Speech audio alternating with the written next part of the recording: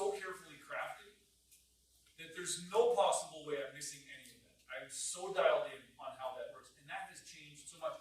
It's changed since I did it 2 weeks ago in Kentucky. And it'll change again when I go do it 2 weeks from now. Next stop is Indiana. Go Colts, go. Not this year. Next year. So lucky. Thank you for that. All right. So let's keep these lists in front of us. What we want to get typically is similar for everybody in the room. And I want us to start with that in mind. Because the mind finds what we focus on. You ever notice this? That we find what we focus. Have you ever bought a new vehicle thinking that this new vehicle or new to you vehicle is unique in some way? I've seen a lot of these around. And then you buy it, and then what happens? Everybody and their dog owns one, don't they? The next day, they go out and buy one. Because you have. Because you find what you focus on. This is true everywhere in your life. Your brain looks for the stuff that you're focusing on. Oh, the world, there's never enough, there's not enough, there's not enough. Those people who think that way live that way. That's exactly what their brain finds. Remember that your brain isn't evaluating, saying, this isn't good for you, don't think like this. It doesn't care. It's like, that's what you want. Here's all the resources you need to find nothing. Nothing is everywhere, go find nothing. And it will show you nothing, even in situations where you have opportunity. It will find the nothing. All customers are cheapskates.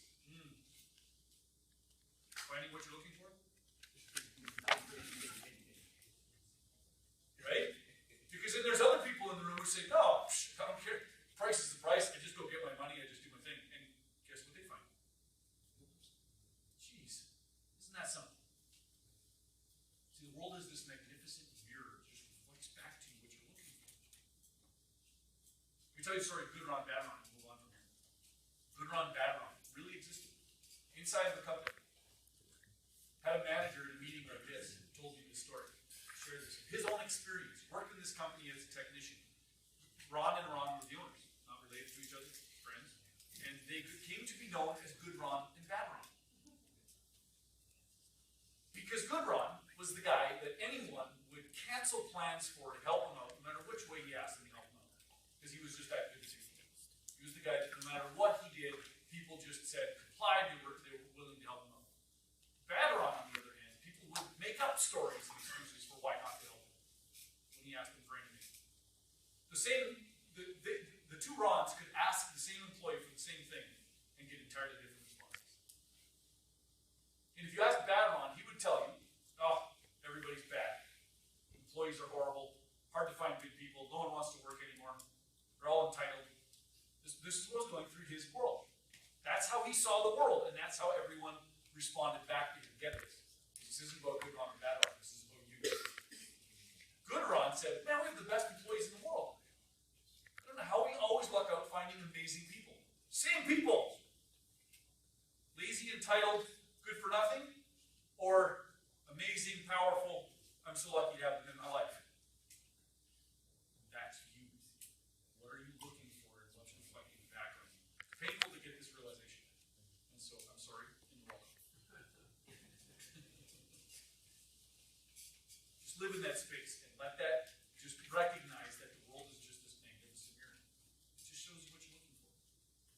When you change what you're looking for, which is why we started with state, because this changes what I'm focusing on. When I'm focusing on the right things, I find what I focus on. It just does. It's not magical. It's all out there. That stuff is out there. The truck that you just bought, there was already thousands of them out there. You just weren't focused on it. They didn't magically appear when you bought the vehicle. Right? They've been there the whole time. You just didn't see them. Get that and translate that to everything else in your life. The amazing customers, they're not waiting to be magically discovered. They're there. You're visiting them every day. All right. Take a moment, please, and scan pages 15 and 16. Do that. Let's draw your attention to a couple of things. First of all, let me ask, what questions do you have about the information that you just read on 15 and 16?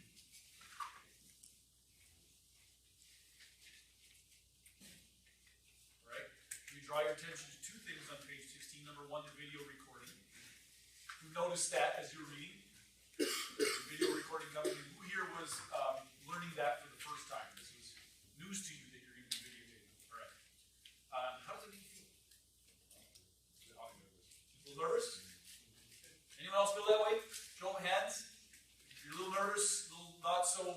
sure of yourself at this moment? All right, so, and that's normal, that's okay. So just go ahead and feel, no matter what I say, that's going to happen. So you're going to go down that path, your brain's going to take you there. And you're welcome to change that anytime you want. Simply just change your breathing, change your focus, and you're going to be back into a better state. And here's what I'll offer, is that in front of the video cameras on Friday, you're going to be in small groups, about the size of the tables that you're having. So just you and a few peers. I'm not there. It's just you and a few peers in front of it. It's just so that you can see yourself how you're doing it. No one is expected to ace this in front of the video camera. That is to say that you're going to go through and do all of it as though it was made for TV. Right? Hit every point and look amazing. All of that is fear of looking good, looking bad. That's what's showing up there. That's what that anxiety comes from. I don't want to look bad in front of the camera. So don't worry about it. If you have to stop, check your notes, reset, start over, that's all okay. We're not looking for a one-take start to finish. We're going to do lots of practice, lots of coaching. In fact, all of the practice we're going to do in the green step, even starting this afternoon, when we stand up, knock on the door, go through the agenda, do that whole thing, all of that is practice for the videotaping. So you're going to have a whole ton of reps before we even get to it. So again, I'll encourage you, when we get to that place where we're practicing, really go for it. Put your best foot forward. Make sure that your learning partner is well prepared to get in front of that video camera when we get it on Friday. And that's about all I'm going to say about it. It's going to be easy, and I'm going to give you lots of time to prep. Okay? Furthermore, I want to draw your attention to the colored boxes on the bottom of page 16. As we progress further through the book, I don't want you to go to these pages, but if you flip, you'll notice that there are some pages with those colors and borders. So you're going to notice that some parts of the book are very trade specific. So we're speaking directly to plumbers, directly to electricians, directly to HVAC techs. When we get to those pages, this will be your indication of where you're going to be. And we'll remind you of these colors, so you can look at yours. I would suggest you circle yours now, so you see it, know which one is yours, and then let's move on to the roles.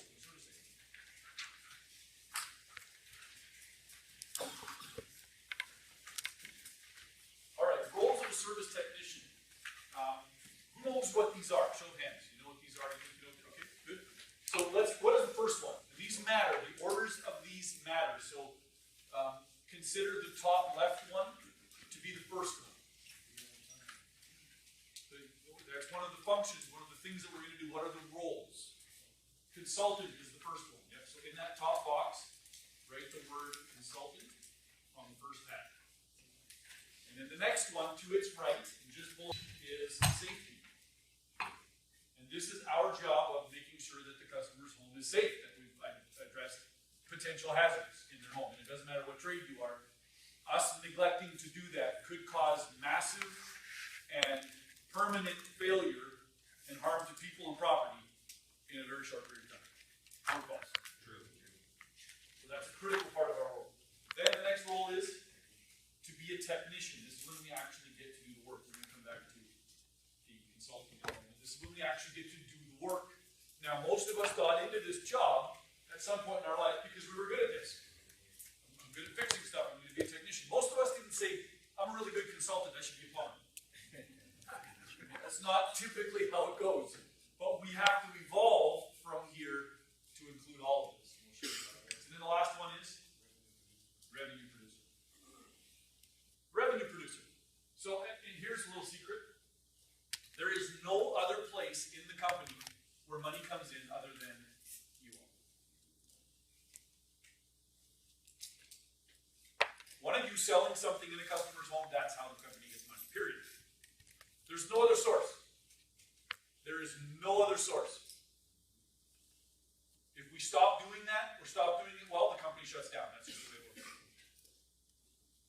So it's a major focus. Agreed? We hear about this in meetings. We talk about the numbers all the time. It's a massive focus because the moment we take away this, the whole thing shuts down. And this is true for you. If you think that money isn't the important piece, consider how well you would continue to do your job and how long you continue to do your job if they stop paying you. Well, that's it. We're done. Let's go somewhere else, right? Like that's now. There's no debating this or thinking about how, well, maybe I'll stick. No, it's just, okay, see ya. Right? So it's critically important. And yet, it appears on the bottom of this list. Let's get our heads around that for just a moment.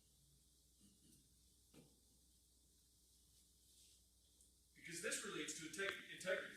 Has anyone ever met a guy or know a guy, or perhaps has once been a guy, who moves his technician role to the top of his list? I go fix stuff. Customer says fix it and get out, so I do. I do exactly what they said. And then what happens with those customers? What do they do the moment you leave? They complain. Why? What's the complaint sound like? Maybe your 10 minutes to charge me $312. What are you guys, like lawyers? What are you charging? Yeah. No, I was a lawyer, but now I'm charging on work. Right? Right? And this happens all the time. Yeah, well, sure, he put on the shoe covers and he was on time and all, but like, good grief, 10 minutes for $300. It's ridiculous. Get this. 90% of price complaints inside of companies like yours exist on single task calls. Single task. How much does a single task cost in your company? What's an average single task? About $300, yes? And how long does it take? Well, 10 minutes, 20 if I put on the dog and pony show. And then the customer complains. Would you complain if you were that customer? Would you feel a little bit slighted? Of course you would. Here's the thing, there's a little trick to feeling empathy for people, to just understanding where they're at. If you were them, having lived through all the things that they lived through, being raised how they were raised, and all the stuff that they didn't have control of where they are in life, you would be responding exactly the way they are. Most of us, if we were our own customers, would respond to us exactly as our customers do. And there's that magnificent mirror reflecting back to us again. Okay? So, we get this. We put this out of line. This is a one-task call. That's the only thing possible if I'm being technician. Fix what they said, get out. And what happens? Something else breaks down. Something else they wanted. And we're in and out of there in 5-10 minutes. There's just absolutely no way that that's worth the revenue. The other way that we do this is we like to put this one in jail. Right? And I get that. I feel that pressure. As I said, we take revenue away. None of us work anymore. The company shuts down and we quit. Like the moment they say you're not getting paid anymore to do your work. Bye. Right? So it's critical, yet if we put it ahead of the other roles, how does that present itself to the customer? What does the customer feel when the person is revenue driven? Sales. What's their response to that? They push back. What would be your response to that?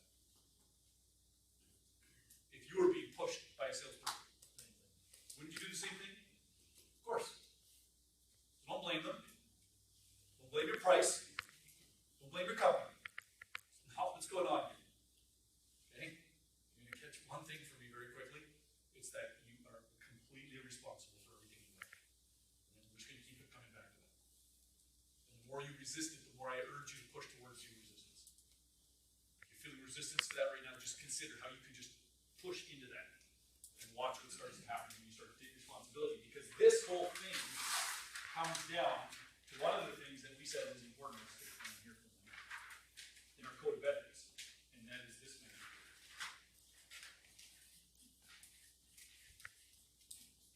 You're welcome to find some space in your books to, if maybe in a hot page or somewhere in this page, to get this. Integrity. What is the definition of integrity?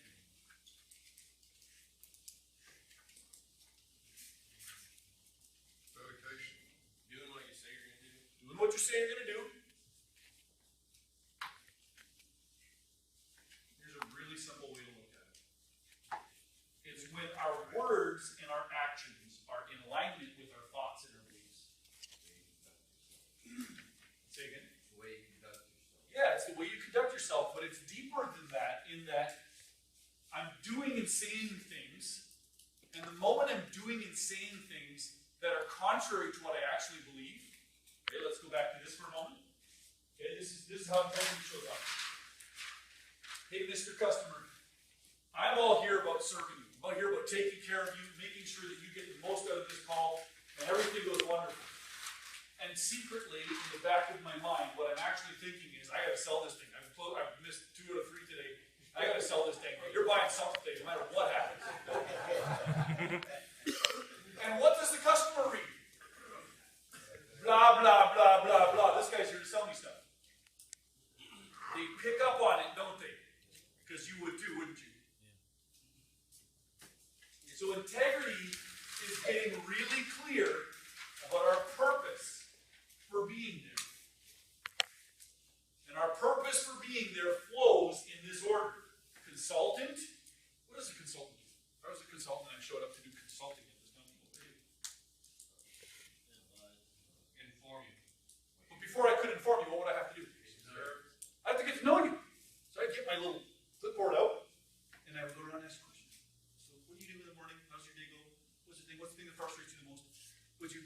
just go around and ask everybody the same kinds of questions.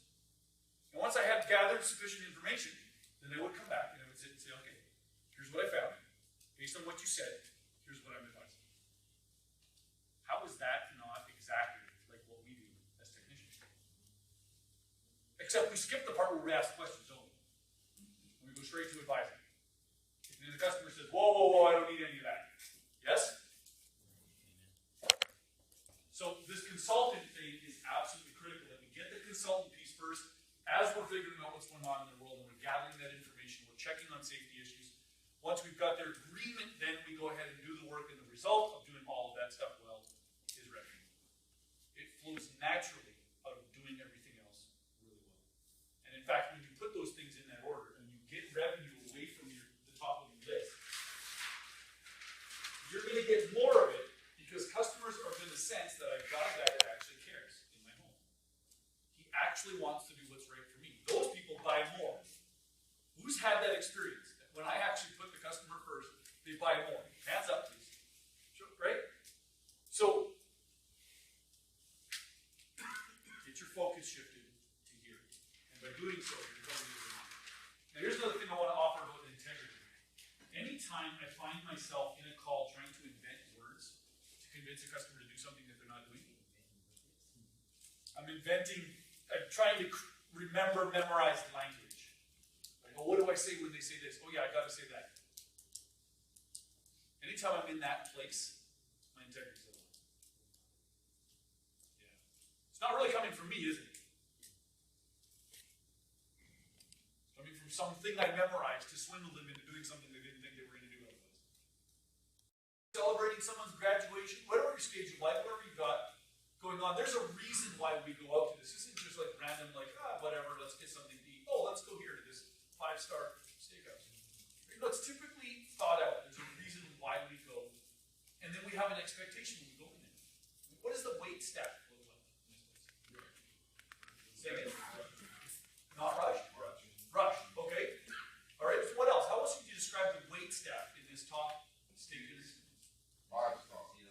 5-star tuxedo. They're dressed in black, like black and white. Snooty. Accents all around. All right. Attentive. Yeah, this is a 5-star experience they're delivering. Right? So they're looking for, they're well dressed, they're well groomed, they're well spoken. That's typically the experience that you're going to get when you go in here. They're knowledgeable, they know the menu, right? Now here's our features for today. And then they describe the features in ways that make you drool and like whatever that is, just bring that to me, all right? And I leave now, because I'm hungry. Right? So now go there and live in this space for a moment. Like really live in this space. Be there in this place, imagining all the things that you'd be feeling, seeing, enjoying, the people that you're with, the conversations that you're having. Is everyone there in that moment for just a second? Just live there and be there for a second. And if that's not your cake cut of meat, or if you prefer something besides a steak, you're a lobster person, great. Then make a lobster and imagine that that's you. It's the perfect meal at the perfect restaurant, the perfect environment with the perfect people. Are you there? All right, so just live in that space for a moment. I'm going to hand out some cards. I'm going to give you some very specific instructions. As I hand out these cards, I'm going to hand them out face down, and they are to remain face down until I give you explicit instructions to flip them over. Okay? You're going to take one, pass them around, and keep them face down until I give you explicit instructions to flip them over. Take one, pass them around. Pass them around. Take one, pass them around. Keeping them face down, and while you're doing that, keep your minds here in this steak dinner experience. Okay? Now, in a moment, not now, in a moment, I'm going to invite you to flip those cards over. Don't do that yet. And when you do, you're going to notice that there's a suggested price range up at the top corner of your card. You can choose a price that's above or below or anywhere in between. But the point is, what would you be willing to pay for your portion of this kind of an experience? I mean, if you have 12 people with you, that's a big number. Just what would your portion be like? The meal, drinks, entertainment, what would that be worth to you in this environment? Okay? Now again, don't do it yet, but when you flip that card over, you're going to see that there's a price range. You can be above or below or anywhere in between that price range. Go ahead and you're going to simply flip your card. You're going to write your number on the card after seeing the range, and then flip it right back over. Be really careful not to allow the other people around you to see what you're doing. Go ahead and do that now.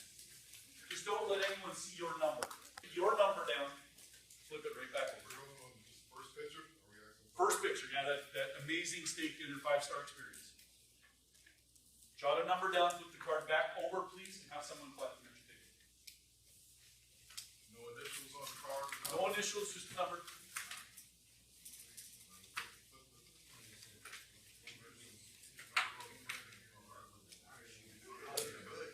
Table group, I want you to get descriptive of this, like we just did as a group. I want you as a table now to get as many descriptive language around this as you possibly can. So who's there with, why are you there, what's it like, what's the wait staff like, what's the food quality like, etc. We know where this is leading. Go ahead and have that conversation. All right, so give me some descriptive language. What did you say about this bottom experience? Not eating it. Not much like the discount version. Discount version, yes. What else? Yeah, 2 Drunk a.m. food. after party. Okay, drunk food, enough said, yep. Yeah, buffet style. Easily past leftovers. Okay. Easily past leftovers. Okay, so what does the staff look like? When you put Jeans, t-shirt, shorts. Claim is full. Oh, she sounds like this. Right? Right, right. So now let's moment of truth here for a moment. So what's the basic human need that we're trying to satisfy in either of these cases? What's the most basic human need that we're trying to do? Yeah, nutrition, right? We need to feed ourselves. Okay? Now, which of these, if any, does it remarkably better than the other? Oh, it does it. It's going to be way healthier if you eat that one than that. No. Pretty much the same. Oh, we could go down this road all day long. Here you're having drinks, yes? Probably, yeah. Okay, so you can chalk that against your nutritional intake. Probably desserts happening here. Yeah. Okay, so there went your nutritional value. Let's just compare steak to steak. Just because it tastes bad, does that make it less nutritious? Just because it's been cooked to the point of leather. Make you sit around. Right? Healthy eating makes worse anyways. So get this. At the end of the day, there is only a very marginal difference in nutritional value, if any. And either of these could be better than the other. Nutritionally speaking, yes or no? Yes. 4 or 5 yeses in the room. Yeah, right. Because they're, at the end of the day, they're both the same. And yet, would you pay the same money for the bottom one as you did for the top one? Not even close. So what are we really talking about? Presentation. What are we paying for in the top one that we're not getting, besides the quality of the food? What are the qualities of taste and Core. experience? Please write that word in that book, somewhere near that top book, that top picture. Experience. This is about the experience.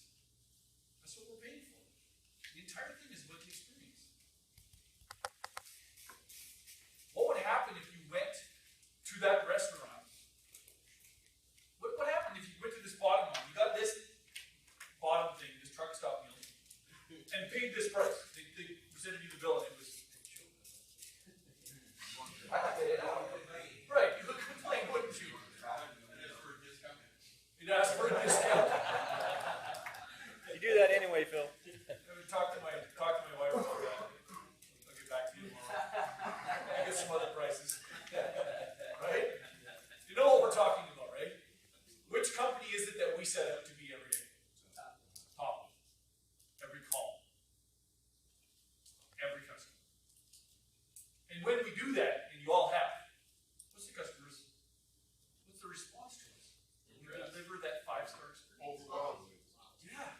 5-star review. 5-star reviews, spend big money, tell all their friends about you, go online about it and tell their friends about you. Right? And so this has to be our goal. I was in Atlanta some years ago, and we went to a restaurant like this. Somebody chose it for our group, and it was at the end of the day of training like this, and it was absolutely famished. Starving. And we walk in, and as you're coming in the front door of this place, they've got the glass meat case. Who's ever been to that kind of restaurant? The meat's all being kept in there, and it's pristine. There's not a fingerprint on this thing anywhere, and I'm just like, all right, just give me all of it. Now, just throw it near some fire for a second, and I'll eat it. starving. So then they see this, they got this two-waiter system when they see this, right? One person's coming in and we're not even sitting for a second and our glasses are being filled and what drinks do you want? Then they come and they ask about salads. What salads do you want? Not can we take your order? They just immediately went to only salads. So like, well, this is interesting. And I'm a student of this sort of customer service thing, so this stuff in my head forever. I've yet to have anyone talk this experience. This is probably 8 years ago. And I've been to plenty of restaurants in the meantime. No one's talked this experience. And so, you know, my favorite line in a restaurant is, well, what would you recommend? What's amazing? Surprise me, right? That's what I'm always looking for. I want to be surprised. That's the nature of my question. And so he's like, well, you know, spinach salad, made table side, is to die for. Done. Bring it. Like, what else do I need? So he brings the card up to the side of the table, and he's got a burner on it, where he's got a pan already warming, and then he begins to put the bacon in the pan. Now just be hungry for a minute. And the dude is frying bacon in front of your face. It's like all I can do is to not like body check him and take the bacon. And then every gesture, every motion is exaggerated.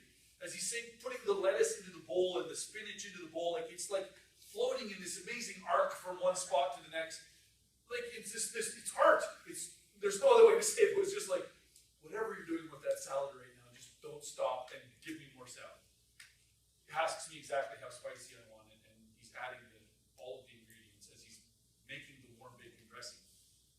Like on the spot in front of me. And I swear they've got the HVAC designed so that the smell wafts right onto the table. Who's drooling right now? You're welcome. And so then he finally puts the greens in front of me, and then the bacon dressing drizzle happens. And again, it's this show. Everything's a show. Everything's about the experience. And this is the best bacon dressing salad I've ever had. I've tried to reproduce it 1,000 times, and it just can't. When I throw the spinach, it just misses the bowl. How many times do you think that guy's made that spinach salad? Hundreds, thousands maybe. Is there ways to cut corners on making a spinach salad like that? Yep. I'm going to give you 3 sample starter questions. These will build your questioning repertoire. And almost all of the questions that we're going to ask are going to flow from this. So we're going to practice this in just a moment. So here's some help to get you started. You're going to start with one of the W questions. Who, what, when, where, why, how. You can write those down. Who, when, how is a good one here. Why is not so great, but you can use it sometimes. What do you use it for would be another one, you know, that you could throw in here. So those sorts of questions will get you started. These will open up the question. What's the difference between an open-ended and a closed-ended question? A closed-ended question typically elicits a one-word response. Do you like it? Yes. What do you like about it? That's the difference between closed and open. So when you start with one of these, you're going to open that question up. You're going to create a much better conversation. Then you're going to just jump into like, love, use, hate. And I don't really like the word hate. Does that mean that I hate the word hate? Oh, interesting. I'm not going to let my head get around that one. Because it feels so negative. But it is exactly how people feel about some of the things that we fix in their homes all the time, isn't it? What do you hate about your air handler? Those stinking things like a rocket taking off every time right? They will have answers to that question. That will elicit really real responses. It's a really great question to ask. And so you then pair these together. What do you like about it? How much do you use it? What would you like about it? What would you make different about it? Be another way of asking one of those questions. If it could be anything that it could be, how would you make it better? Simple little questions like that will start to elicit massive responses. And anytime you get in trouble, and you're not sure what to do with the information they're giving you, or not exactly clear on what they're saying, so they give you a sort of a shortened answer, and you're not exactly sure where they're going. Have you ever had this happen? And you're like, okay, and then we sort of bail out. Instead, just stop and ask, tell me more. Tell me more. And I've used this a bunch of times, if you've noticed. Probably not, now you will. When someone in the room says, well, what do you do with this? Or I've had this happen, and how do I say, well, yeah, no, hang on, tell me more about that. And what happens immediately when I say that? You get paragraphs. You get stories. Right now I gotta stop a person somewhere along the way because they're gonna go, and that's good. That's what we want. That's exactly what we want from our customers. So when you get those shortened answers from the customer and you're not really sure, then just be okay with that and just tell them more. And watch how that opens the conversation up. Okay? How often do you adjust the thermostat? Never. Huh, really? Tell me more. Like, watch what happens. You're gonna get a huge response. Well, it's because we adjusted it once and then the temperature fluctuations are so great when we move that little needle a tiny bit that we found the sweet spot and nobody touches it. We just leave it alone. Would you like to be able to control your thermostat? Yeah, I suppose that would be good. Right. That's all they need, right? That's it. They don't need to go into what thermostats there are and programmable and like that's features and benefits. Get the heck away from that. That's not where we're living right now. Just gathering information. What stickers belong on the bottom of this page?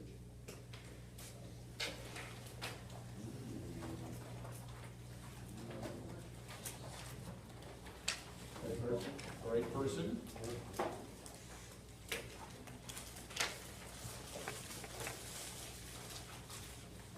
Right time? Time may be one that's nearby here, but there's two other ones that are low-hanging fruit. Solution? Solution again, yep, because now we're asking questions that's pointing towards a solution and creating that clarity. Where it could be. Company would work, there's a better one. Money, yeah. So just notice the correlation between the right solution and the right price. I want you to get this, and I want this to be loud and clear. I am convinced that the majority of customers that don't buy from us, when their objections aren't because we're carrying a price objection to them, their real objections and they don't understand it. They're not clear.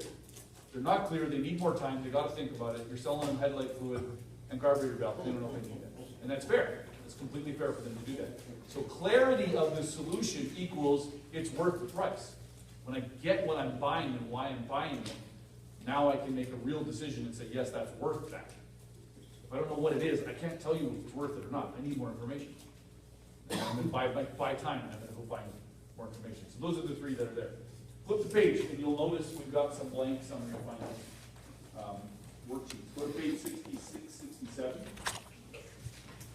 These are your blank summary of findings worksheets, and we're going to use these in a moment as we do practice with our learning partners. And I want you to highlight or underline the terms and conditions and the signature line. And notice that none of those things exist on those pages for a very specific reason. This is a blank piece of paper. It's what a consultant would use. And that's the hat that we've got on. So, remembering back to our agenda, we're going to look at the situation and ask questions. I'm going to do a thorough evaluation of your entire system and question. Notice something that needs your attention. Sure. Okay. Now, as I'm doing that and asking questions, I'm simply recording their words. So in the top half, under observations, write the following. Capture their words. Capture their words. And it's T-H-E-I-R. That piece of blank. T-E-R-E. That works. Write their words. So this is not about I saw, I noticed, I measured. This is about you said. So now fast forward to the present step. And we're going to say, we talked about this. This is what you said. Here's the solution. Like, no, I'm not selling anything. Right? I'm matching what I found, what they said, to what I'm going to offer. Takes the selling right out of the equation. Okay?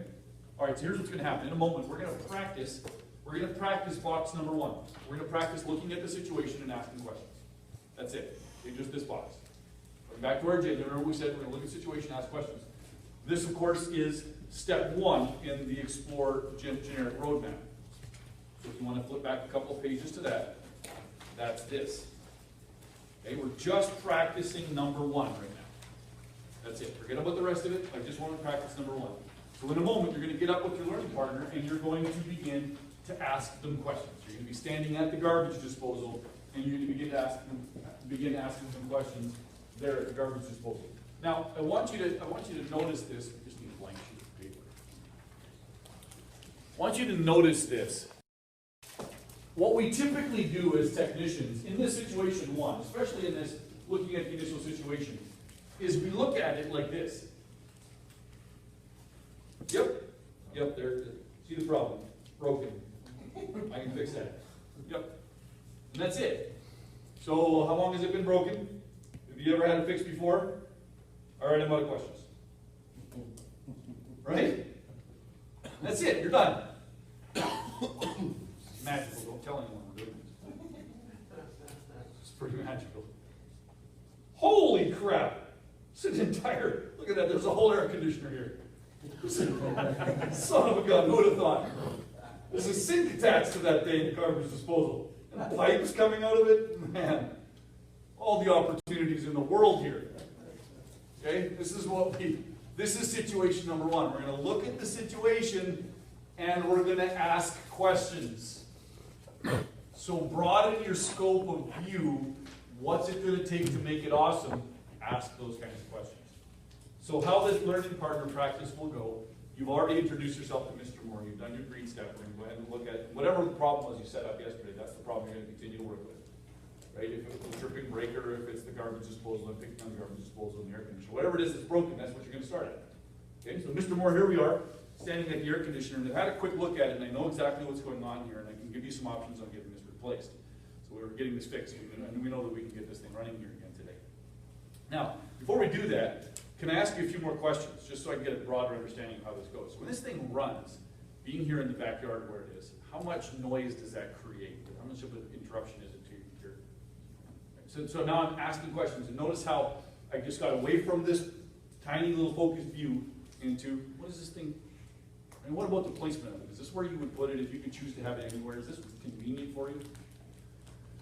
Right? Simple little questions like that. When it was working well, what parts of the home would you describe as being the hottest or the coldest?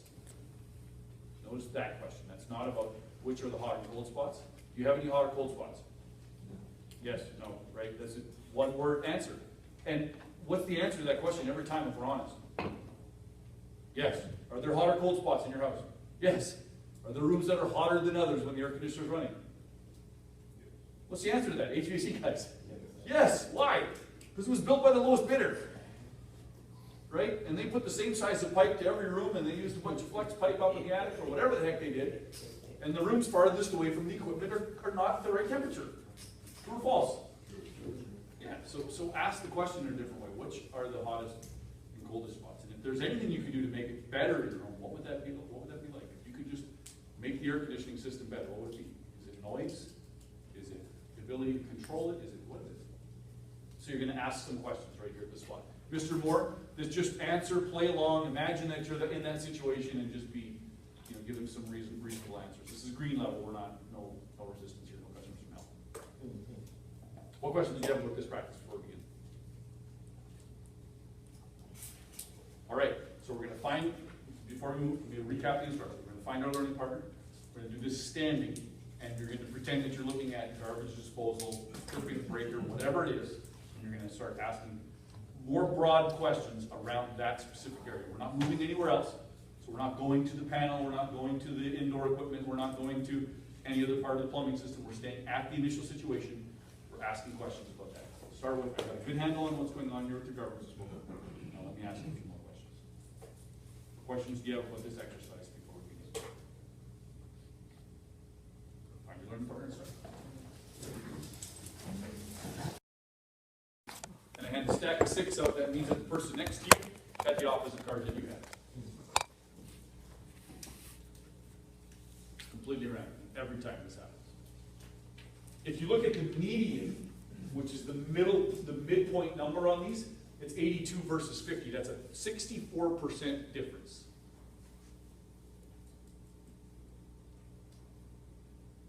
Just because you saw some numbers before you wrote down your number. And what did I say about those numbers before you wrote them down? Be above, below, or in the middle. Yeah, be above, below, or anywhere in between. How many times did I say that? Yeah, 3 times. 3 times I said be above, below, or anywhere. It's just a suggested price range. Just glance at it, you can be above, below, or anywhere in between. And yet, in 100% of the classes that we teach, and we do this class 6 or 8 times a month right now, 100% of the time these are the results. Why?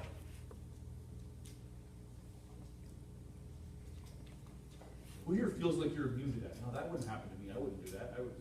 And you saw your number up here and said, "Oh, I beat it." And maybe that's true. So the general average of where your mind goes when you see that number, immediately you're just subconsciously. It changes what your brain does with the information. Right.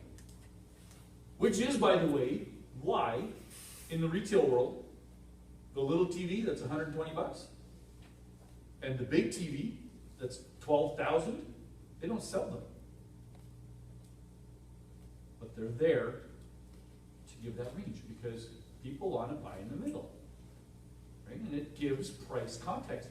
We're the only people in the world that retail services, and that's what we do, we retail services, we're not contractors. I want you to get that, that's a really important distinction. We retail a product and a service, and we wait till the very bitter end before we talk about price. They have no idea, and they're looking. If you were the customer and you were bringing somebody in to do a service at your home that you had no idea what it cost, would you do homework before they showed up? Why? Right, because you want to protect yourself. You want to have some idea, you want to have some context. So your customer does that. True or false? Where are they getting their information from? Right. And how good is that information? It's always true. Pretty crappy, isn't it? Will they find your prices when they Google how much is it for a plumber? Oh, what's the number in their head? $100, $150, right? If it's really expensive, it's maybe $200. So a long time ago in the world of Nexstar, we realized, and this was Frank Blau that decided, that brought us to this conclusion. We realized that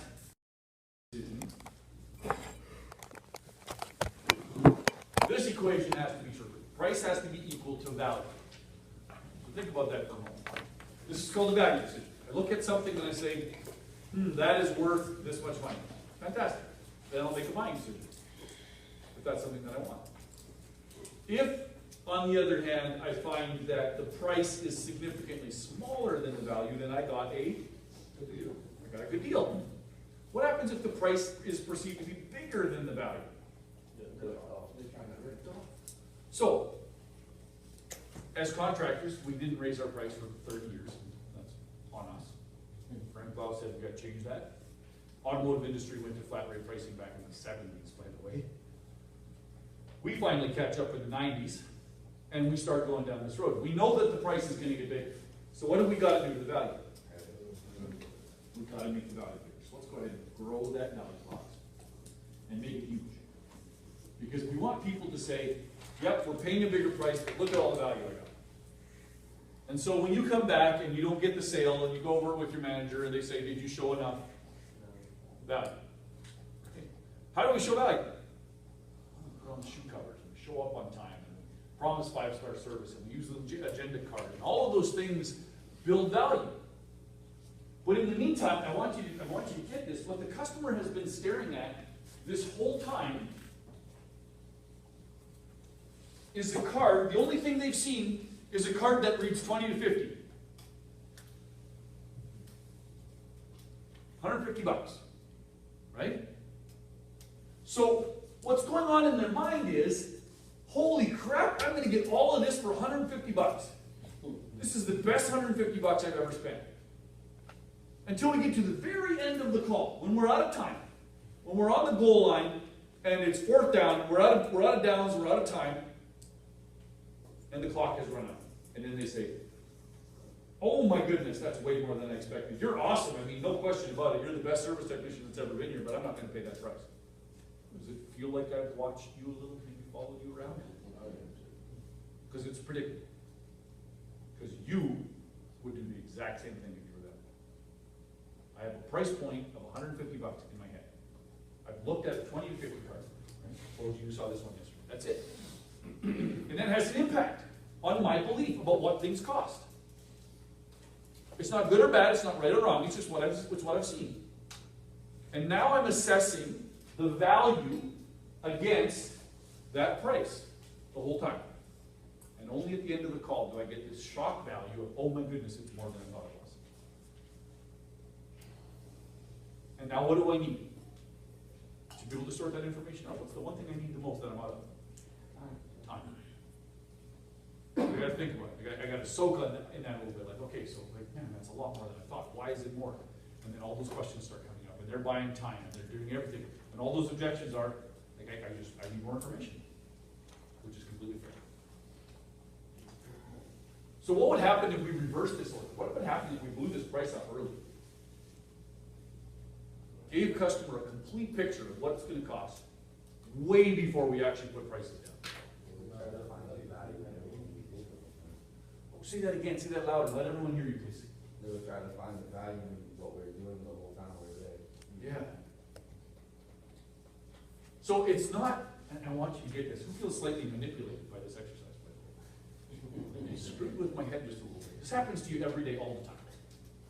Automotive dealers do this, and it's not, and this, the point of this is not to manipulate, because we're not going to manipulate your customer. I'd be happy to have them in the back of the room when we have this discussion. The point is, this 20 to 50 card that they've seen, this $150, this is for a dude that's not awesome. This is a truck stop guy. And if they want him, he's there. They can go get him, but that's not us. The reality is, transparently speaking, we're this company. It's way more. And it has to be for us to be awesome. So we don't want to fool them into buying something. We don't want to trick them into spending more money than we want. We just want them to know what it costs. Yeah. We want to be transparent about our prices as early as possible. Makes sense? 5-star company, 5-star prices. Right, right. But they don't get that if we don't say that. We wait till the end. So we blow this thing up early, and then we just let them have their response to that. And now they have this thing that we need so badly, this thing called soak time.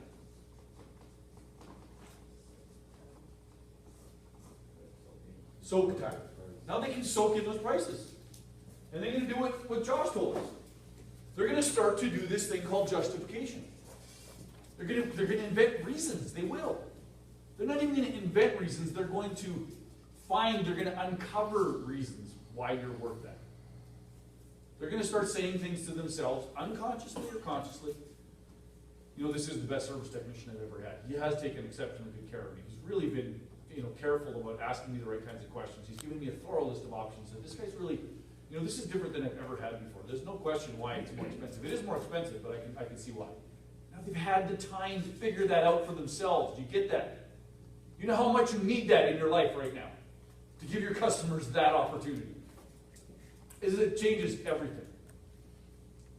My average ticket in plumbing in my company, I think we did this early on, we were sitting around $450 average ticket in plumbing, and it shot up to $900. We just did this. Just because customers all of a sudden had context.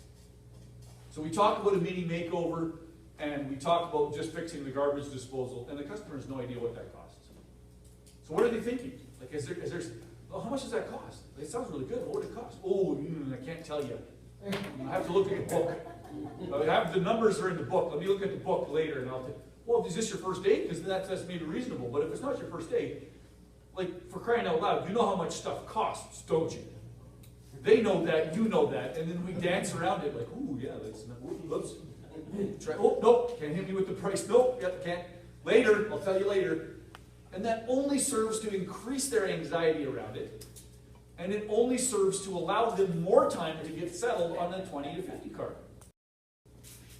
So now they're thinking, okay, well, what's a sink? I saw one at Home Depot once, and it was, I don't know, $300. Okay, so let's add $300 over garbage disposal.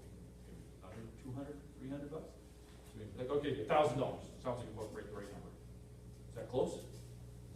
Is that what it's gonna be for you to do it? No, times 5. Times 5, now we're getting close, yes? So you've gotta set that expectation, and then once you've set that expectation, you let them have their response, and their response is just whatever it is. And here's what it sounds like. So Mr. Jones, we talked about your air conditioner here for a bit, and I got a pretty good handle on what's going on. And I haven't gone through the evaluation of everything. You know, there's quite a lot of things that we could get taken care of. Have you, are you curious about what it might cost? Because I can give you a ballpark if you like. Yeah, for sure, that'd be great. I think if we went ahead and got everything fixed up here today, and got it in tip-top shape, so that we can kind of trust that this thing is just gonna work, you're not gonna have one of these breakdowns, we'd probably be looking at somewhere in the neighborhood of, $3,500, maybe plus or minus a little. And that gets everything fixed up. There's quite a few things that we need to take care of, just based on the age. If we just fix it, let's just get it working again, repair the thing that's broken right now, probably closer to $500 to $800, somewhere in that range. We'll see you back next month. Right. That's it. That's the end of the conversation. So now I let my customer have their response to that. And what might their response be? How would your customer respond to that? Is that gonna take everything? Right? How long is that gonna last if we do that repair? Do you guarantee your work? So they could have some of those responses. That's not likely. This is the first time they've heard the numbers. What's the response gonna be? Yes. I wasn't expecting this. Can I use my half off coupon? Can I use my half off coupon? Right. That's so sad.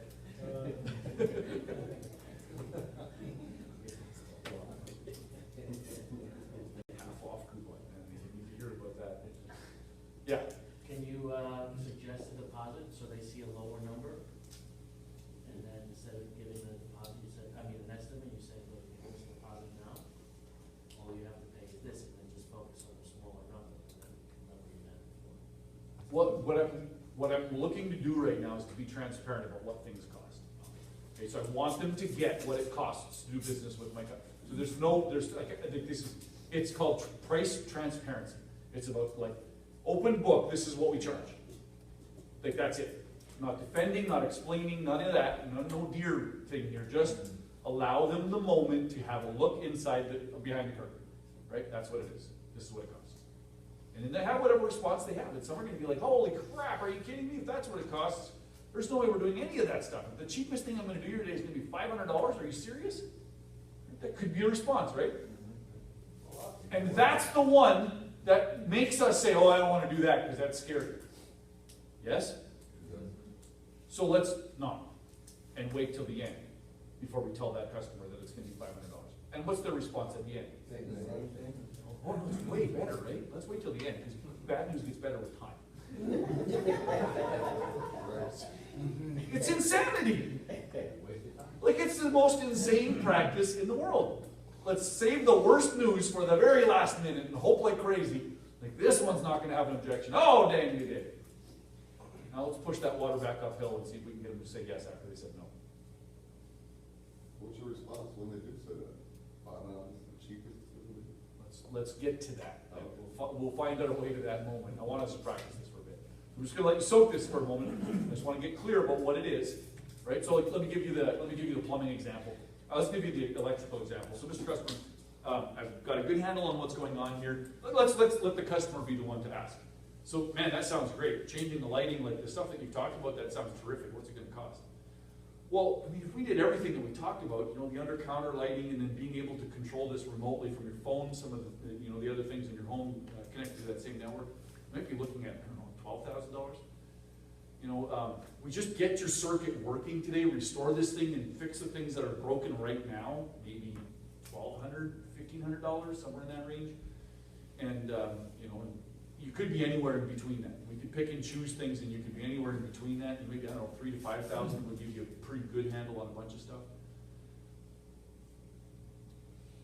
That's it. Do you recommend when they ask the price, that we start high, then low, and then our price? Yes. Notice the pattern on how I deliver these prices. You think the lower number came lower by? I always start with the high number. Always start with the high number and then land on the low number. And so flip the page in your books, go to page 68. Page 68, let's fill in the blanks here. They're slightly different between plumbing, electrical, and HVAC, and that is because of the nature of the options that we do ABC options, and that's different than plumbing and electrical where we're doing 4 to 6. So plumbing and electrical, let's go through these together. Number 1, give a disclaimer. Give a disclaimer. And that's the same for HVAC, give a disclaimer. And this is the language about ballpark that I've used a bunch of times. But I can give you a rough idea if you like. I can give you a ballpark. Customers, how long have customers been asking us for a ballpark? Well, can't you just give me a ballpark? No, I look at the book. The magical book knows all. I know nothing. I've only been doing this for 20 years. How the heck would I know what things cost? Right? Lies. You know it, they know it. And you're dodging it. And that only serves to create more anxiety. So just if you legitimately don't know, that's the right answer. Like, this is stuff I have not actually done before. You know, price this out this way, so I got to actually look at the book. That's the real answer. And that's the real answer. You're brand new to this game. You have no idea what things cost. Fantastic. That's the real answer. They change our price book every week. For the rest of us, we have a pretty good idea. Even if they change the price book every week, we still have a pretty good idea, right? It's not fluctuating by thousands of dollars per task. Yeah. So we're not giving them exact numbers, right? We're giving them ballparks. Okay, so number 1 is give a disclaimer. In plumbing and electrical, start with high, then low. And number 3, add a realistic middle range. HVAC is different. We're going to start, we're going to start with high, and in brackets, this is option B. I'm talking to HVAC only right now. Option B, and then we're going to give them a low range, which is option A. Now, the best practice that we've seen in the world of HVAC is to not introduce price transparency on replacing equipment yet. All right, we want to the first choice, there's 2 sets of choices that a customer needs to make in the world of HVAC. If I get called up to a demand call, that means the air conditioning program. The first choice is, do I want to repair it or do I want to replace it? Okay? And in that moment, we get to the repair options. We always want to generate those repair options first. So ABC gets created. And then they look at ABC and they say, let's do C. Then I do price transparency on C, and then I bring them C options. But what I don't want to do is create confusion around replacement until we've decided on whether or not repair or replace is going to happen. All right, so just follow this script and watch how it unfolds. All right, you'll see that this has been thought through very well and it works in this way. So give them, HVAC, give them a disclaimer. Start with your option B range, which is, as I've been using, like $3,500 to get everything repaired to make your air conditioner trustworthy again. That's just going to work. All the things that are broken, that are worn or questionable, have been replaced. And then the low range. If we just fix it today, it's going to be somewhere in the range of, I don't know, $600 to $800. Whatever that realistic range is. Right? And that's a low range. Plumbing and electrical, we're starting with the high number. If we did everything we talked about to make this awesome, so that's going to be the tankless water heater, the kitchen renovation, the whole thing, we're looking at $15,000 roughly. We just get your garbage disposal running, it's going to be $300. You just want to take care of some of this stuff, and you maybe leave the water heater alone, just do the kitchen. No, you're going to be somewhere in the $5,000 to $8,000. You can pick and choose a pretty good list of things to make this all awesome. Really simple. What questions do you have about this before we practice? As far as the HVAC, so start with You're going to start with a disclaimer. So it's the same thing. Let me give you a ballpark. Right? Right, give a disclaimer, and then you said 2 is to start with. Start with the high number, which is option B, okay, which is the system enhancement and restoration. Right? What are all the things, if I've got filter that I've talked to them about, or thermostat, or any of that stuff, that's all included in that option B. And that's the number I want to hit them with first. Let them react to that, live in that space, and just know what it is. And then I'm going to give them, let's just get it fixed today, the bare minimum to safely get your thing running again. And that's going to be it. We're not describing what those are. You're not going into all the detail, just lightly touching on them, like I've been, right? You want to avoid getting into the details of this because we're not selling this yet. And if they start asking those questions, that's exactly why I'm going to give you written options. So now I need to go back and I need to put those options together, and we'll get some hard and fast numbers that we can trust.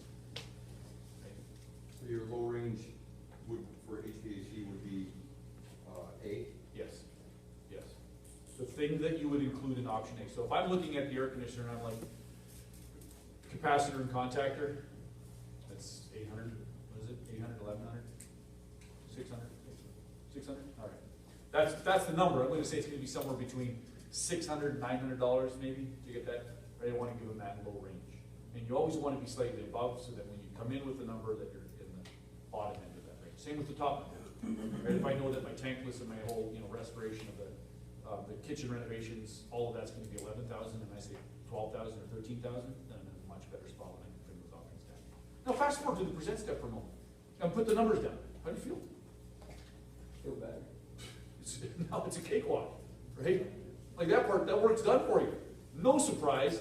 You don't have any of that anxiety. You just write the numbers down. This is exactly what I said. In fact, it's less than I quoted when I ballparked it, right? Would you say the, option B would be the higher one, so they can say no or reject it? There's no reason for it except that we want to always lead with the higher number. When I lead with the higher number, that's the one that they'll have their initial reaction to it, and then they'll stew longer on the one that I say the one that I say last. Okay. And so I want to offer this. This is the critical failure point of the explore step. Asking good questions and price transparency. You do those two things well in the explore step, and you're well on your way to success. Everything else is like what order I did it in, I don't care, it doesn't matter. What order I did price transparency in is not as important as the fact that I did it, that I got the numbers up. If I happen to say the low number first and then the high number and then I jumbled around and then went back to the low number again, that's great, fantastic. The numbers are out there, you've seen the car. That's what's important, you get that? Like it's important that they hear the numbers. So we get stuck on the form, and the form matters, there's a reason for this, there's some science behind all of it. It does matter, but it matters less than the fact that you just said the stinking numbers. Just get those numbers out there so that they can begin to soak. They can begin to find their own reasons for making that purchase. They can start saying to themselves, okay, so if we're going to do that, I really want that kitchen thing. And then the tankless water heater, that sounds amazing. 15,000, I wonder, how we're going to. And now they can start thinking about where that money's going to come from. If you do financing, lead with those financing numbers, right? You can offer those in this price transparency as well. We did the whole thing, the whole kitchen renovation, and the tankless water heater might be, I don't know, $250 a month. We just get this thing fixed right now. Today, you're going to be spending about $300 to $400. That's okay as well. I'm good with that. If you do finance those bigger options, lead with financing. That's okay. In the world of HVAC, I don't necessarily want to do that on option B on old equipment. Right? If the equipment's newer and there's no replacement opportunity there, it's 5 years old and it needs a filter and a bunch of that stuff, then I'll finance that middle option and lead with that. But I want them to understand. Here's why. If the equipment's old and the right thing to do is to replace it, and you know that, giving them a cheap option B to keep old equipment in their house longer is not doing them very good service. Is that fair? We're with me on that? So just consider that. And that's what this does. ABC educates customers. It really educates customers well. Initial situation, right? And take a look at that. I've done that, but now in order to be able to do this, which I have to do, I got to get this thing, right? So now we're going to jump out of order, but we're going to come back and do this. And just be transparent about it. Just be upfront. Let them know. Okay? It makes perfect logical sense as long as you're being clear about it. Some other examples, well system. Sometimes you got to fix one part of it to get it going before you can check the whole thing out and diagnose the problem. A well system. Electrical, it might be an outlet, backstabbed outlets. You might have to get one or that circuit working before you can properly diagnose the rest of the circuit. So it's always examples. Yeah. So that's all okay. And when that happens, just know that you just got to just tell the customer in advance. Just let them know. Keep them in the loop. Right. So here's what's going on now. Before I can do my thorough evaluation, I got to get this thing, back up and running. And so we got to do this first repair. And at the same time, you're going to do as much of that evaluation as you possibly can. You can assess ductwork, you can talk about thermostat, you can talk about hot and cold locations. There's a ton of that you can still do, so don't use that as an excuse. Right? But as far as checking the equipment and making sure everything's functioning properly, I can't get temperature readings, and I can't get delta T's, and I can't get right, if I don't have the thing running. Right? And that's critical to a thorough evaluation in HVAC. Right? Okay, let's pause here. I want us to get into some more and actually do this practice. So So in a moment, you're gonna meet with your learning partner. You and your learning partner are gonna be Mr. Moore and the technician again. And Mr. Moore's gonna simply say, that sounds really great, how much is that gonna cost? That's the start of the conversation. That sounds really great, how much is that gonna cost? And then you just respond with disclaimer, and the numbers exactly as they're laid out here. Switch roles, let the other person do it, and then practice this back and forth a little bit, and get used to the idea of spewing these numbers out. Mr. Moore just says, oh, okay, thanks, that's it, green level, right? He's happy about it, he has no reaction to it. All I want you is to get the exercise of practicing getting those numbers out a few times. What questions do you have about this practice before we begin? And 1,000 calls, 200 of them turn into replacement leads. Like you determine, 20%. That includes maintenance calls, that includes all the calls that you're running, 20%. There's seasons where it's higher, there's seasons where it's lower. And when you average the year out, companies that are doing this are getting that percentage of turnovers.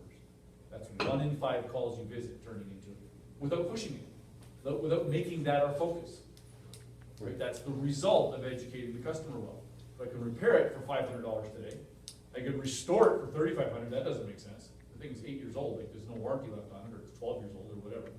Like that doesn't make, nobody wants to spend that kind of money on an old system that still has no warranty, 30 days on all that stuff that you're gonna do to it. So they fix it, okay? Maybe that's your first call. Then what happens? A week, a month later, breaks down again. Next week is link broke. Then they call back, and then they say something like this. Okay, the last time I had the guy out here, we just had him do the basic fix on it. I just want this thing out of here now. I just want to replace this. I'm not spending any more money on this whole system. Why? Because they're educated. In the old way, they would have said, it's doing the same thing, send it back, you guys don't know what you're doing. And now they're saying, it's doing that again. Something else broke down, and I don't want to fix this anymore. Because they are educated, that's it. That's the only difference. You simply educate them. So don't get your replacement numbers mixed into this right now. Just leave that alone. You gotta get to the repair options first. And if they choose replacement at that point, then we build in a new set of options for replacement. We switch gears from service technician to replacement. That's all. Yes. So unless they actually say, what does it cost to replace it, then you're putting in an option C. If they don't say anything about replacement, you're not writing an option C? Option C is gonna be in your options, yes. We're always gonna give them option C. But while we're doing price transparency, we're not mentioning those numbers.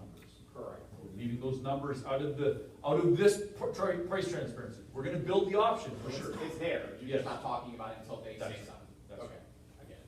Which is probably. Right. Okay? So my question or statement is, okay, so we're not putting the price on C that you guys brought up, but that goes into like, they're sold on the repair, and then there's also the replace. So it's like a repair versus replace situation where the repair costs are $4,000 to $5,000 for your systems. How much? You're already 5,000 in on this. Right. So $2,000 more for your system. Right, right, so that will become really obvious when we get to the present step, and we put those options down in front of the customer. Right, then we can get to that. But for this moment, like, just recognize where we are in the call. We're still just uncovering what's going on. We're just asking questions and doing our evaluation. And the customer has asked, that sounds awesome, how much would it cost? Well, what it's gonna take to do all this? I can give you a ballpark. Talking about option B, what's it gonna take to get this whole system reliable again, to fix the chain, so to speak. Talking about option A, what's it gonna take to fix the link? That's the distinction, yeah. So I'm a little confused. So every time option C is system replacement, Yes. regardless of whether the unit is 2 years old or 3 years old? Yes. Yes. Because the repairs could be so And, much. and the reason why is because we want this to be uniform. So I want to make this easy for everyone. So, which is why in most, I don't know if you're pre-printing these on your options, are option A, B, and C pre-printed for HVAC? No. But it makes it easier. If you do that, that's something to consider going forward. And I think service type, is anyone using service type for ABC in HVAC right now? Yeah? Does it give you them pre-populated?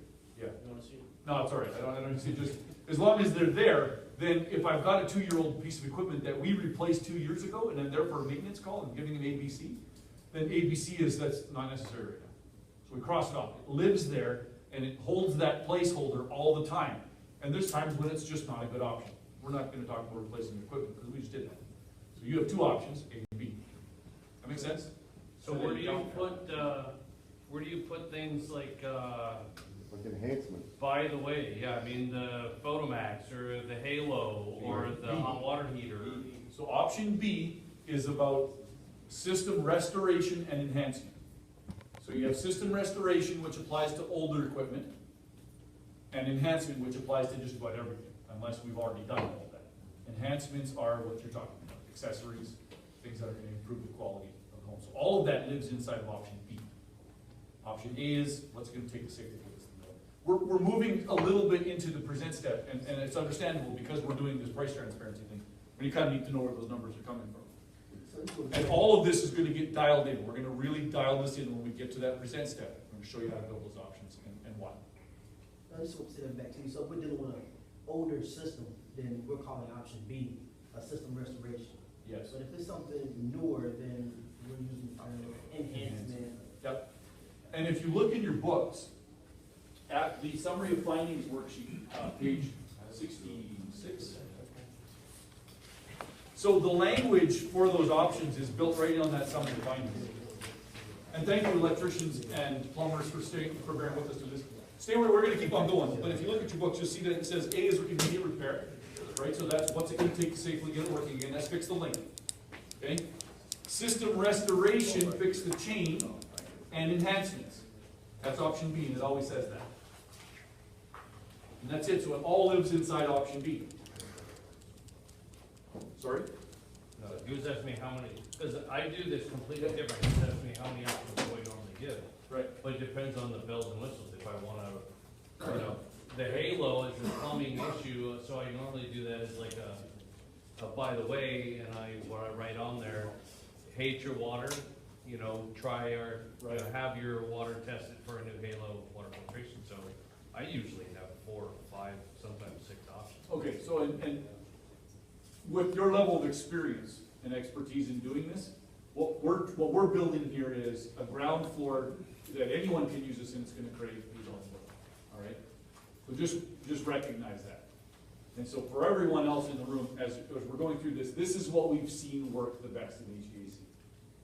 Is just these ABC options, is just keep it simple, and you'll see that people will come alongside it. Oh, but I mean, I by no means think that, That your way is the best. right, I'm Right. Yeah. So open to learn. So I'll challenge you to try it, John, and Oh, let's see absolutely. what kind of results you're gonna start to get. Yeah, absolutely. Right, because this creates a pivot point on that option B. We look at option B and say, especially on older equipment, right, like it's gonna be, what, $6,000? To put all the accessories in and do the replacement, that's not unreasonable, right, that's a realistic number. Let's enhance it, let's restore it, that's $6,000, that's ridiculous, why would I spend that kind of money on it, right? I can jump to $12,000 and have a brand new system with 10 years of warranty, that makes more sense, right? Or $500 and I can fix it, and now I got, and so now you start to see how the $500 looks cheap. Like I just took the cheapest repair today because I just want to limp it by with the cheapest repair. See how that language just starts to generate itself in the customer's mind? Instead of like, take it or leave it, one option, $500, like, holy crap, $500?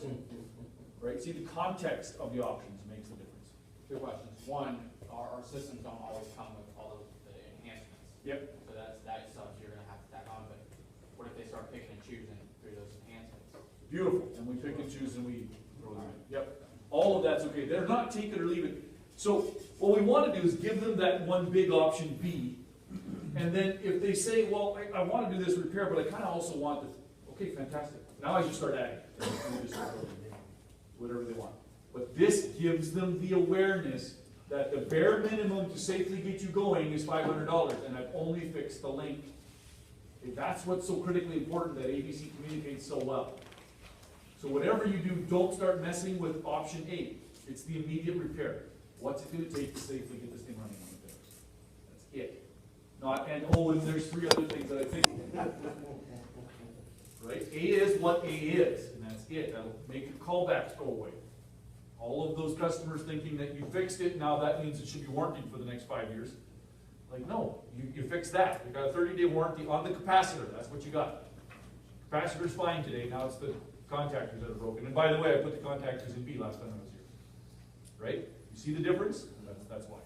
All right, I don't want to live here much longer, I want to skip it and get some more practice. So let's move this to a yellow level practice. Before we do, in a moment I'm going to invite you to find your way to someone who is not your learning partner. And then, once you get to that person, stop and wait for further instructions. So do that now. Find somebody new. All right. So this is yellow, and in yellow the customer doesn't ask. So what do you do if the customer doesn't ask? Disclaimer. Disclaimer. You ask them if they have any idea how much a repair like this would cost. Right? How would you say that exactly? Would you like me to give you a ballpark? Right. Okay, so now what you want to be careful of is then not letting them answer that question. You don't want them to say, so can you tell me what you think this would cost? And they'll say, oh yeah, I don't know, $200. Dang. You tell me how it costs. So be careful on how you phrase that. And the really simple thing is to use the word because. Okay? Don't ever end that question until you use because. Mr. Jones, have you given any thought to what this may cost? Because I can give you a ballpark if you like. See how that works? Right? Just because I can give you a ballpark if you like. To which 100% of people say, oh, that'd be fantastic. Yeah, I was curious actually. Right? Something like that's going to happen. Okay, so if you're giving any thought to what this may cost, because I can give you a ballpark if you like. Yes? You want to know how much all this costs? Another great way of saying it. Beautiful. Love that. Yep. Any other variations that you want to try out? And so again, this is your language, so make this your language. I've used curious a lot. What does curiosity imply? So you're asking, they're curious to know about? Yeah, if I'm curious about something, I've got a sense of wanting towards it. There's a sense of inquisitiveness about that, right? Different than worrying about how much it might cost. Curious about how much it might cost. That's a word that I'll use sometimes as well. I do this a lot with our customers. A lot of my customers start getting curious kind of what kind of numbers we're talking about. Are you feeling that right now? Right? That's a pretty natural conversation now. And they're like, yeah, definitely feeling curious. Let me give you a ballpark. And then just straight it. So once you've done that, the rest of it's the same. High number, low number, exactly how you've been doing it. Okay? The only difference is the customer doesn't bring it up. Because this is going to happen to you. It's going to happen to you in the real world. So we're going to practice it. Okay, so you're bringing it up. Now the technician says, have you given any thought to what this may cost? Because I can give you a ballpark. And then just go right back to it again. Customer, let's not go any reactions yet. We're going to save that for Rick. And we're going to get reactions, and I'm going to show you a get out of jail free card on those reactions. Get you moving quickly. All right? Ready, set, go. They experience that watch, of course. And my question again for you is it going to be better if you wait till the end with that customer who reacts that way in the middle? No. Not going to be one stitch better. Oh, but I'll be able to build more value. No, BS. You will not. You're lying to yourself. The light be just a little bit more. You're allowing something that happened back here to control everything that's happening out there. That bad. No, never doing that again. No, there he is again. Never doing that again. Right? Leave it there and say, what's next? Where do I go with this? Okay, so how do we respond to it? Who would give me an example of what you would say to the customers like, what? Are you kidding me? There's no way I'm spending that much money. What would you say? Why are you paying so much? Okay. Why is it so much? Or why do you think it's so much? What did you think it would cost? Yeah, if it's too much, I tell them I know. Okay. I know. Expensive. It's expensive. What do you think? I'm a plumber. Yeah. What did you think it was going to cost? Okay. Why did you think so much? Why? Once they've already gone over the business, like. Dang, that's a lot. Yeah, I'm sorry. I don't know what Right? This is what we want to do. We want a deer immediately. Defend, explain, excuse, like, oh, but it is why compared to what? But I mean, it's expensive. No, I'm going to have the reaction. Just, if you were them, you'd be doing the same thing. So just be okay with it. Okay?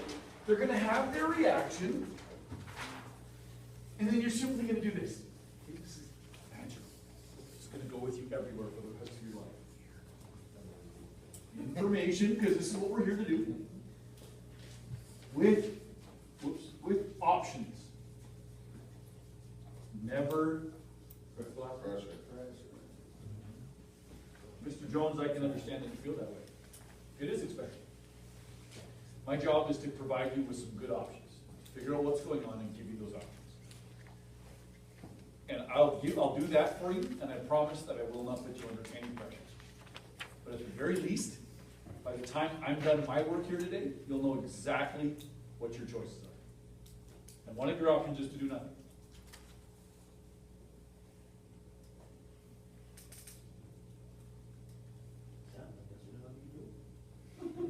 Okay, yes, and just know that I'm comfortable with that, okay, just know that I'm comfortable with that, and that sometimes that's what people choose to do, and that's okay, because I just want to make sure that I give you the best information possible. Once you have that information and you're clear about it, then you're welcome to choose whatever you want to choose. And if that's nothing, that's nothing, and if you decide by then that this one of these options is good for you, I'm happy to do it for you. So with that in mind, are you okay with that we keep on moving? 100% of the time, you're going to get compliance with the customer with that. And the whole escalation went way down. And just notice the pace, the tone. Just notice what my state is at when they have that reaction, right? Oh, that's a lot. Holy cow, you guys are con artists. There's no way that it can be. Yeah, I get it. It's expensive. So, and I'm going to let you know that my job here today is to give you good information and present you with some solid options. And from that point on, you're completely in control of what happens next. You can do whatever you want, including nothing. Okay? I'm going to give you the information and the options, but I promise, under no circumstances will I put you under pressure. If you feel like I am, please tell me that. Please tell me so. This is what five-star service looks like. Incredible information, good options. You'll be a very well-armed customer by the time we're done here. You'll know exactly what you're looking at. And we proceed. So yeah, all right, fair enough. I just can't believe it's that much. Yeah, I get that. So let me ask you some questions over here about it. Right? Keep on going. That's it. See how simple that is? And is this true?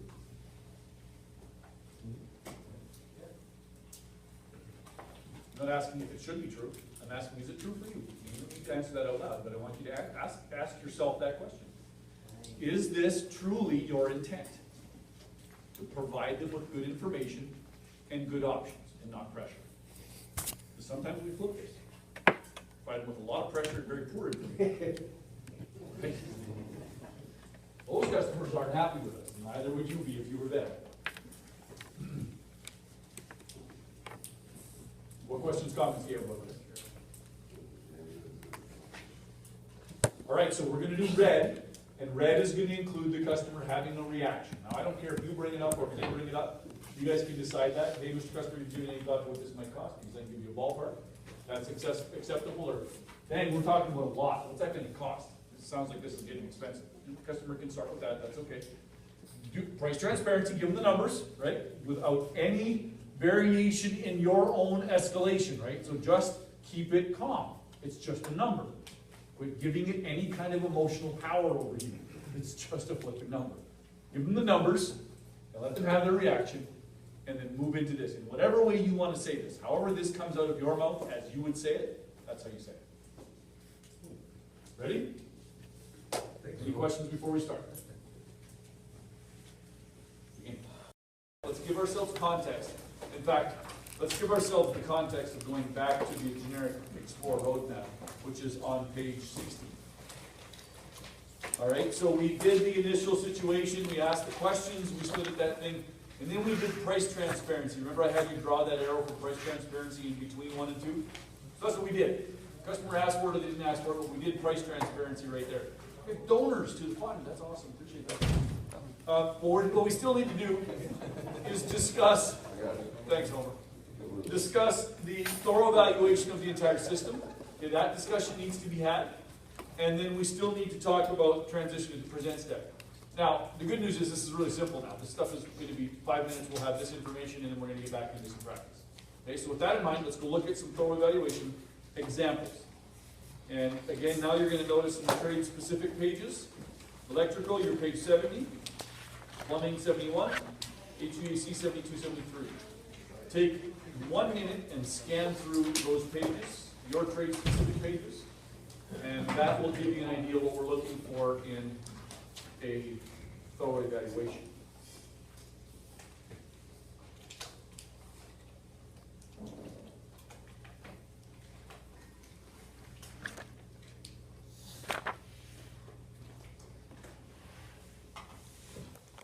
Exactly what's going on with that system?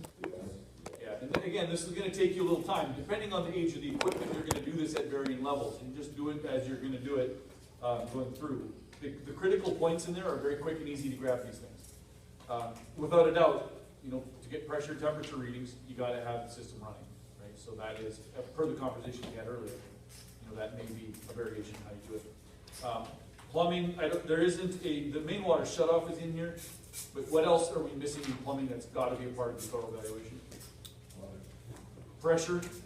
Yeah, water pressure and perhaps even water quality if you're doing that. You know, those would be other things that I would do as a part of that thorough evaluation of the plumbing system. And electrical, the key points are there. So use that as a guideline as you modify as you go through this thing.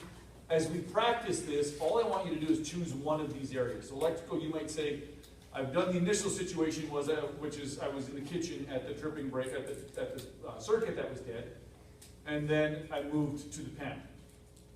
Okay, that's all the practice that we need. We're not going to go to all the rest of the areas. For plumbing, you might say I've looked at the garbage disposal, then I went and looked at the water heater, the main water shutoff, or both because they're connected there at the same spot. HVAC, you might say I looked at the duct system, or I went to the indoor equipment, or I went to the thermostat, one of those locations. Okay? What we want to do is get the language of transitioning. Okay, Mr. Jones got a good handle on what's going on here at the kitchen. Can you show me what we're doing? That's the transition language. Then we go, we do the same thing again. Ask the questions and do evaluation at that location. Is that clear? So this is the second box in that house roadmap, right? We did the initial situation, ask questions. Now we're doing thorough evaluation and asking more questions. Price transparency, which we already dealt with, and then we're going to move into the transition to the present step. This is page 74. Let's fill in those blanks. So we've seen the initial situation, and we've done our thorough evaluation. We've asked a bunch of great questions, gathered a bunch of good information, and offered price transparency to our customer. All of that's complete. We're done our explore step. So now what I have is information. I need to go ahead and put together the options that I said that I was going to do. That's what this is about. Finding the space and time to build those options. So the bullet points are this. Number one is review. What? When? And finally, check in. Review. So, Mr. Jones, I really appreciate giving me all the information that you have. I've got some really good information, and I'm just reviewing what we've done. Thank you for answering my questions, and thank you for asking me the ones that you've asked me today. What I'm going to do next is head out to my truck, or head to the kitchen table. Which of those is better, by the way? Kitchen table. Kitchen table, it says truck. Is there a policy here? Is there a...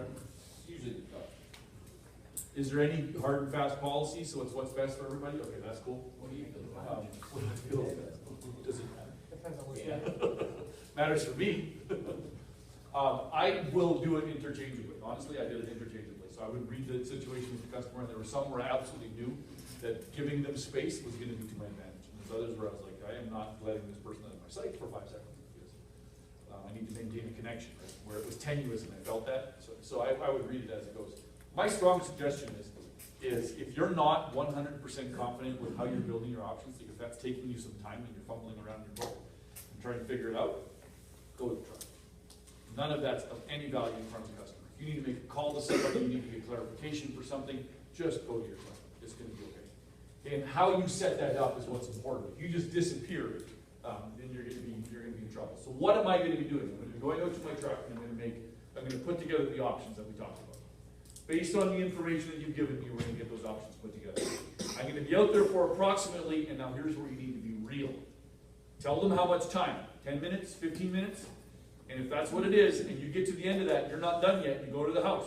I'm not, hey, Mr. Jones, I'm waiting on a call back, I'm checking on one specific component of this, before I can finish putting those options together, I expect that call back in the next 5 minutes. So I'm gonna expect it to be another 10, is that still gonna be okay? Right, the worst thing you can do is leave them wondering, you said 10 minutes and it's been 25.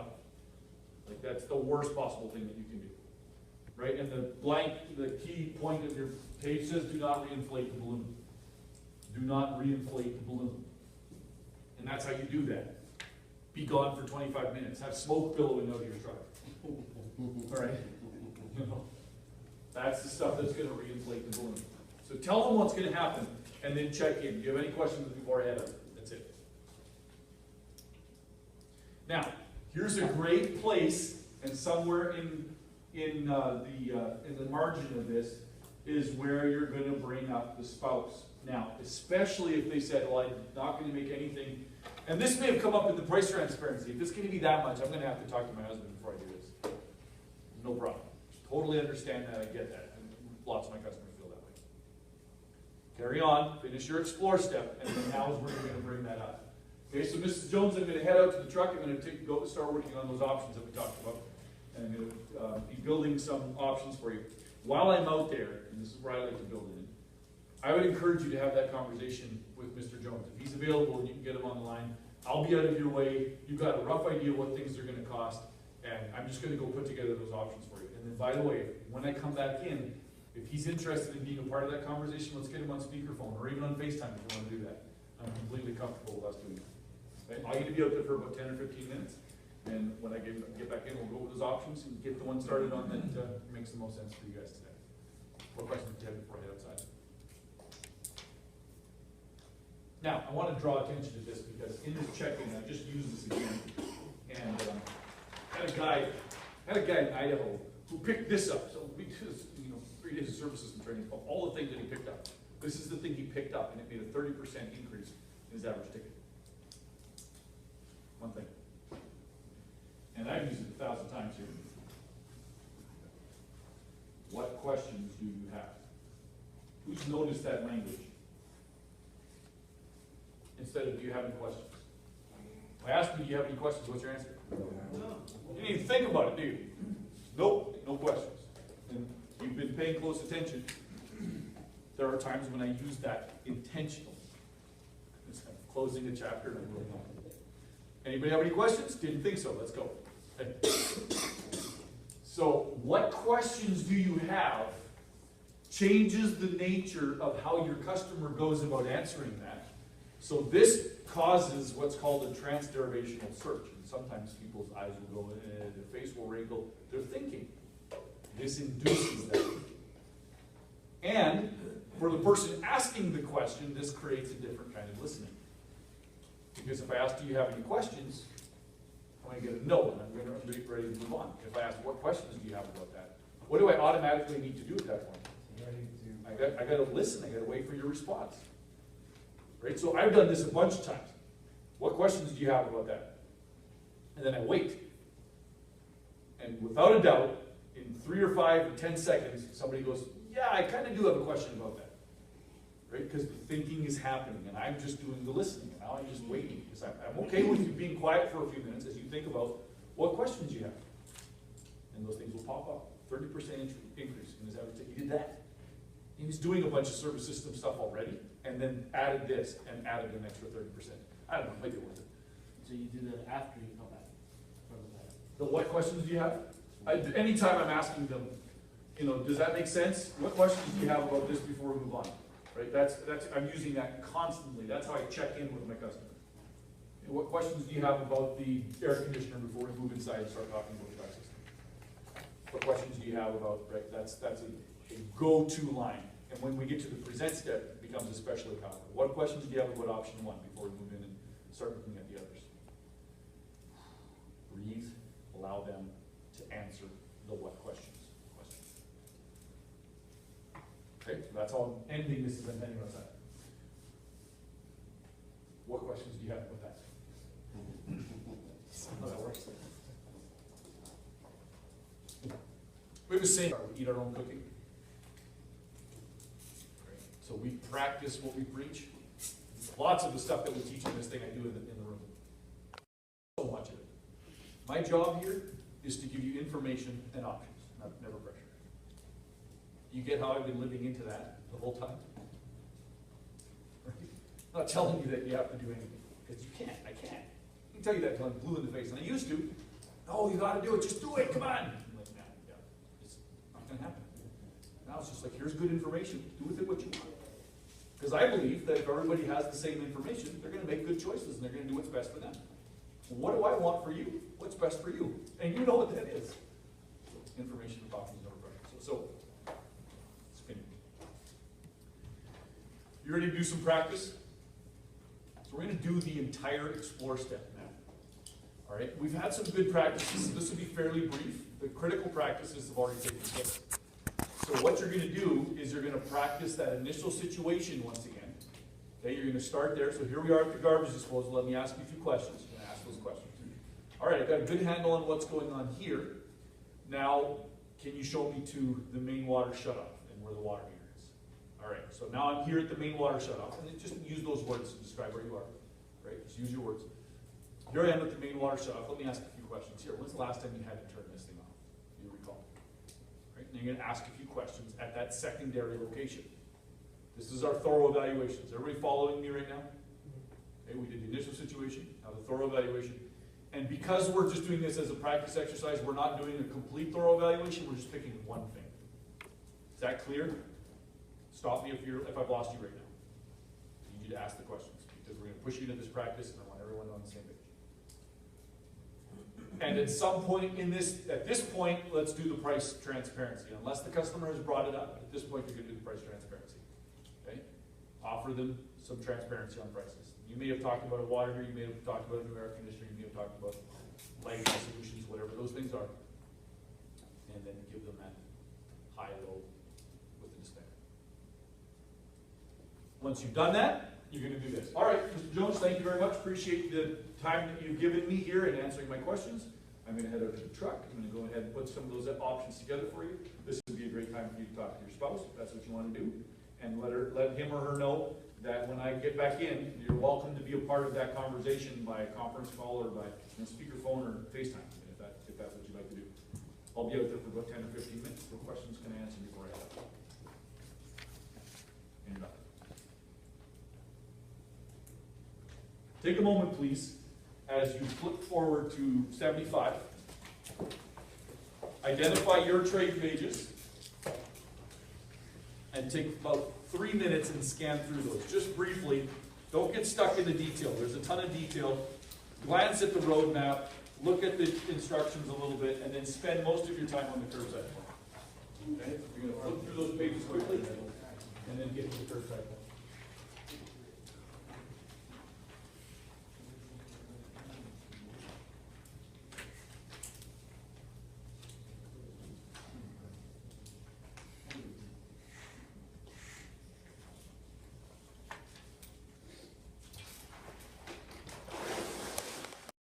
Page of your section. Go to your last colored page. And everyone's eyes on the curbside form. Let's walk through what this is. We're going to address the initial situation first, so that's the first box. It's also the first box of the agenda, right? Look at the situation and ask questions. Just notice that the alignment as we build from one step to the next. Ask broad lifestyle, people, and symptom questions. Okay? So it's lifestyle and symptom questions, which is ask questions, which we said we were going to do all the way back from the beginning, right? Just building on it. Completed a thorough evaluation of the entire system. Okay, again, it goes back to what we've already talked about. Offered price transparency. And then captured the customer's words on the summary findings worksheet, which we wrote, capture their words, right? And then frequently check in with the customer. What questions do you have about this before we move on? What questions do you have with the air conditioner? What questions? Yes. Not finding the curbside form in the following for plumbing. Is there not Page 94. Yeah. Okay. Page 94. Yeah. Last page of plumbing, 94. No, they were in the next plumbing section. Oh, you guys are in. All right, that's fine. So, and that's it. If you've done that, you've gone through the roadmap, and you've adhered and aligned to what you said you would do back in the agenda. Right? So watch how these things build on each other. We set the agenda, then we just do what we said we were going to do. And the customer's aware of it, they're at peace with it, right? You're not getting to the explore step and saying, okay, now I've had a look at what's going on here. Now what I need to do is do an evaluation of the rest of your system. If I haven't said that to them prior to this, what's their reaction going to be? Why? Why do you need to see that? Right now I'm looking to sell them stuff. I didn't find enough wrong here, so I got to see some other things. Right? That's what that feels like. If it's just part of my process and it's in writing, it's in that, the pictures that we're showing them, that makes that all go away. Critical points of this explore step are asking good questions. So go ahead and underline that on your explore step or highlight it. Ask broad lifestyle and symptom questions. It's critical that we get this done. How we do the initial situation and the thorough evaluation of the rest of the system, those are important that we do those things well. Important. If you're asking good questions, you're going to automatically give yourself opportunities to do a thorough evaluation. That's just going to happen. That's why that's so critically important. Asking good questions and offering price transparency. So far, our critical waypoints along the way have been the agenda, questions, price transparency. And we're going to hit a couple more when we get into the present step. Okay, so all of that list of things, we can boil it down to 5. I'm going to give you those 5 as we go. We've got 3 already. Get the agenda. No matter what happens, no matter how red the customer is, we get back to the agenda. That's going to give you a good spot to start. And we're going to ask great questions. And we're going to offer price transparency. Now we're going to get out of the explore step in a really good place. Right? If I screw up a bunch of other stuff, get those things well. Start there, and then watch it build. Those are the foundational, critical waypoints. What further questions do you have about this? We're going to do lunch before we actually practice this, but we're not ready to dismiss the lunch just yet. So let me ask, what questions do you have about this? Is there anything lingering that we need to discuss? When you say capture the customer's words, I mean, in the literal sense, or their exact words? Write their exact words in an abbreviated form. Resist the urge to change their language, though, right? Does anybody in your home have allergies or asthma? Yeah, Johnny has asthma. Johnny has asthma. That's what I'm going to write down. Or not, family has respiratory conditions. That's not what they said. I want to go back later and say, you said Johnny has asthma. Therefore, here's their filtration system, right? But this is what we want to do, right? We want to make their words better. And nothing builds rapport quicker than me repeating your words back to you. I've let that secret out of the bag. I've done that a whole time. So use their words. Don't write the whole sentence. Like if they give you 3 paragraphs about Johnny's asthma, he goes to school and it's bad, and he comes home and gets worse, has trouble sleeping at night. Abbreviate. Johnny has asthma. Got it. But Johnny is important. That name is important. They said that. Johnny has to write it. Write what they said. Okay. Thank you for pointing that out. So basically on the observation, when we're in asking questions, it's like, well, the observation, you're capturing their words. Yes. Yes. Yes. Yes, you got it. Good point of clarification. We are going to open the floor to management for a moment, and then I will set a timer for lunch. Just getting into the explore step practice. You've had a chance to review that customer scenario, and once again, just feel free to adapt to whatever works best for you. Don't get stuck inside those details. They're there to give you context if you need it. Don't worry about all of that. What you need to know, you already know. Okay? Initial situation, ask questions. Thorough evaluation, ask more questions. The entire time you're capturing the customer's words. And practice that. You've got a blank summary of findings in your section. Practice capturing their words. Okay? And then price transparency. And then transition to present. Everybody clear on what that looks like? Let me model this for somebody, for the room here. What trade do you want me to do? Plumbing, electric. Oh, What did I do with the Greek step yesterday? HVAC? Okay, let's switch to plumbing. Let's switch gears to plumbing. I'll be the plumber doing the explore step, and I'm going to pretend to write words so that I've got that part of it down. And I need a customer. Who's going to be my customer? All right, very good. So here we are at the garbage disposal. So starting at the initial situation, I'm going to step out and explain what I'm doing so you can see exactly where I'm at. I'm going to go to the explore roadmap in the books. Let me just dial you in on which boxes I'm in.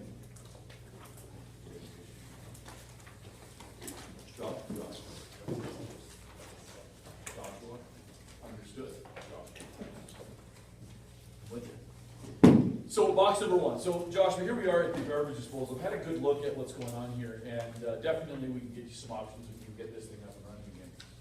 Before we do that, let me ask you a couple of questions about how this is all working for you. Is as it relates to the depth of the sink and how this is all configured.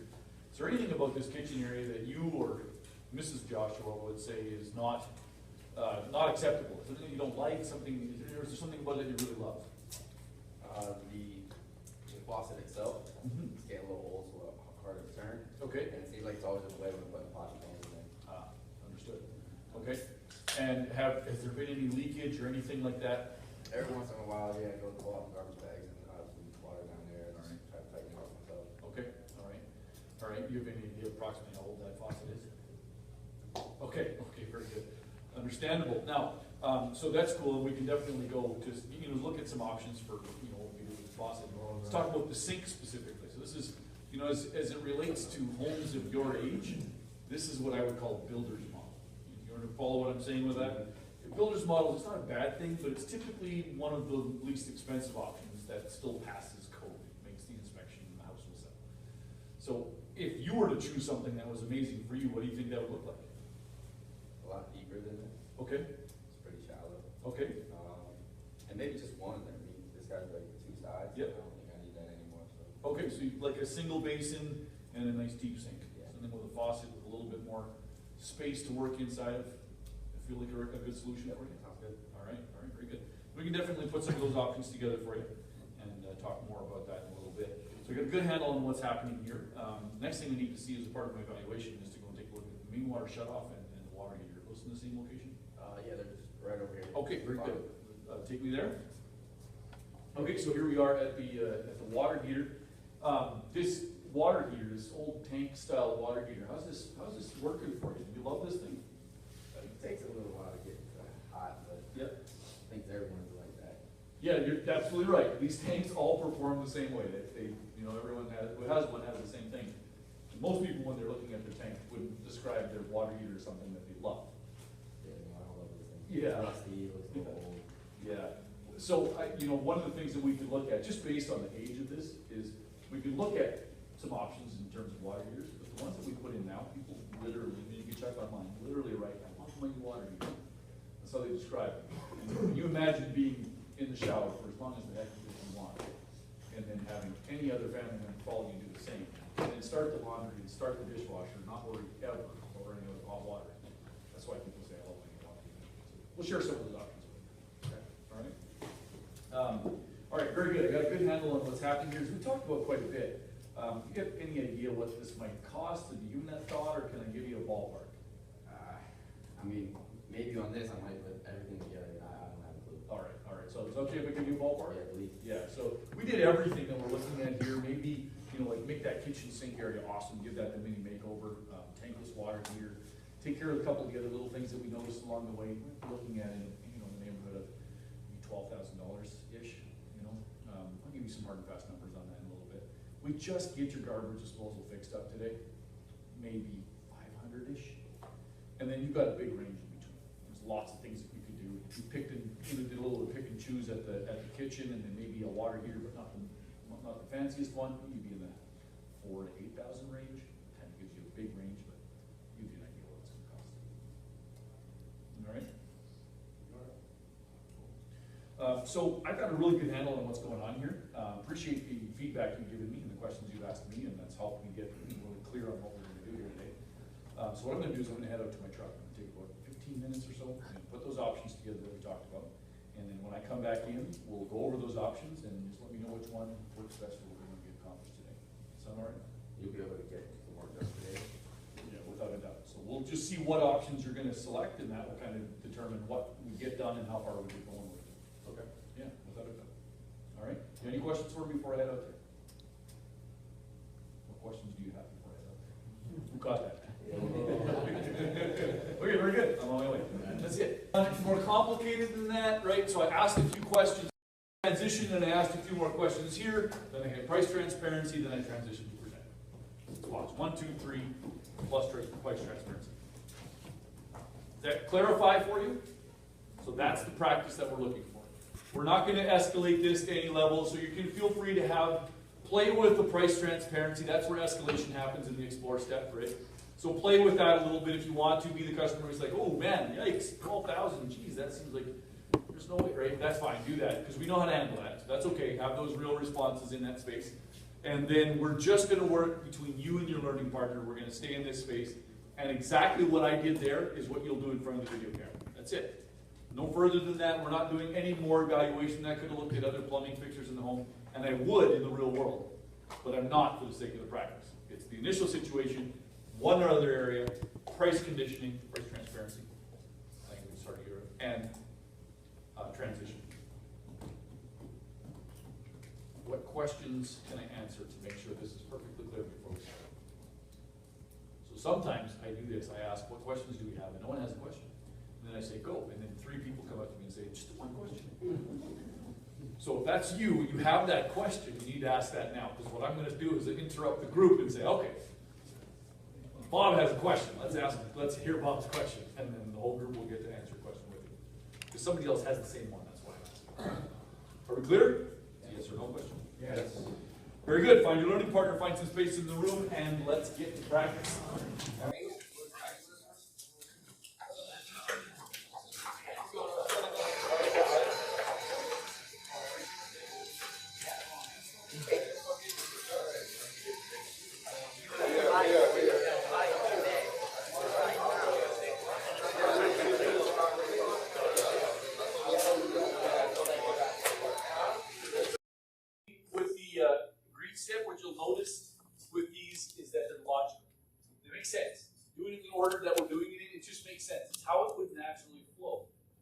So that sense of logical, sequential system makes it easier to stick with. So just allow that to be the case. It's not deviating, it's not pulling the customer something somewhere bizarre. It's telling them what we're going to do and then just doing what we said we would. That's it. So now we've gone through the top 2 boxes of our agenda.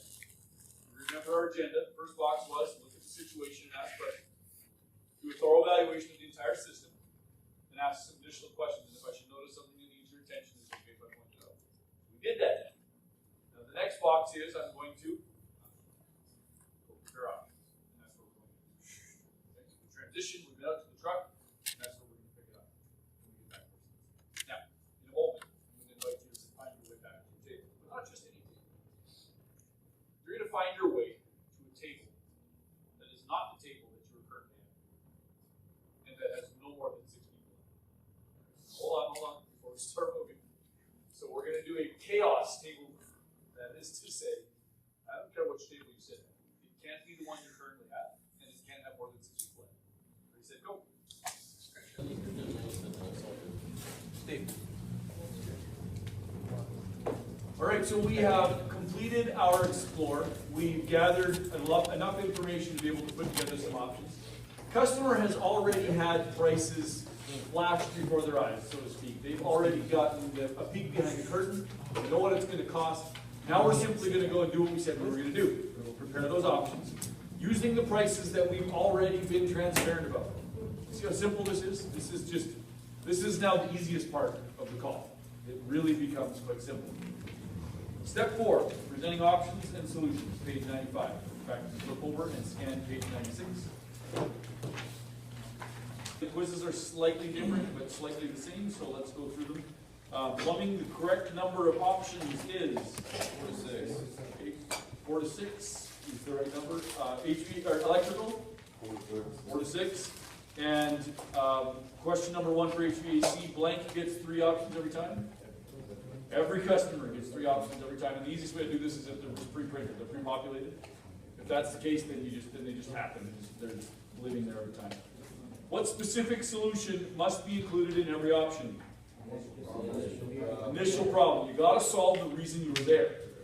So that is to say that an option that says water treatment, when you were called out there for garbage disposal, is not an option.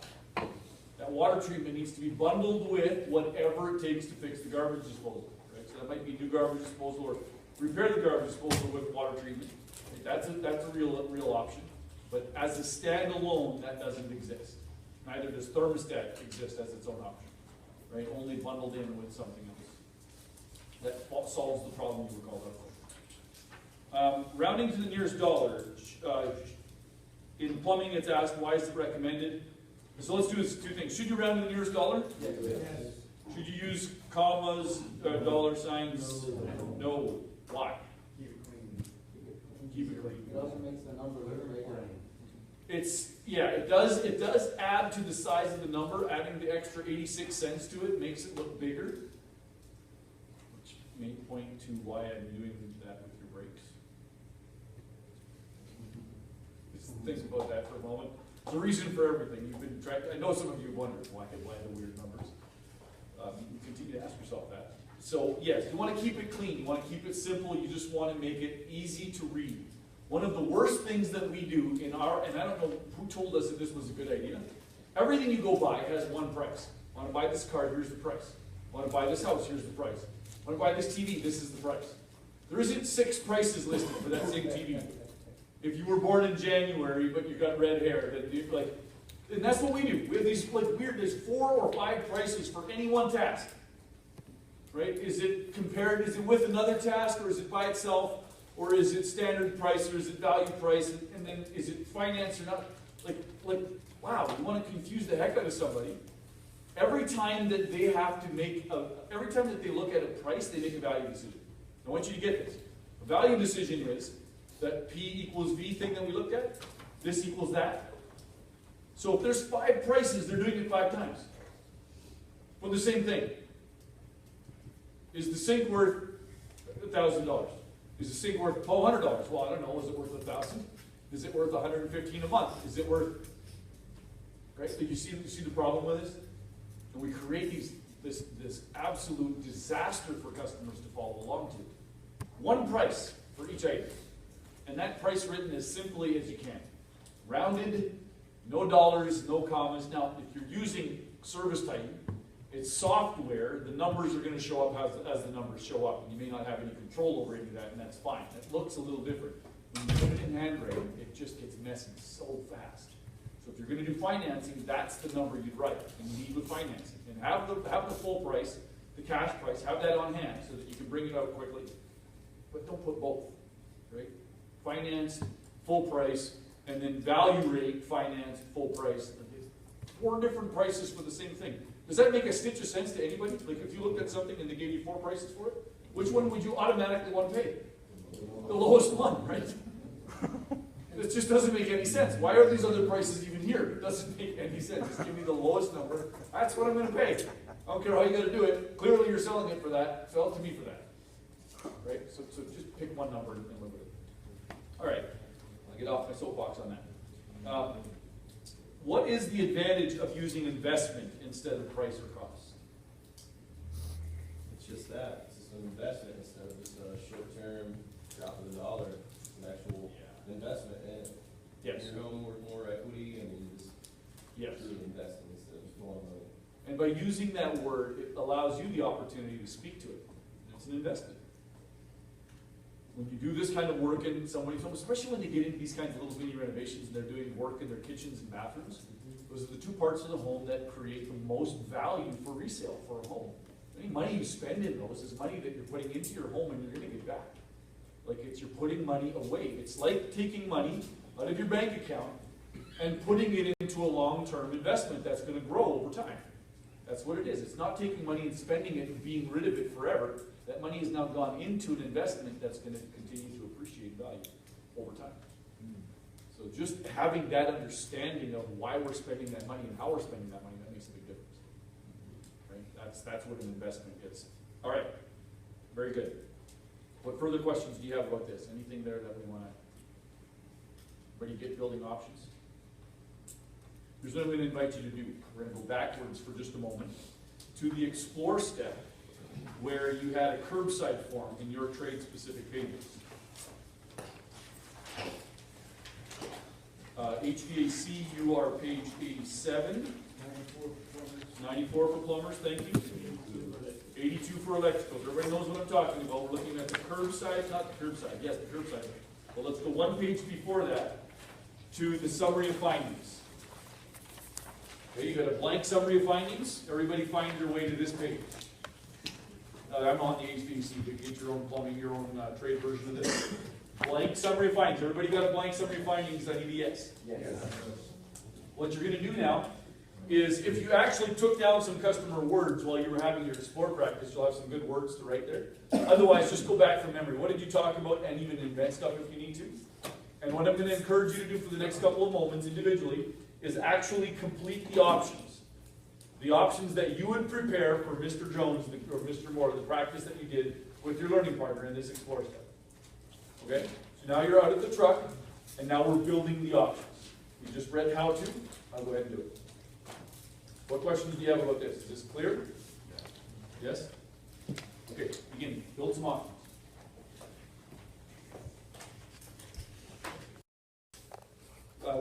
The thing I love about working here is that I know that they take care of their customers and they take extremely good care of me.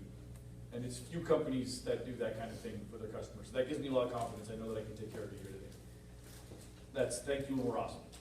Okay, that's just my story about why I work here, about why it is. And this is, the more personalized this is, the better it is.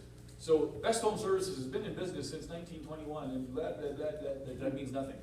What's the story? Why do you like where you work? What's important to you? What do they do that makes them unique?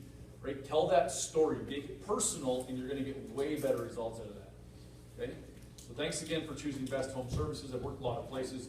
Never been so completely supported with training, with ongoing learning, and that just gives me a lot of confidence to know that I can provide you the 5-star service I promised today. There's another version of it, just like that. Pricing. So what I've done is I've gone ahead and prepared options exactly like we talked about. I've got 3 if I'm HVAC. I've got 5 or 6 or 4 if I'm plumbing or electrical. Right? So I've got X number of good options. And what I'm going to do, plumbing and electrical, I'm going to go through those. I'm going to go through option 1 with you. Option 1 kind of includes everything that it's going to take to make this thing awesome today.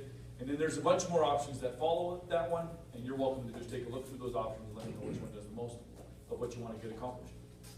And then once you've gone ahead and selected that option, we'll go ahead and get started on that option today.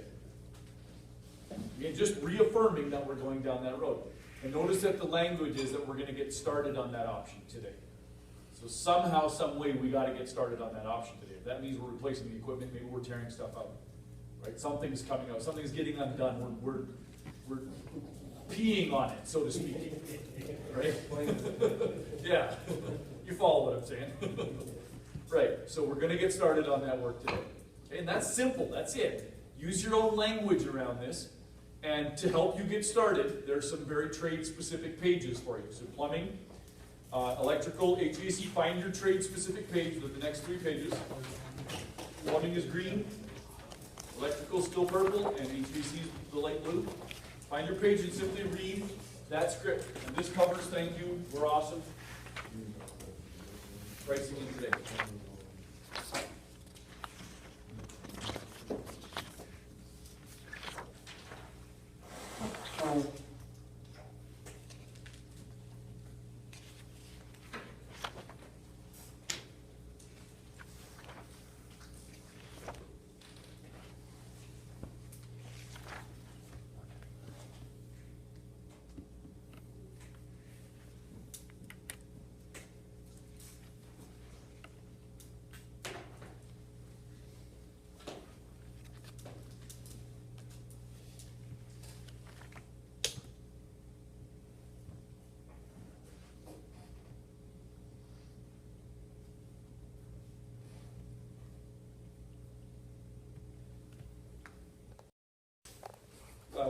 The thing I love about working here is that I know that they take care of their customers and they take extremely good care of me.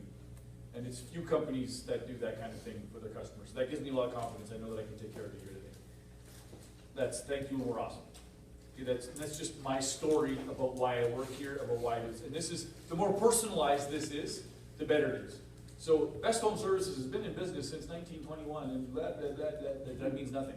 What's the story? Why do you like where you work? What's important to you? What do they do that makes them unique? Right? Tell that story. Make it personal, and you're going to get way better results out of that. Okay? So thanks again for choosing Best Home Services. I've worked a lot of places. Never been so completely supported with training, with ongoing learning, and that just gives me a lot of confidence to know that I can provide you the 5-star service I promised today. There's another version of it, just like that. Pricing. So what I've done is I've gone ahead and prepared options exactly like we talked about. I've got 3 if I'm HVAC.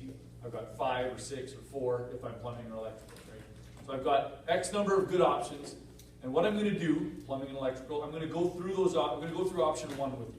Option 1 kind of includes everything that it's gonna take to make this thing awesome today. And then there's a bunch more options that follow that one, and you're welcome to just take a look through those options and let me know which one does the most of what you want to get accomplished. And then once you've gone ahead and selected that option, we'll go ahead and get started on that option today. Again, just reaffirming that we're going down that road. And notice that the language is that we're going to get started on that option today. So somehow, some way, we got to get started on that option today. If that means we're replacing the equipment, maybe we're tearing stuff out, right? Something's coming out, something's getting undone. We're peeing on it, so to speak, right? Yeah, you follow what I'm saying. Right, so we're going to get started on that work today. Okay, and that's simple, that's it. Use your own language around this, and to help you get started, there's some very trade-specific pages for you. So plumbing, electrical, HVAC, find your trade-specific page with the next 3 pages. Plumbing is green, electrical still purple, and HVAC is the light blue. Find your page and simply read. You just get started back in a couple of paragraphs. What you want to resist here is giving them your life history. I started in this business back when overselling, right? We don't want to do that. And there's lots of schools of thought that say that's exactly what you want to do is, tell them all of your expertise. And we're trying to build value, right? It comes from a good place. I understand why it's done. And what's most important to the customer is, can this guy fix it? Have I chosen the right company, right? And that's what we're doing here, is emphasizing that this is the right company, this is the right person, things are happening again. And the right solution, we're talking about that. All of those things are coming from just this one conversation. Flip the page to 136.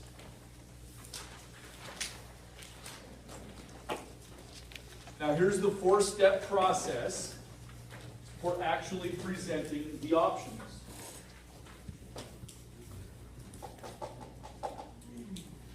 So we went up to the truck, we prepared our options, we came back in, we told the customer, thank you, we're awesome, here's where our pricing comes from, we're going to get started on the option that works best for you today. Now I'm going to flip the options over to them. Okay? So number 1, the first box, draw a link, a chain link. We're going to link the chains. Number 1 is link it. I'll give you all 4 and then I'll explain why.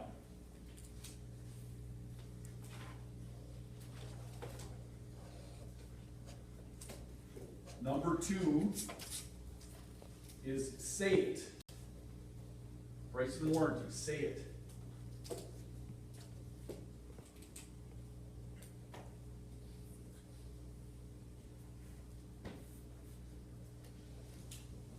Number 3, spin it.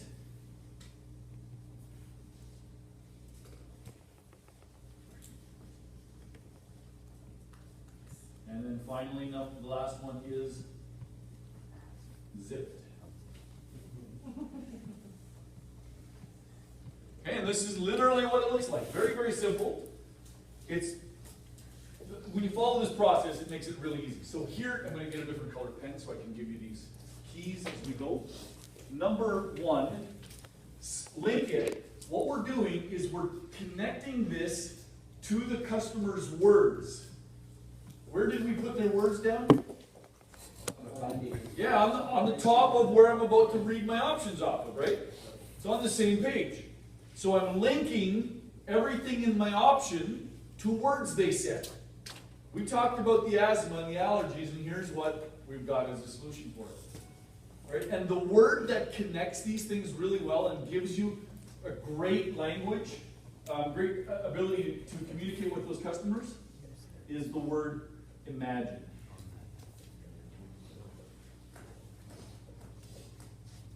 Let me demonstrate. Do your best to resist this. Resistance is futile. I want you to imagine that every person at your table is wearing bright red clown shoes. You did, didn't you? Can't not do it. Physically impossible. Imagine is one of those magical words in language to which we have no resistance. Okay, you can't not do it. If you say imagine something, imagine a purple dinosaur standing behind you. You all just saw Barney in your heads, didn't you? Now, if you didn't, you did now. Right? So that's link it. Use the word imagine and then just draw the picture. So imagine a system so quiet and so efficient that your house is the temperature that it needs to be just all the time. And you don't actually know that your system's coming on and off, but it's just always the right temperature in the house. So, like, you see what I just described there? How quiet is that unit? What system are we putting in? What work do we have to do? There's a whole bunch of stuff, and I could have described all of the features of that. Irrelevant. Imagine a system so quiet that your house is just the right temperature. And you don't know if it's on or off. It's just magically always nice. Right? How do I know if it's on or off? I'll switch your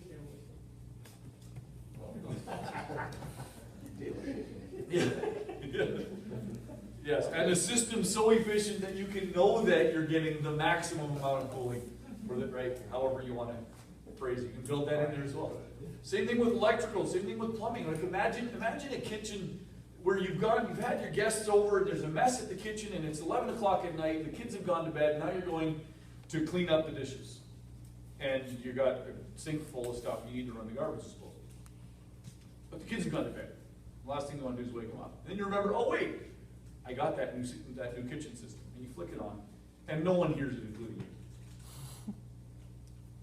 Is it working? And then tell us back. Right. And you actually ask yourself the question, is it working? Until you see stuff magically disappear. Okay, you're like, okay. Wow. Right? So now what have I described? Do you see the difference? When you tell the story and use the word imagine, now you're linking it to their words, right? You said this, therefore I've given you this option. Now imagine owning this option. And it's going to create a sense of emotional ownership to that option, and they're going to see themselves with it, they're going to want it. If what you discovered is actually what they said they wanted. Right? Now this is important that we've asked good questions. You see this? See how important it is that we got the questions asked and captured their words? Because that's what's going to lead us to go into options. Okay, so link it is number one. Then we're going to say it. Option number one, as you can see here, is $10,143 or $216 a month. And it comes with a 1-year warranty on all parts of it. What questions can I answer about option number one? Okay, that's this. Say it. I'm going to say the price of the warranty. All right, what I'm going to do is I'm going to go ahead and spin this for you to take a look at the rest of those options. So go ahead and look through options 2 to 4 there, and let me know which one of those does the most of what you want to get done today. That's spin it. So I'm literally spinning it, and those are terrible options. What are you doing that's not doing Oh, well, yes, thank you. You're jumping in. Thank you. So, and then we're quiet. So what are we doing or not doing while we're being quiet? So we've done this now. In HVAC, by the way, we are linking option A and B. We're explaining both of those ones and then touching briefly on C. Right? If there's a replacement there, like we could always replace the system, and that's a whole new conversation. If that's the direction you want to go, I'm happy to go down that road with you. Let me just make sure that we understand what A and B are. Right? So you explain those ones fully because they're so dramatically different. In electrical and plumbing, if you built the options the way that they've been specified to build, every option builds out of number one. It's just a reduction of number one, right? So if you explain number one, you explain them all. Now you spin it and let them read the rest. Do not read all 6 options to your customer. It is a belittlement, even if unconsciously, of their intelligence for one adult to read to another adult. Amen. Let me read these for you because you're not smart enough to tell. Whether you're saying it out loud or not, that's the message that's being relayed. So spin it, and then what do you do once you spun it? Shut up. Yeah, shut up. Like, right? Like, get rid of it. Sit up. Here's the mind builds a story around what the body is doing. Saw that quote up there. I put that up on day 1. We learned a bunch of that. You know, this triangle state really speaks to that. Now, what's the message you want to tell your body and what's the message you want to communicate while you're stepping out of this conversation? And you're comfortable, that you're okay to wait, and that you're giving them the space. So the really simple way of doing this, I wanna sit 45 degrees if I'm sitting with my customer. If I'm standing, it's still 45 degrees. So I'm gonna sit at the table with them like this. All right, we're gonna go through option number 1. This is all the stuff. Now imagine a system that was amazing. That's it. It's gonna do this much, and that's the warranty on it. Now what I'm gonna do is I'm gonna let you go ahead and look through the rest of those options, and let me know which one of those gets the most done and what you wanna get done today. All right? Good. Body language. Okay? What message does this send? You're relaxed. I'm relaxed, Yeah, they have all the time. I'm patient, and I'm giving him space. Now, same conversation. Go ahead and read through those ones and let me know which one does the most of what you want to accomplish. See this? Feel that? That's painful right there. For both of us, right? We're like, just knock the heck off. I'm gonna punch you right now, right? While doing this, you can do this present standing. Then I'm just gonna lean on my back foot. I'm just gonna get out of the conversation, right? So again, front foot slightly ahead of the back foot, whichever, like instead of military, we're going relaxed, right? And while I'm talking, I'm leaning in, I'm on my front foot, and then I just shift to the back foot, and I get out of the conversation. And this tells my brain, oh, we're not talking now. And it tells his brain, you have space to actually read and think.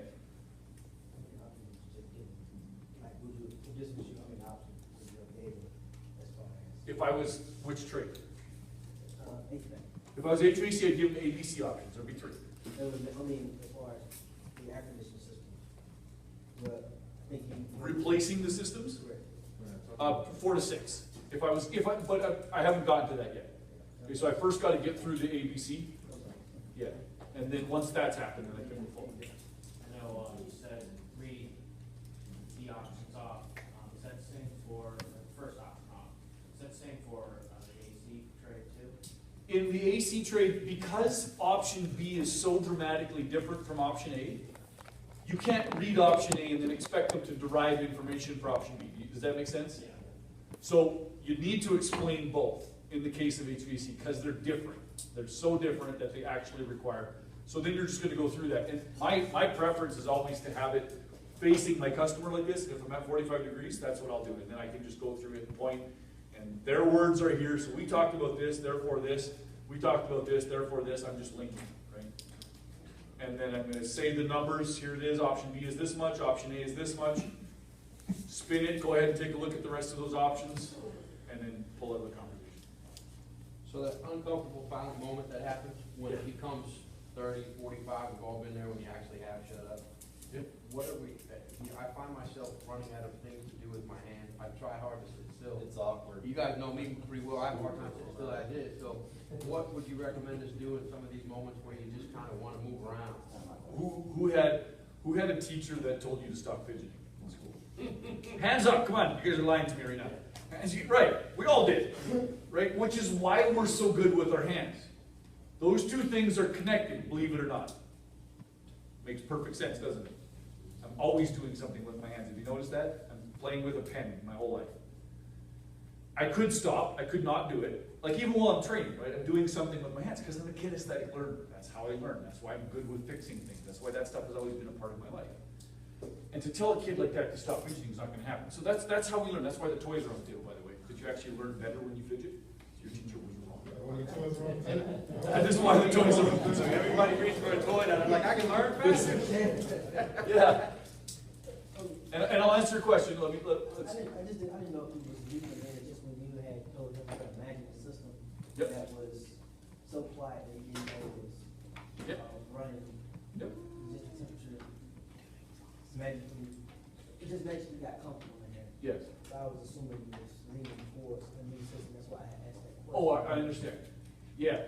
Yeah, so, and that would be language that I would use to describe the new system. So if I'm describing the repair for option A, so let's get a real option A, and then I'm going to come back and answer this question. All right, so I know that this question is floating out here. The question is, what do you do when that's that big moment of silence? So we're just going to take that question, set it right here, we'll come back to it in 1 minute, all right? So let me just get back to this. If I was describing option A and trying to get to an imagine, option A, there's not much to imagine. So the reason I'm here, what you said is that this thing stopped working. So in option A, we've determined that this is the part that's failed, and we're going to go ahead and replace that, and that's going to come with a 30-day warranty. And that's it. That's all I can say about that. Now option B, this option's a little more robust. So now imagine that we've gone ahead and we've looked at all of the links of that chain that we feel like are even close to being able to break, and we've made it better. Okay, that's all happening in option B. See, without describing all the parts, do you see that? See how easy that is?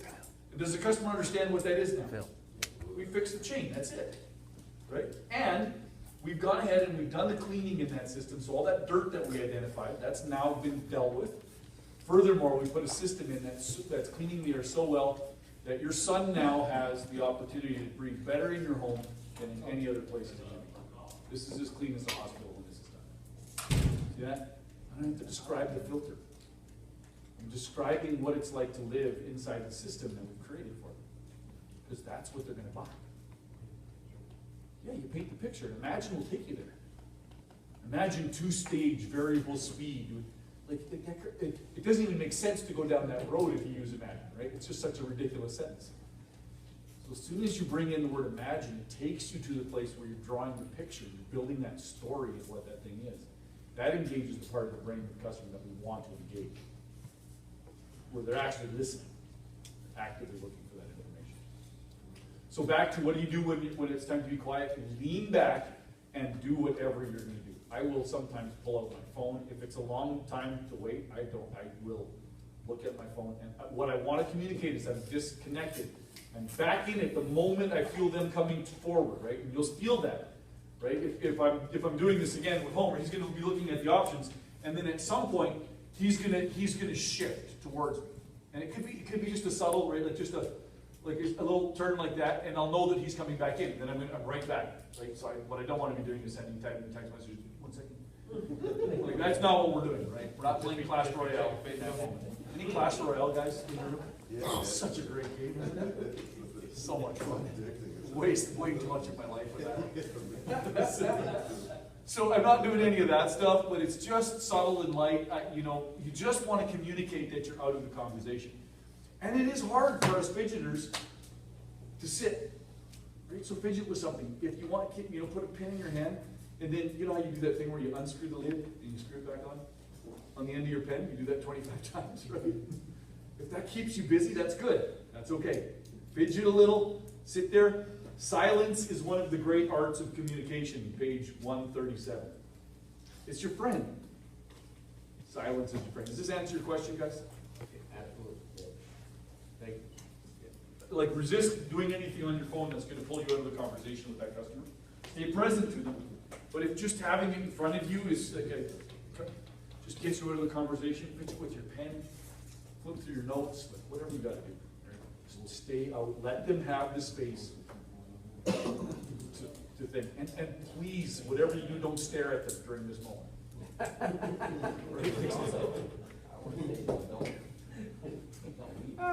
Pardon me? Don't leave? Don't leave. Don't leave. Yes. No, absolutely not. No, you lean back and you stay the heck right there. Right? That's it. I'm planted. And I'm not moving because I just asked him to look at the options and let me know which one does the most of what you want to get done today. Right? That's my closing tool right there. Right? You catch that? We close right there with that. Now he's looking at the options, and then he's going to come back to you with something. And he's going to say, I don't know, which one do you recommend? Or he's going to say, which clearly means I did not create clarity. Right? We have more work to do. Or he's going to say, well, I don't know, I'm kind of leaning between 2 and 3. I don't know, which one do you think I should go with? What is it that you like about 2? And ask him another question. Right? You need to be there and be present to that. He's coming back to you as soon as he's gone through these options, or she is. So, yes? Over the phone. Over the phone? We got a lot of phone situations. Yep. There's rentals. So how do you then deliver those options? Do you text them an image? Oh, that's an I feel like I'm gonna read this whole thing to them, or her, but then I'm consulting myself. Yes. So could you do the same thing over the phone? No. You can take pictures of it, upload it in your It depends on how system and email. up to date they are. It does. Right, just because we know how to open an attachment in an email on our phone doesn't mean that the customer does. That's fair. That's fair. And if they can, then I would definitely get them an electronic version of the document as quick as they can. Snap a picture of it, text it to them, or email through Service Titan if you want to. If that's the route to go, then do it that way. So that's tracked through the system. I understand why you would do it that way. That would be the preferred way to do it. And then have the conversation with them. It's the same conversation, right? So the body language, you don't have the benefit of the body language here, but it's the same conversation. So Mr. Customer, thanks again for the opportunity to be at this home today and do this. It's the same conversation, right? And then describe the option one, and then wait for them to go through. And I'm going to give you a moment to read through those. So I'm just going to be quietly on the other end of the phone. The silence doesn't mean I've disappeared. It just means I'm giving you a chance to read. Yeah. Is there a time that, like, if you're there and the person's home too long, they could, like, throw off the whole thing? Like, It depends why you're there too long. I just feel like all of this that we're doing might take a long time to basically, from start to finish. Right, okay, so let's examine that for a moment. The greed step, how much time is that actually going to take? 15 minutes, 15? The greed step. 3 minutes. Yeah, 2-3 minutes max. The explore step is going to be the longest one. You know, so 15 minutes to figure out what's wrong, ask some questions. Then a thorough evaluation, which is anywhere between 15 and 35, 45 minutes maybe. Okay, so somewhere in the neighborhood of an hour has elapsed here at this point, so that we have all the information we need to get good options together. So that's why this is so critical that before we go out and prepare those options, we've had this transition step. When we do it here in the class, it feels like it's a minute or two and then we're on our way up to the truck. But just know that that's not the reality. The reality is it's 45 minutes, half an hour, an hour. Can we tell them first how long that's gonna take? Absolutely, you could. I had a few customers, they asked me and I would tell them why. Yep. And I was there for like 2 hours and they got upset, they gotta go. Right. So if you're gonna, when you get into that thorough evaluation, that's where I would say, okay, so I've got a lot to look at here. This is gonna probably take me about 35 to 45 minutes to get through this evaluation of your system. That's the second box, right? You just set that time frame up and make sure that you're checking in with them often. The more times you're checking in with them and asking them questions, making sure that you're understanding where they're at with it, you're just gonna know where they are in the process. And then if there's an issue with time, they're gonna bring that up. Okay? In circumstances where the customer's like, this is the only thing I want fixed, I don't want any options, just fix it. Basically, then you just do what they want, right? You don't try to give them extra options if they tell you specifically that they do not want anything. What point of the call are we learning this information? That's my question. Like at the thorough evaluation, they'll tell you, no, I actually just want you to fix my toilet and get out. Yeah. Then we didn't do an agenda. Oh, yeah, I tell that, like, specifically, just fix this. Yep. That's it. Sure, but in those calls, it feels like we probably haven't created an agenda back in the greed step. Right? Yeah. So if we do the agenda in the greed step, it's gonna either surface there, or it's gonna eliminate it right there. Right. Okay? So do you see why that's such, I call that a critical waypoint for Right. a lot of reasons, tons of reasons why that's so You know which important. way it'll go, like right there. Yeah, so I'm gonna say, I'm gonna look at your toilet, and I'm gonna also need to see other parts of your plumbing system, so I can do it. Well, no, I want you to fix the one thing and get out. Totally understand that, Mr. Customer. And the reason why I do the thorough evaluation is, what's the reason? Because if something happens, and another toilet in a different part of the house, or something else breaks down next week, and you have to take more time off of work, that happens because I didn't do my job well. And I will sell you nothing but the one thing you want, or not even that, if that's what you want. I'm not pressuring you to do anything, but I do think it's important that before I leave here, that you have the information on how healthy is your system.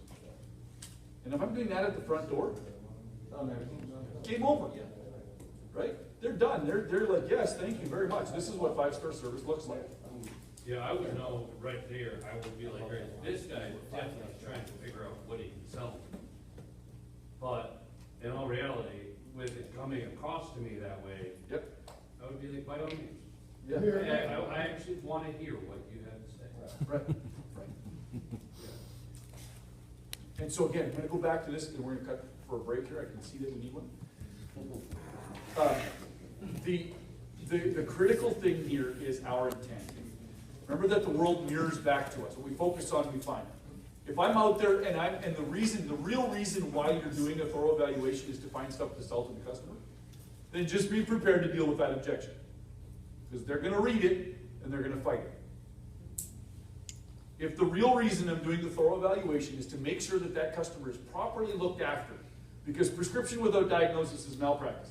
Because we will explore each customer's situation in sufficient detail and gather an understanding of the problem, scope, assistance needed. If this is my reason for actually doing it, then they can say, no, I don't want you to sell me anything else. All they want. That's never going to be my intent, and that's going to become very transparent.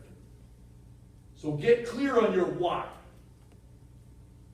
If you signed off on that thing and meant it, then you're doing it on every call. Explore the situation in sufficient detail, gather the facts, scope of understanding, assistance needed, and give them options that actually matter. That's why we do it. Because prescription, diagnosis, is not practice. It's actually contrary to our code of ethics to not do a thorough evaluation.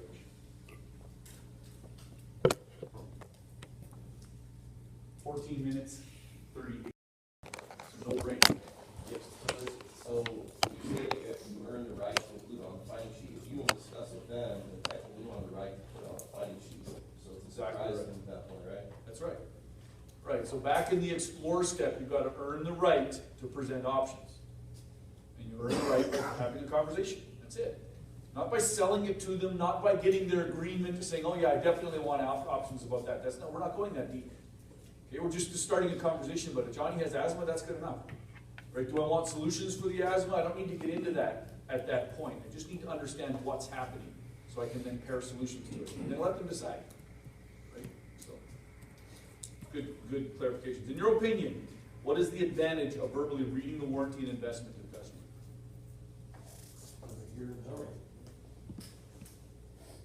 So that they hear and know it. Okay? Sure. They feel more secure about the service. Say again? They feel more secure about the service being provided. They feel more secure about it? What makes them feel more secure about it? Knowing the company's going to be there. Okay. Okay, all right, thank you. What do you have? I was just gonna say aloud, when you say it, you know right then exactly when they're like receiving information, so you can see how they respond to it. Okay. Tell them the price and, by the body language. Okay. Yes, sir. Sure, there may be some body language from them that gives you an indication of where they're at with respect to that. And the word investment, to me, sounds like they're not wasting their money. They're basically. Right. So now they're not wasting their money. Yes. I think that, by reading the warranty, you're building more to the value. And then if you did include a payment on that, you're also kind of showing them how they can do that and making it affordable. Right. And how impactful, or what's the impact of your particular belief in the price at that moment when you're saying it? Important. So now think about this for a moment, because this is it. This is where this one really matters. The advantage of saying it verbally is that I have complete confidence in my prices. And that then gets communicated, which by them reading it by themselves doesn't get communicated. Did you get that? So, and you can see to do that option, it's going to be $10,180, and you got a 1-year warranty with that. Right? Like no change in voice, intonation, no pace difference, no, none of that. Just complete confidence in the price. What does that say about the price? That it's the right price. 90% of price objections don't originate with customers, they originate with technicians. Right? So what is the advantage of saying it out loud? Is it gives me the opportunity to work on my communication and my belief around that price. If you're resisting saying it out loud, I want you to check internally and see where that's coming from. Why is it that you're resisting?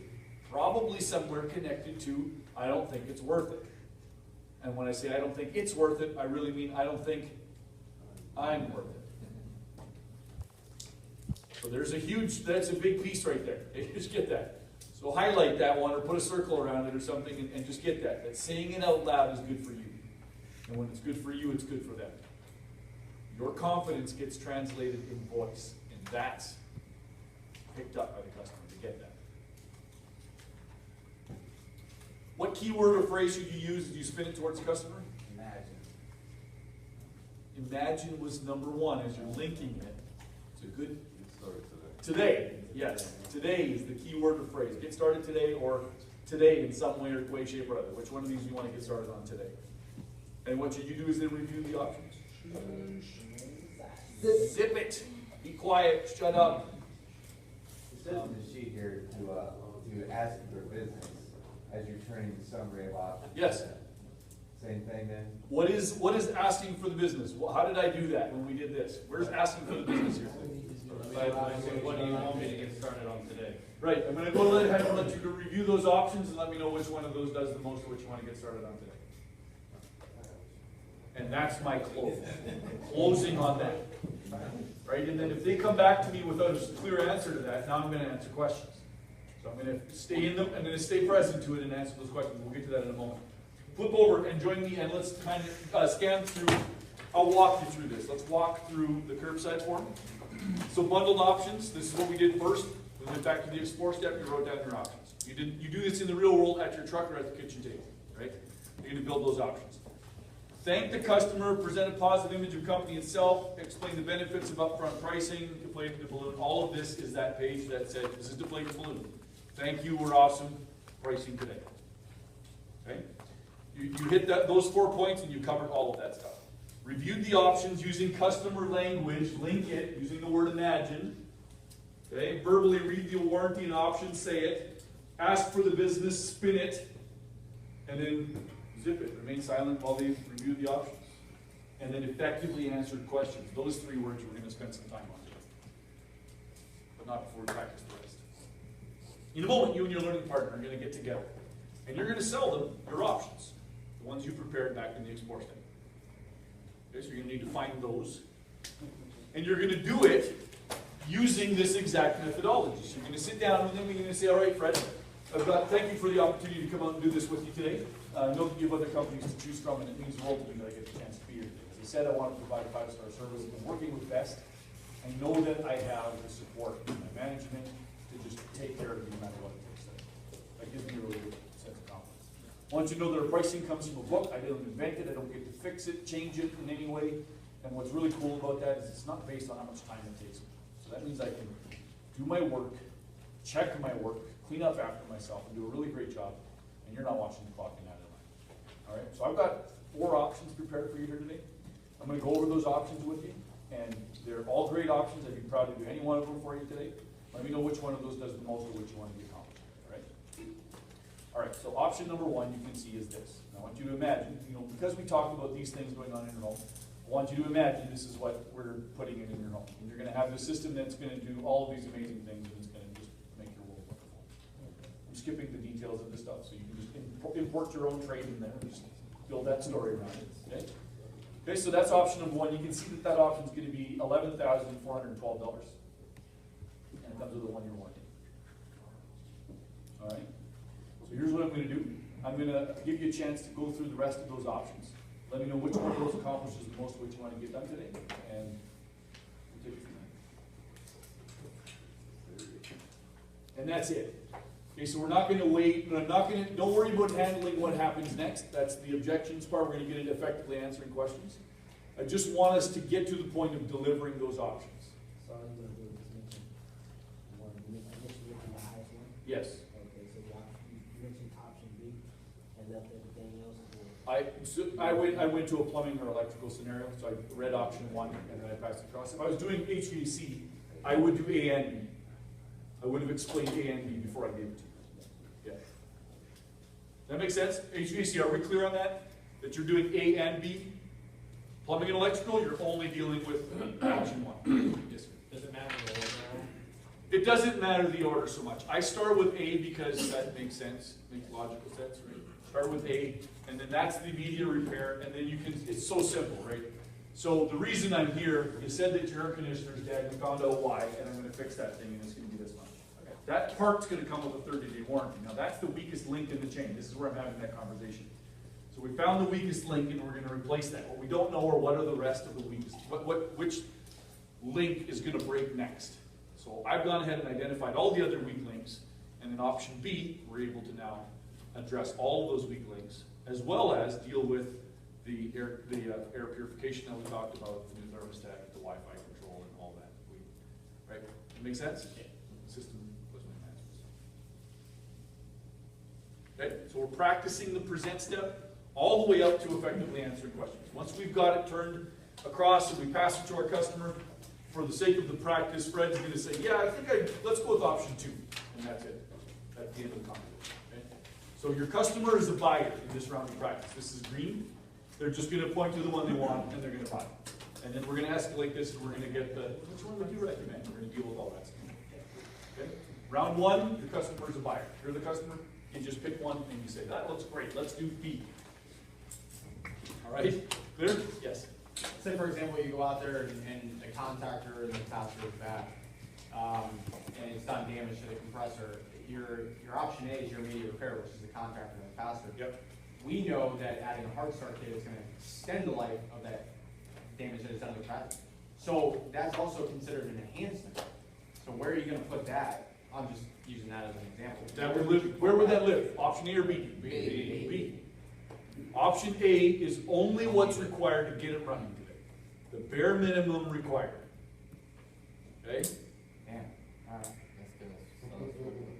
Yeah, so got to get our heads around that because that's different than what it's been taught in the past, Steve. Had a tech call me the other day, had the same situation. It was just a capacitor, but he was reading some high amps on the motor. It's a 5-year-old system on the compressor. So in our professional opinion, we would say that there's already maybe been a little damage to that compressor, and by having a hard start kit now, that becomes part of the immediate repair. That becomes a necessary thing to have, right? Yeah, that's All right, so this is perhaps somewhere in the land of subjectivity. It's maybe not as cut and dried as we'd like it to be. That maybe, in your opinion, the hard start kit is a required repair. all right. Like, we've done damage to this thing now, so this is now we need to do this. Okay. That's what I was looking Yeah, so if that's your opinion, what you gotta be able to do though is defend that, right? And say that, yeah, no, the reason is because that's what that's the right thing to do. And if it is, then it is. That's completely okay. And I'm okay with that. Because there might be some situations where you caught it early enough and there isn't any major damage done, or nothing that you can detect based on what your evaluation has done today. And then that hard start kit would certainly not be a requirement to get it up and running again. Remember that option A, what's the bare minimum to get this thing safely up and running again? That's the language we're looking for. And again, the 6 o'clock news is parked in the corner. Is some expert going to come on TV and say, hard start kits? Nah, those aren't needed. That's just an add-on kit that somebody invented so that they could, like that just know that could happen, right? So just if you're going to put it in there, be able to explain it to the customer and make sure that it's real. And it's just got to be real. And it feels to me like you feel like it's real, and that's good. Yeah, right.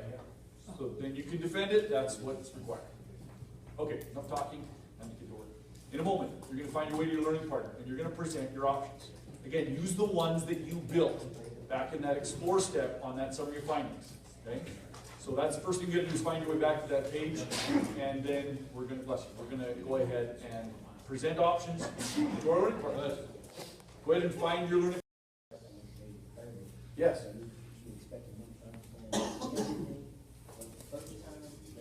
Probably not true. It's probably not going to happen, is it? So then they're going to say, which one would you recommend? And then we're going to go back and help them get to that clarity, right?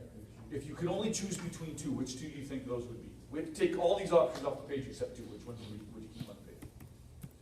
Right? And they're going to say, they'll point. Or they'll say, I have no idea. Okay, so here's what I'm going to do. If they have no idea, then we're going to start again.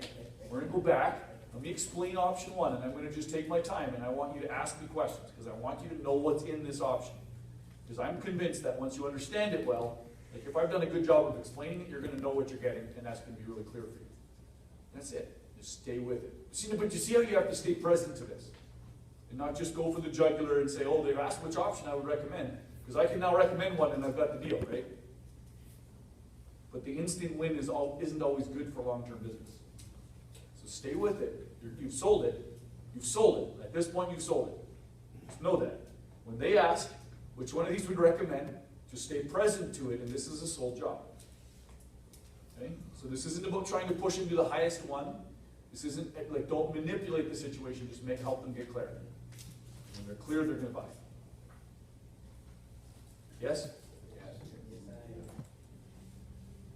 So how is it manipulation when you're genuinely trying to help someone? Right. When you're genuinely trying to help somebody, well, I mean, we had this conversation at the back before, all communication is manipulation. And it just is. Right now, I'm manipulating you into thinking what I want you to think. Like, that's what I'm doing. It's what you're doing with your customers all day long, you with your wife and your kids. It's what we do. Communication is manipulation.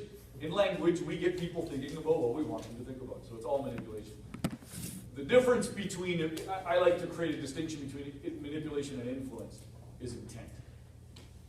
What do I intend out of this conversation? I want the best for my customer. Okay? That's always my objective. I want the best for my customer. And I can't know that. I can't get to these options, look at this list and say, this is the best for my customer. I can say that option one includes everything, so that in that way it makes it the best. But does that really align with what they want right now? Based on how much money they're gonna spend on it, is that really, I can't make that choice for them. Truly, I can't. Is that, how do you feel about that? Yeah. One more thing, if you do that option B, and they just say, hey, I can't afford that, do you go into, well, pick the ones that you want, or do you go into financing? And just go, well, we offer a financing option for you. Sure, either way, right? So is it the total amount? Do you want it, like, we do have a financing option here for you? Or do you want to just pick and choose a few of these things and then build an option that works for you? Right? Just want to make sure that's a good question. Yeah, absolutely, it's a good question to ask. At that point it is. If they've indicated I want to do option B, Yeah. but it's just more than I want to spend. Okay. Okay, great, so there's a couple ways we can do this, right? And then, again, there's choice. Do I want to finance it? Do I want to pick and choose? Do I want to pick and choose and then finance? Choices. Empower choice, customers will buy. Don't empower choice, they'll find it some other way. They'll find a way to choose. I'm going to get other options. They're going to give themselves choice. They will. You would do the same. When would you go about bringing up the financing? Like if they, like in that case, it's like, oh, I just can't afford that right now. Would that be insulting if you're like, well, hey, we do offer financing? Would people... Well, so again, now position financing against some other choices, and it's no longer insulting. Okay, so there's a few ways that we can do this. One, we could pick and choose things that you want to get done that are higher priority for you than others, and we'll have to talk through that because I want to know what works for you. That's completely up to you. Two, we could finance this. We could just go straight to that if that's an option that you'd like to consider. Or we could do a combination of both. We could pick and choose and then finance a different package. All right, so now I'm not financing as the only option. May grab them as insulting. But if it's one of a bunch of them, then they're just choice, right? I think it's how you word it too, because financing sometimes is a derogatory term to some people. Especially down here where there's such amount of money per capita people. Some people like, it's not the money, but it kind of is. Right. if they ain't got it, they ain't trying to admit it. Yeah, and I'll just say, well, and if it is something that you want to do, there is a way that it can be broke down on a monthly basis where you actually pay 0 interest. So that's an option that you can use. So what I do is, So don't use the word. for a certain time, I always include the financing price next to my price. I always have, this is this, or it's this amount a month, and it's always side by side. Right. Or anything over that, so I don't have to, have that issue, like, oh, well, here, let me get the price, this would it be if you wanted to do financing, since you can't obviously afford it right now. Right. And the only place I wouldn't want to have that financing number is in an old equipment option B scenario. Gotcha. Old equipment option B. Everybody with me on that? Mhm. I want to finance that. I don't want them paying $150 a month for 5 years to keep that 12-year-old piece of equipment, right? You see what I'm saying? That makes no sense. That is not a financeable option. We're just not doing that. That's not really good for anybody. Yes. I was gonna say, I think Shane's right, just presenting it up front, letting the customer know. I'm gonna go ahead and go through these options with you right now. On some of the higher ticket items, a lot of our customers like to do the payment plan, makes it a little more flexible for them. So I can show you both options or whichever way you wanna see it. Yep. Just tell them up front that you have it available, and a lot of people enjoy that because the benefits it makes it flexible, and it's no big deal. And then that way they don't feel pressured like, oh, I'm choosing this because I can't afford it right now. so here's what we're gonna do. In a moment, we're gonna find our way to somebody who is not our learning partner. And we are gonna once again, practice this present step, like as you have been. So I want you to go through the rep of everything that you've done, like get another couple of reps in.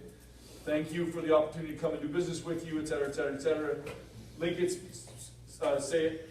Link it, say it, split it, zip it. You're gonna go through this process, and then you turn it around and hand it to the customer. The customer's gonna look at it for a couple minutes, and then say, I don't know, which one would you recommend? And then deal with it. And then customer, be realistic in your response. Right? If they say, well, I don't know which, I'm gonna hesitate to recommend one to you, because I don't have, I'm not you, I don't know, that's not fair for me to do that. But can I ask you a couple of questions to help us get closer to which one suits you? Sure. Which one, if you could only pick between two, which two would you want to leave on the page to choose between? And then just work from there. That will get you in a really great spot. What questions do you have before we do this practice? We switch partners, find somebody, and practice the present.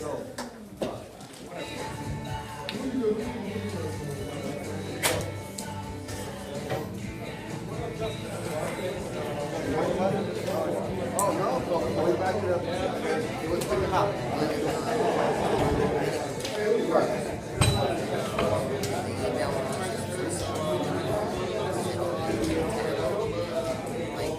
I did those 3 jobs,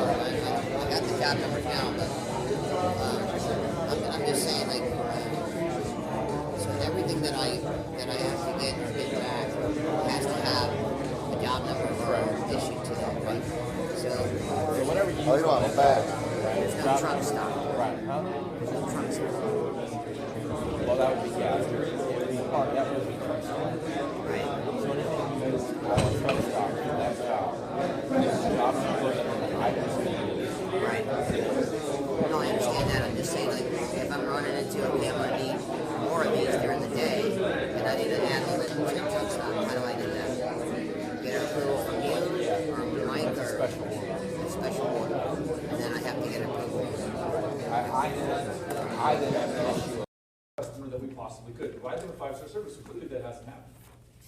So, now, moving into path of your discomfort. That's where all growth lives, right? You grow, you gotta go where you're uncomfortable. Who's been uncomfortable practicing some of this stuff? As we've gone through, so you're welcome. And thank you, you're growing. You're growing, pushing in the path of your discomfort. And I'm watching you help each other get better. That's contribution, that's what this is all about. Now, in this moment, confrontation, if left unchecked, turns into combat. Just think on that a minute. Confrontation, left alone long enough, becomes combat. What I don't confront, I ultimately end up in a state of combat. This is true in all of your relationships. Have an issue with your wife. Ignore it. Fight down. I'm leaving it alone. Not going to say anything. What eventually happens? You blow up. Combat. Right? Like it's full on war at some point if you don't deal with it. And that's what's happening here with this customer. So confrontation is not bad.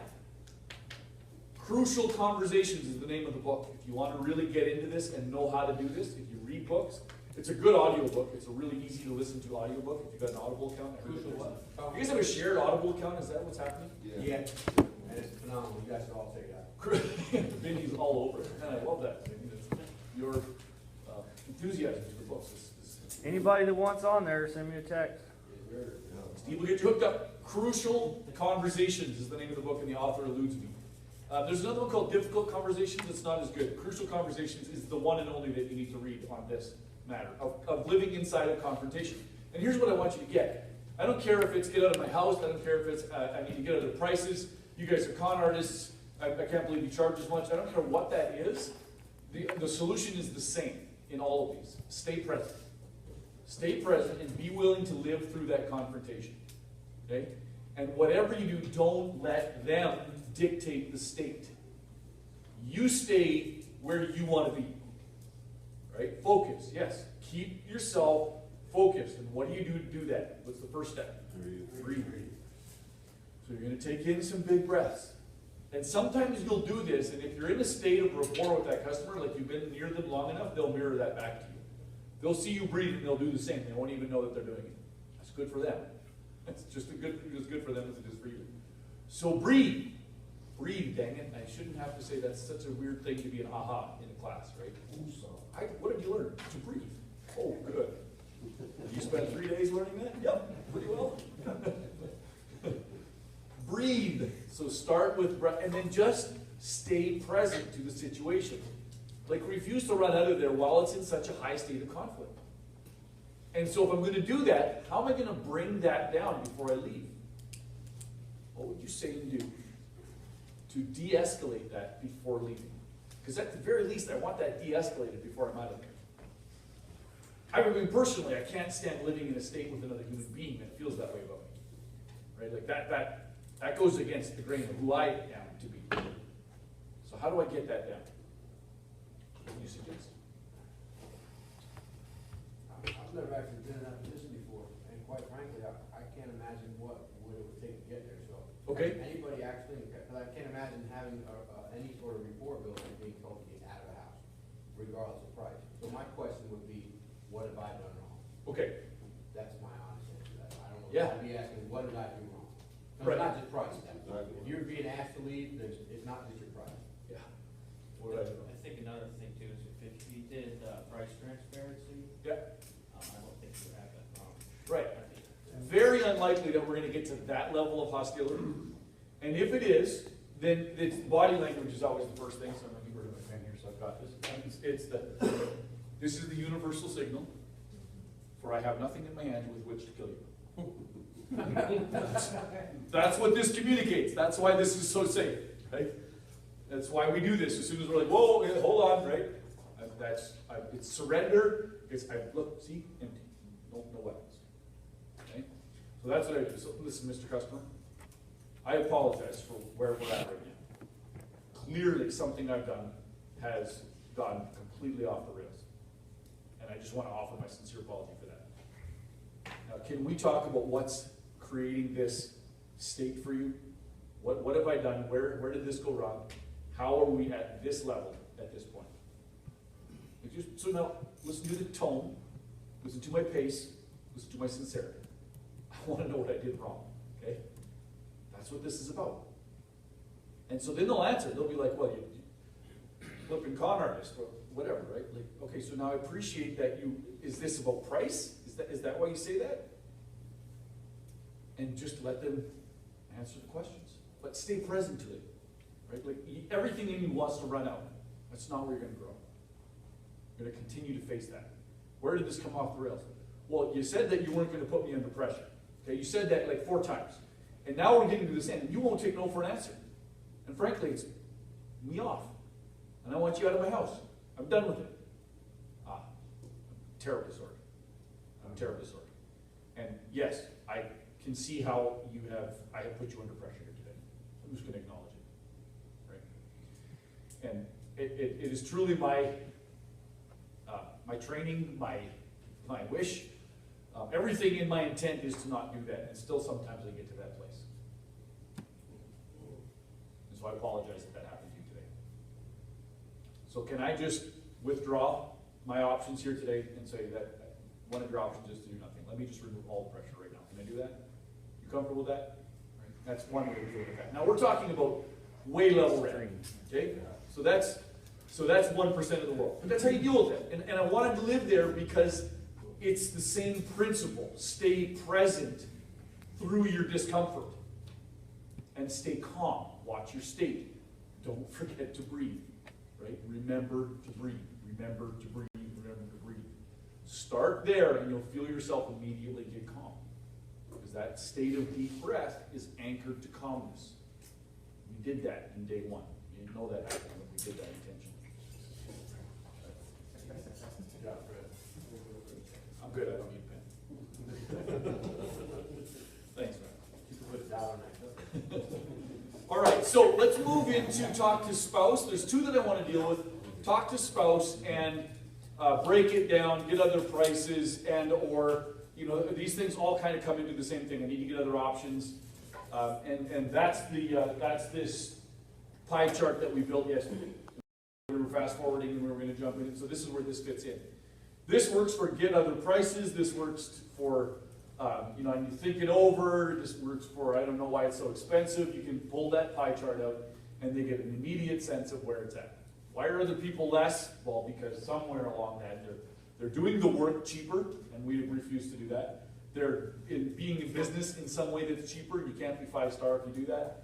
Or they're not keeping anything to stay in business long term. There's plenty of businesses going down that road every day. Right? So that's an easy one to get through. Talk to spouse. I need to talk to my spouse about this. So this is, again, presumably we didn't handle it well in the explore step. Didn't give them that space to have that conversation. Couldn't get them on the phone. For whatever reason, that spouse has not been able to get pulled into the conversation.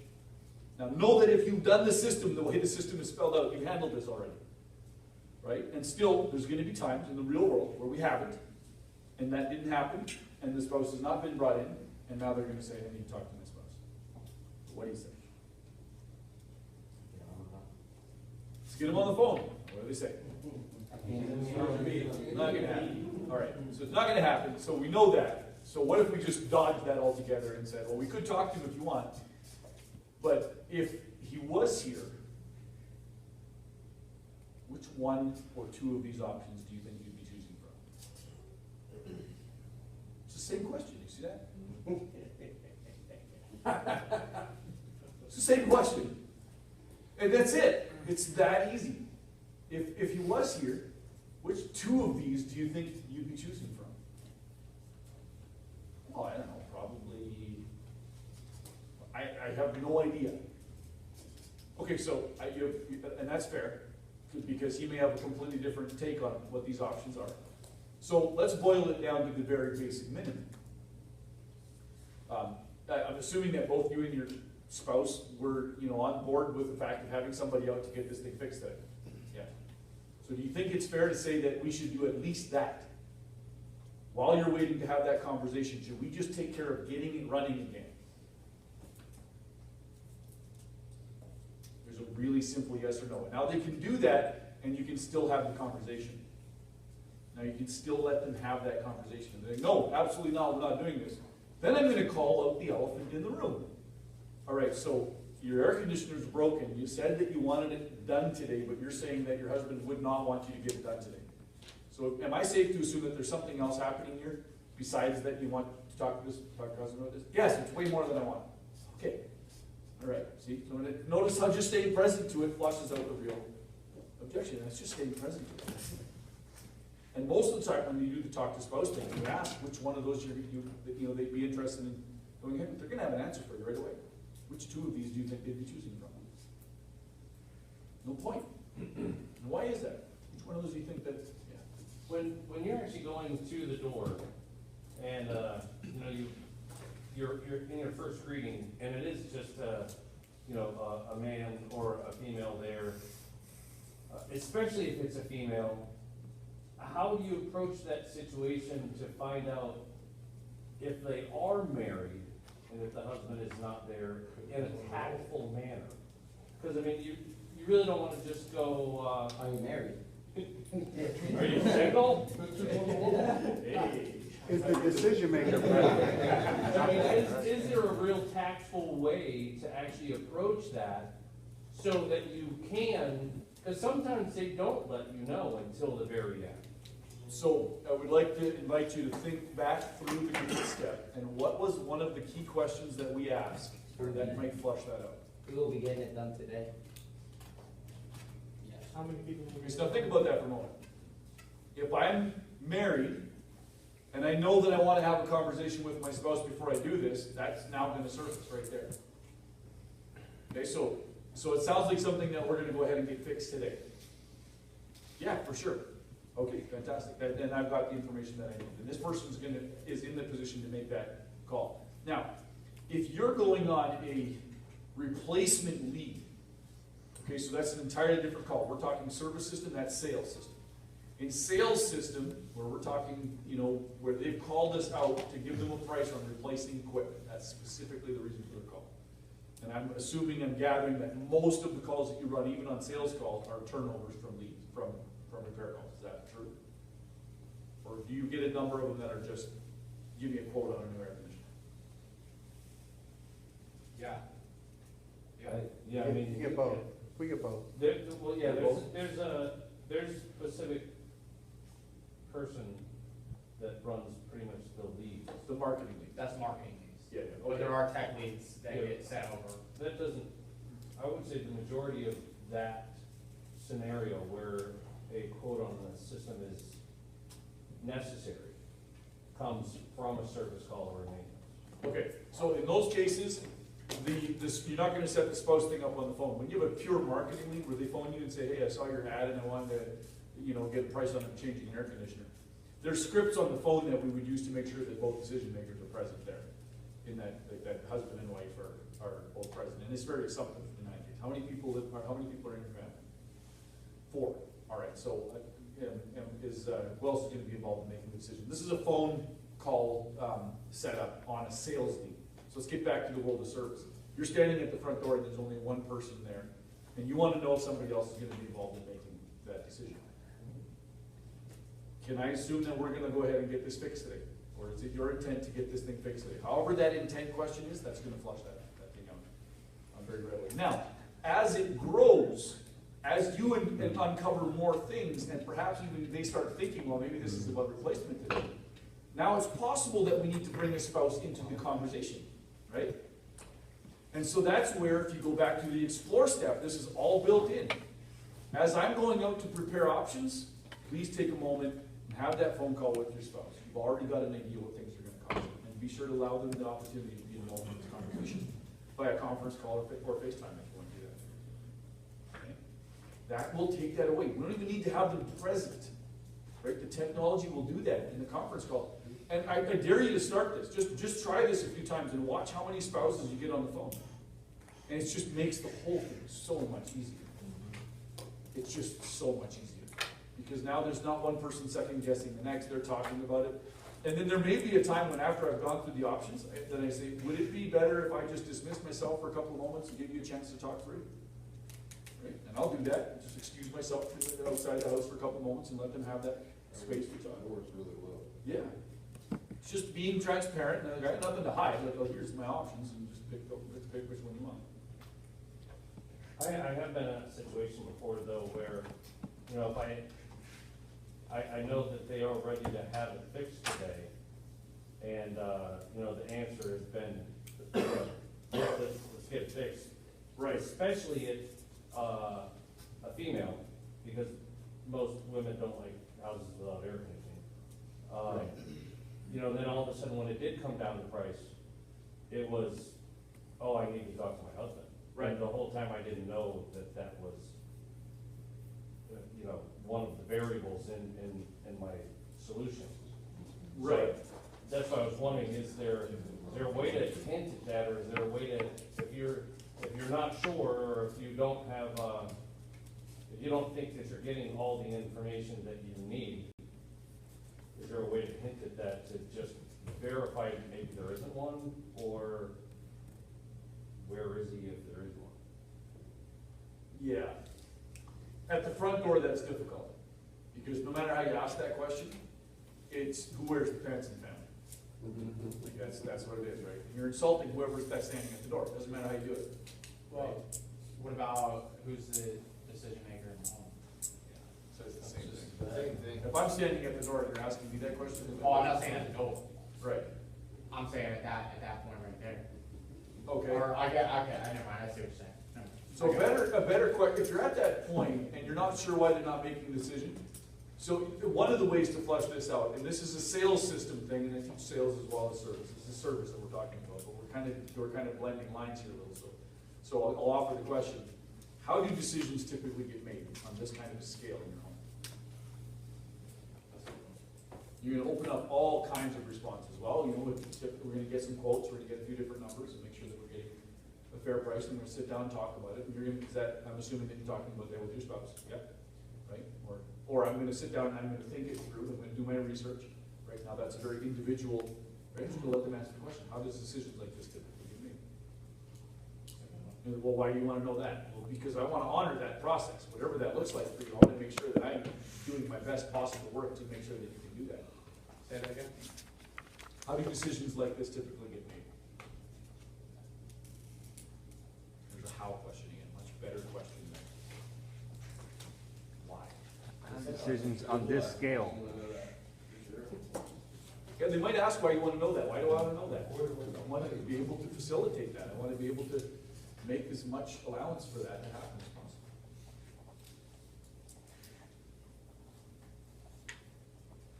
That is a lot more tactful than. That's fun. You can go that route if you, you know, if you've got the rapport established, and as long as you're not being creepy, that's not not endorsing creepy by any stretch of the imagination. Oh, you do.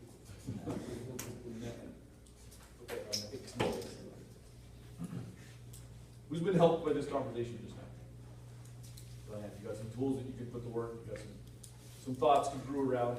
So now I want to go back and I want to emphasize a couple things, and we're going to get ready to round out our day here. I want to emphasize a couple things as it relates to this.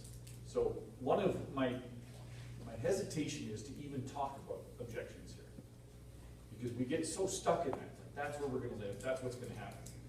And I want to go back right to the beginning of this thing. When we set out to prepare ourselves really awesome for the day, to be the best version of us possible, showing up at that customer's home, then we greet, and we bring out that confirmation of intent to buy. That's part of that conversation along with our agenda. Then we do the explore step, and we clear objections all along the way, including offering an opportunity to talk to their spouse while I'm out in the truck. Can you see how much of these objections have just disappeared? And by the time you get to this point, we've thrown darts at that circle with all the, and then we're hitting all of those spots multiple times. Is this the right person? Is this the right company? Is this the right solution? Can I trust them? Is the price right? Do I need it now? All of those questions have started to being answered as we've gone through this. So, focus on the process, not on the result. The process will give you the results. Focus on the process. If we just live to the end of it, you're going to be back into a world where if we want to do, here's the alternative. In 5 seconds of being in that customer's home, like, okay, just hold on 1 second, I'm going to go look at some stuff and I'm going to come up with some options, because I could do that. I could go look at a few things and say, this, here's an option, and now I can just sit and I can handle objections for 20 minutes. That's a simplified way of doing the whole thing. Not fun. Not fun for you, not fun for the customer. And if you just are belligerent enough, they'll buy something from you to get you out of their face. Right? And that's focusing on the result. Focus on the process. Just live inside that process and watch as you hit these critical points. So I want to close out this present step by going back to the curbside form, which is on page 143. So I told you that we were going to get 5 critical waypoints. Right? We had one in the greed step. Which was it?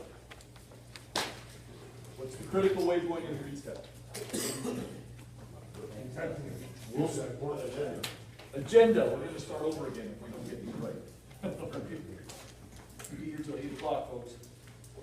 In the explore step, so this is greed. Then we move to the explore step, and there's 2 critical waypoints. Which are they? Today. What's the 2 things in the explore step that we absolutely must do every time, even if we forget everything else? I had to highlight these on the curve. Dictate if they're gonna do it today? That's not. We want to get to that stuff. But these are, asking great questions is number 1. Asking Questions, and the second one is? Int?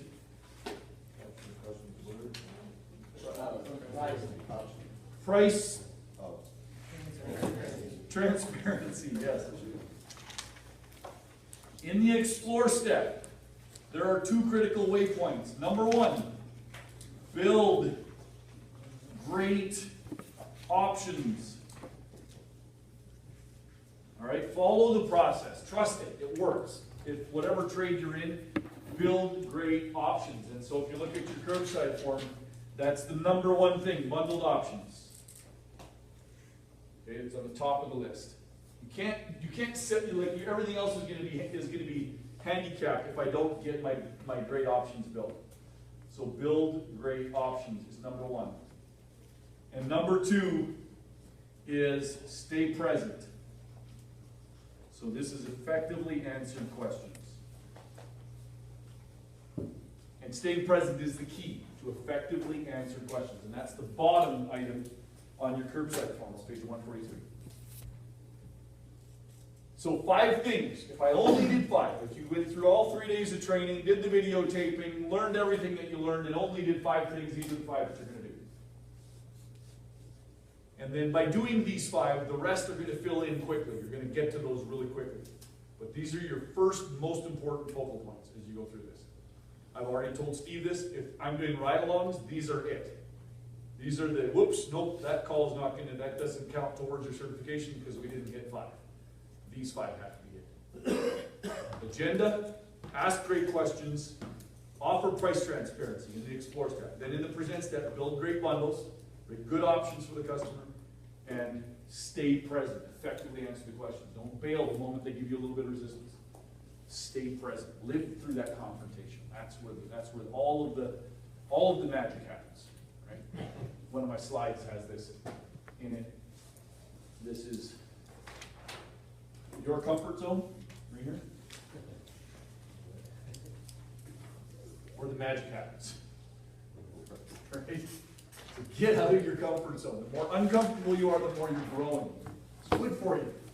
We fight it so much because the survival part of our brain says, ah, that hurts, I don't want that. Let's just keep it simple. Let's keep it where I can depend on it. And it's not, no, I refuse to let anyone live in that space. Find discomfort, move towards it. If you feel resistance towards something, oh, that might be hard. Boom, why am I fighting back? Let's do it. It's how I've evolved, doing what I've done. When I started public speaking, a long time ago, I remember my very first event, I was like a real human being on the planet. Terrified of speaking in public. And a mentor of mine, from a very young age, said, never allow yourself to stop doing something because you're afraid of it.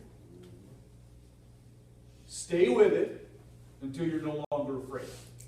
Then and only then can you decide if it's something that you want to keep on doing. Otherwise, you're living in the face of fear all your life. So I got up, I had a 10-minute speech rehearsed. And I mean, I had it rehearsed. I had like months to prepare this thing. And I was down to like 9 minutes and 58 seconds. Rehearsed it. I had the thing dialed in. Like memorized word for word. I got up in front of the group, no bigger than the group that we're in right now. Had my notes in front of me and started shaking. Like I physically was shaking. I was so nervous. I went through all 10 minutes of my speech. I didn't miss a word. In 6 minutes. Shaking. You've heard me talk fast a few times here, right? I have that speed capability. I can get there if I want to. And I go there unwillingly if I get really nervous. I was terrified to death. Stay in the path of your discomfort. If I had given up on this when I was afraid of it, I'd never lived to this. And this is what you don't know. When you stay present to your discomfort, what opportunities, what possibilities exist. Bigger than you can possibly imagine. Way bigger than you can possibly imagine. Not asking you to do anything that I wouldn't do myself. The hardest thing is when a customer's angry with you or is hostile towards you, is to call that out. Just stay there and call that out. Mr. Customer, I'm sensing some hostility. I don't know what's happened.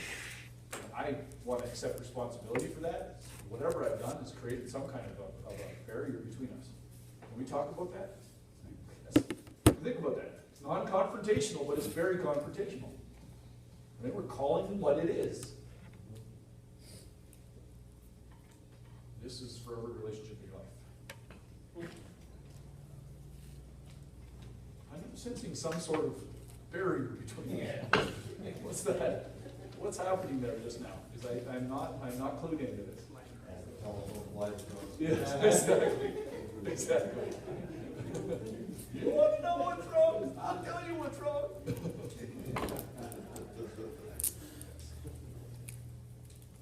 The marriage class is a whole different class. Some principles apply, but there's tweaks here and there. Now you don't wanna say nothing. Yeah. It's a whole different, you got enrolled in a different class now. All right. I would like to close out with some ahas, and I want to keep it brief because I know that you've got calls to run. So here's what I'm going to ask you to do, is just visit your aha pages for a moment. Jot down a couple of notes and be prepared to share some of those with the rest of the group, right where you're sitting. So I'm just going to ask you to write, and then as we're writing, in a minute or two, I'm going to start asking people to share, and we're going to share and continue to write. So I'm going to give you about a minute or two to review and to write in your aha page.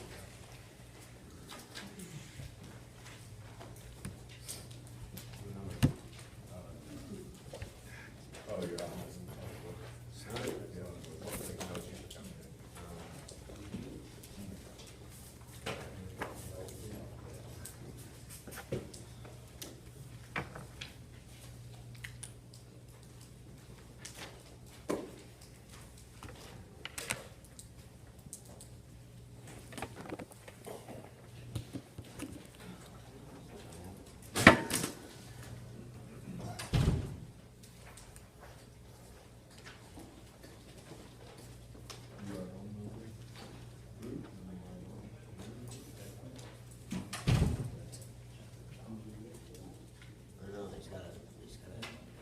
Sign to me? He does.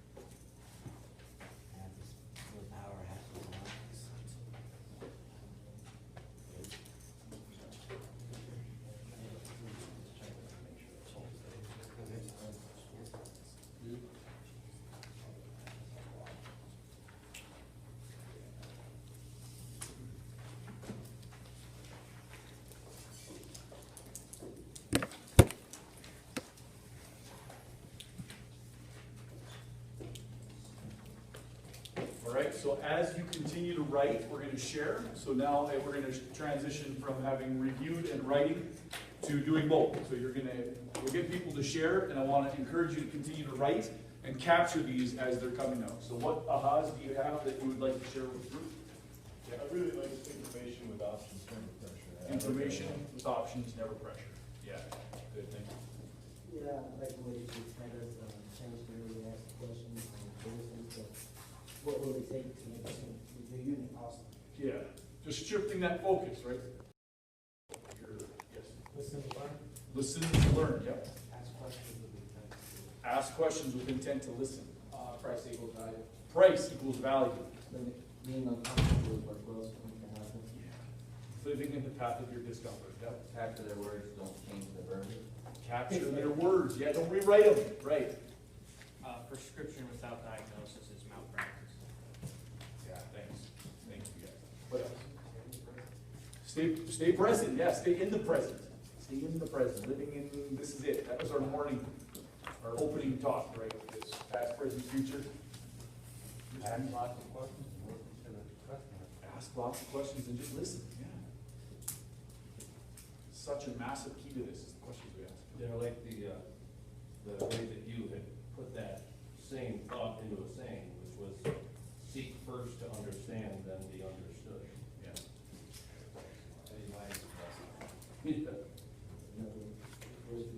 Soak time.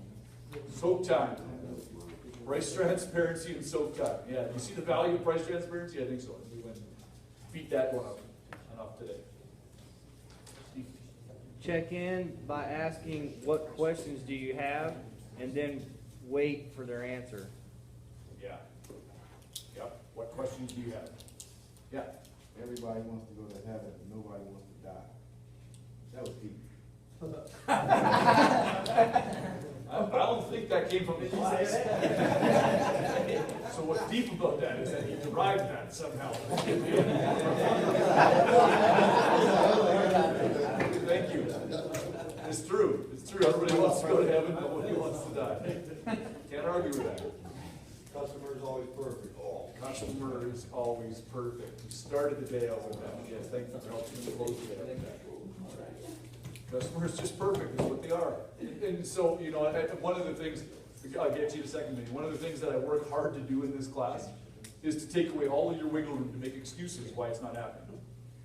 Right? You notice that? You just got nowhere to go anymore except, okay, I guess it's not me, right?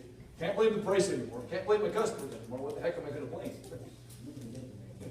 I manipulated you big time, right from the moment. No apology. You're welcome. That happened.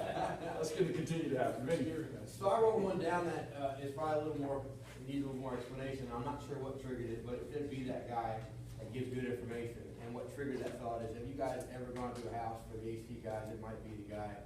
They want UV lights. They know exactly what they want. They know what SEER rating they want. They just know. You don't have to sell anything. They know. Or for the electricians, maybe the customer that wants that surge protection in the panel, or they want to upgrade the panel because they already know. Or maybe for plumbers, they want that true tankless. They want it. They've had it at every other house before that because somewhere along their way, in their experiences, a technician expressed to them just the importance of it, what it is they want. That tankless and the value that has been built around that, or that surge protection. So that when you get there, they already know that. And I think it's cool because then they take that value that they already got, and they've got that information, and they'll move to another house in another city or another town, and they're gonna call you, and because somebody's informed them well, they know exactly what they want.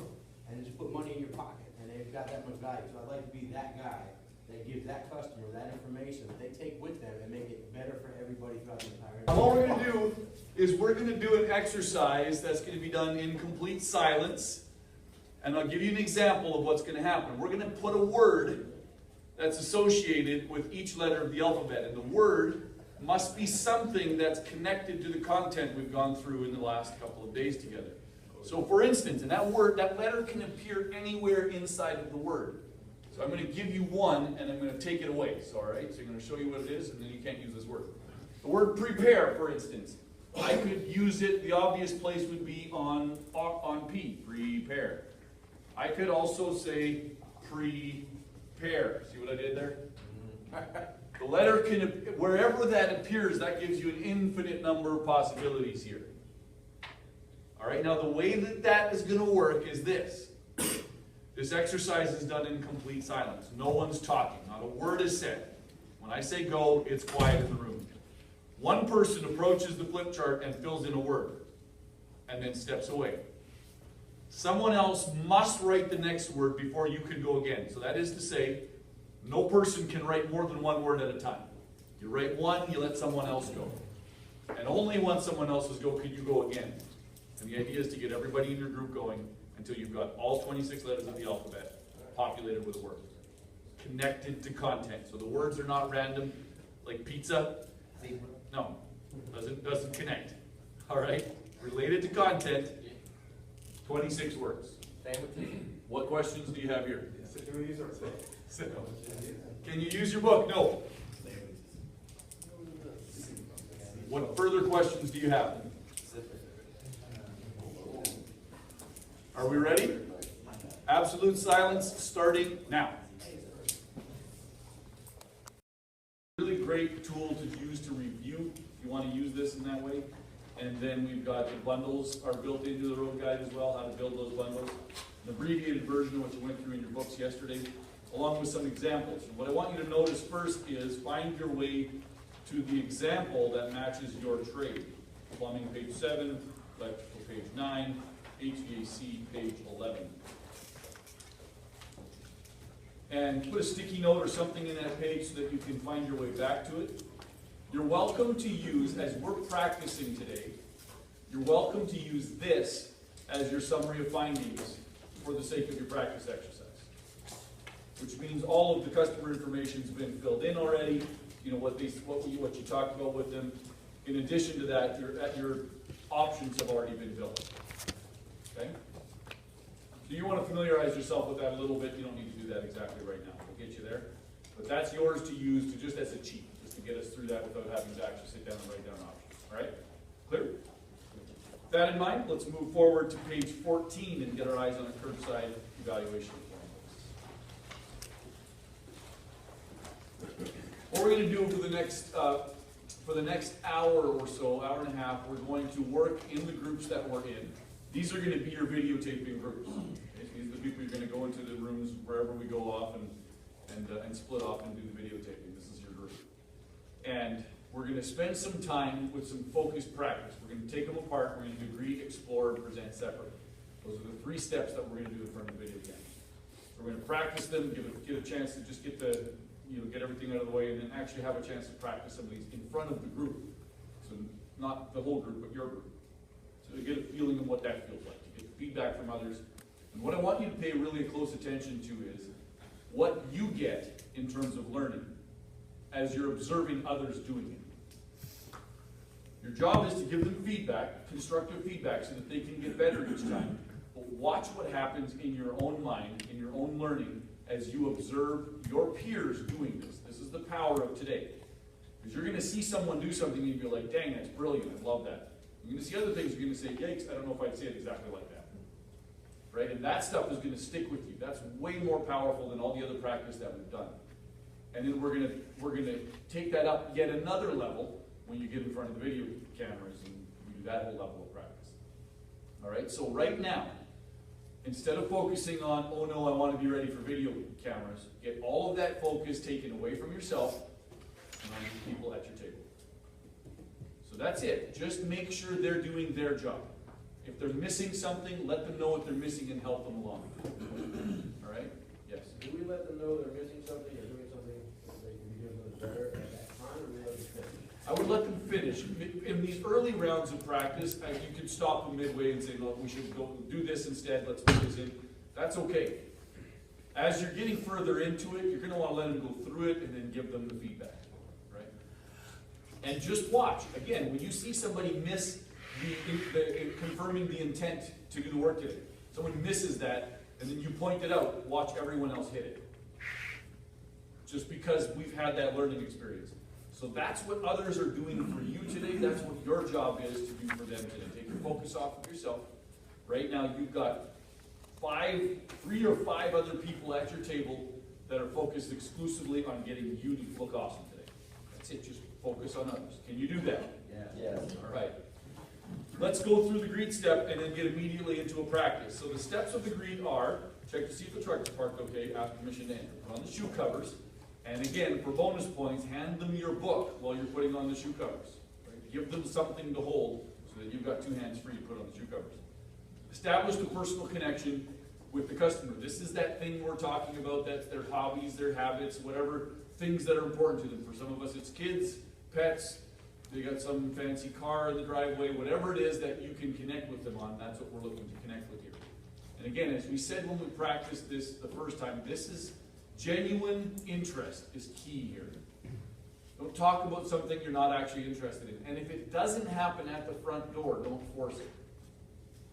All right? So if I'm standing in the greet step and I literally have nothing, I don't feel that that connection's there yet, and there's still some barrier between the customer and I, allow yourself to get through the greet step, and somewhere in the explore step when we begin to see more of what that customer's world is about, you're going to find that thing. Is that clear? We're not forcing it in the greet step. It shows up in the curbside in the greet step because this is where we start looking for it. And at any point through the rest of the call, we got to get here. Explore step is definitely where it's got to happen if we don't get it into the greet. We're too late in the present to start establishing a personal connection. That's clear, right? Yeah, all right. So, show concern for the customer's feelings and interests. That's just acknowledging that they have a problem. Man, that must be frustrating. Sorry that you're having this happen to you today. It sounds like something that you want to get fixed today. Right? That's our confirmed intent. So we're going to demonstrate expertise. Dispatch says you got a problem with your air conditioner. When's the last time this happened? Dispatch says you got a problem with a circuit that's tripping at your kitchen. How many things were plugged in when that? I know has this happened before? How often does it happen? couple of little questions like that, like, okay, great, that gives me a really good place to know where to start. And that just demonstrates your expertise. This sounds like something that you want to get fixed today, that's confirmation of intent, right? Yes, definitely. And that's key, that's a big piece of this. If you want to highlight in your road guide, that's one in the green step that I would definitely put a little star beside or highlight, confirmed customer intent. It's massive. It's almost in that top 5 list that we created yesterday, the five critical elements. In the green step, however, I'll take the agenda. If we don't get confirmed intent, I'll take the agenda. That's the more important one. And then we're going to address the service partner plan status. You're not a member of our home care club, that's fine. We'll talk more about that later. And then we're going to set our expectations. And you see there's a small version of the agenda there. That's just a visual reminder to go back and use this. So 100% of all of our practices today, when we're doing the green step, will include this visual aid. All right, so I want us to flex the muscle of practicing with this. So we're pointing along and saying this, and then we're just going to do what we said. Okay? So setting that expectation means look at the situation, do a thorough evaluation, ask questions, provide options, get your approval, do the work today. Does that sound okay? Yeah. All right, so that's the first 5 boxes, right? And then the 5-star service. Created a 5-star expectation. And use your own words to do that. My goal is to provide 5-star services today. If there's any point in the call where you feel like that's not happening, please feel free to let me know. And then say okay. So right now, we're practicing the green and only the green. So we're not worrying about we're not actually going to get past the front door. Once we've set the agenda and the customer says, yep, that sounds awesome. All right, show me to the garbage disposal. That's where you stop. Is that clear? So no explore, no present. Focus only on one step at a time. Let's get good at it. This is the easy one. So this is a nice little warm-up round is what this is. Right? Get our heads back into the game. This has been a day and a half since we looked at this thing. So let's get a look at this again. Let's get ourselves warmed up and get into this game. What questions do you have about the green step before we begin? I do just have a comment. I was practicing all night with my wife last night. Awesome. She said that when I handed her the agenda, it made her feel like help. Like, oh, I hired you to do this. I'm not helping you. That's just one of the things she brought up to me. Okay. All right, that's an interesting observation. Absolutely.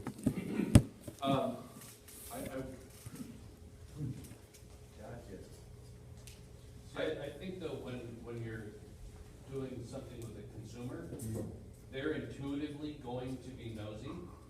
So when you're handing them something that you personally have in your hand, to them for just a split second, can you hold this for me for just a second? They're going to go. Right.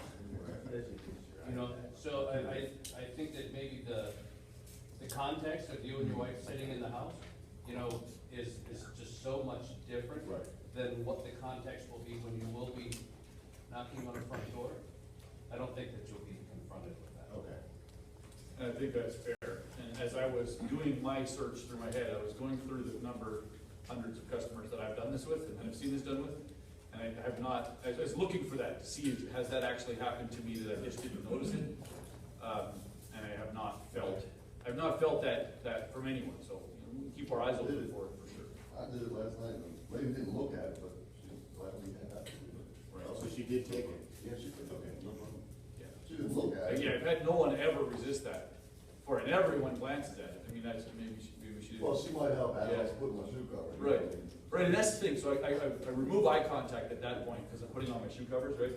And I want them to have a moment to just look at it. Like it's just what it communicates is such transparency that like this guy's just handing me his stuff. Like they're hiding nothing, right? Like that's and then you're going right back to it and pointing at the pictures. That's what I like about it. So yeah. But now this client has been with us for 2 years. Yep. So that's at least 4 times that, you know, we came and we did what we wanted to do for a second. I mean, that's just on the good thing with the 4 times we did. Now before. So this is what starts to happen. We build this in our minds that our customers have seen this so many times they're going to get bored of it. Well, no. The short answer is that they remember 5-star experience. These guys have a system, and then when we do it every time, it comes to be an expectation. Like, they know what's gonna happen, right? Can you hold this? Yep, absolutely. Right, they know what's gonna happen. And then when we start going through this and they say, oh yeah, no, I've been through this before. Fantastic, so you know what's gonna happen. I'm gonna take a look at the situation, I'm gonna ask you some questions, and I'm still gonna do it. Right, every time, because I want them to go through this.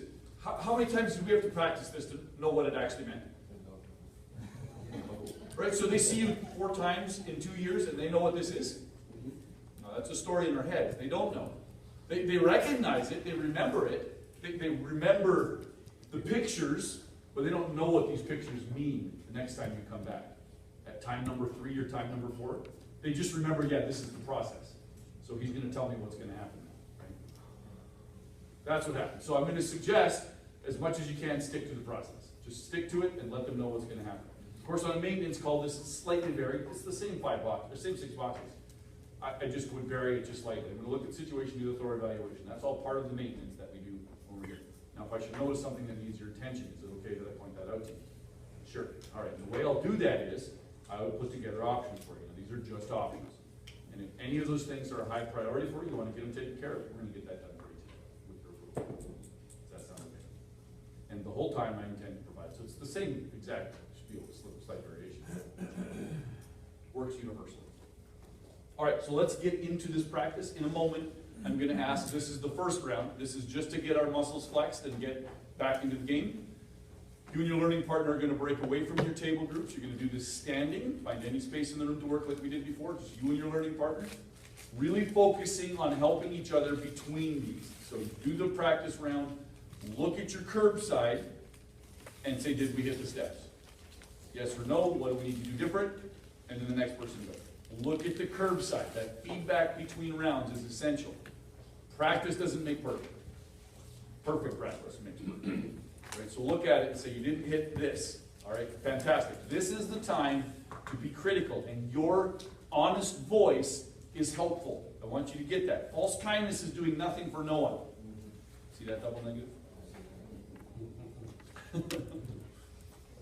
False kindness is, oh, good job, when really you didn't do a good job. That's false kindness, right? So that's just done away with. If you didn't do a good job, focus on what went well, and what can you take up a notch. Those are the 2 questions we're asking all day. What did you do well? What can you take up a notch? What questions do you have before we begin? All right, find your learning partner, stand, and go through the motions. Knock on the door, put on the shoe cover, hand them your book. Excuse me, sir.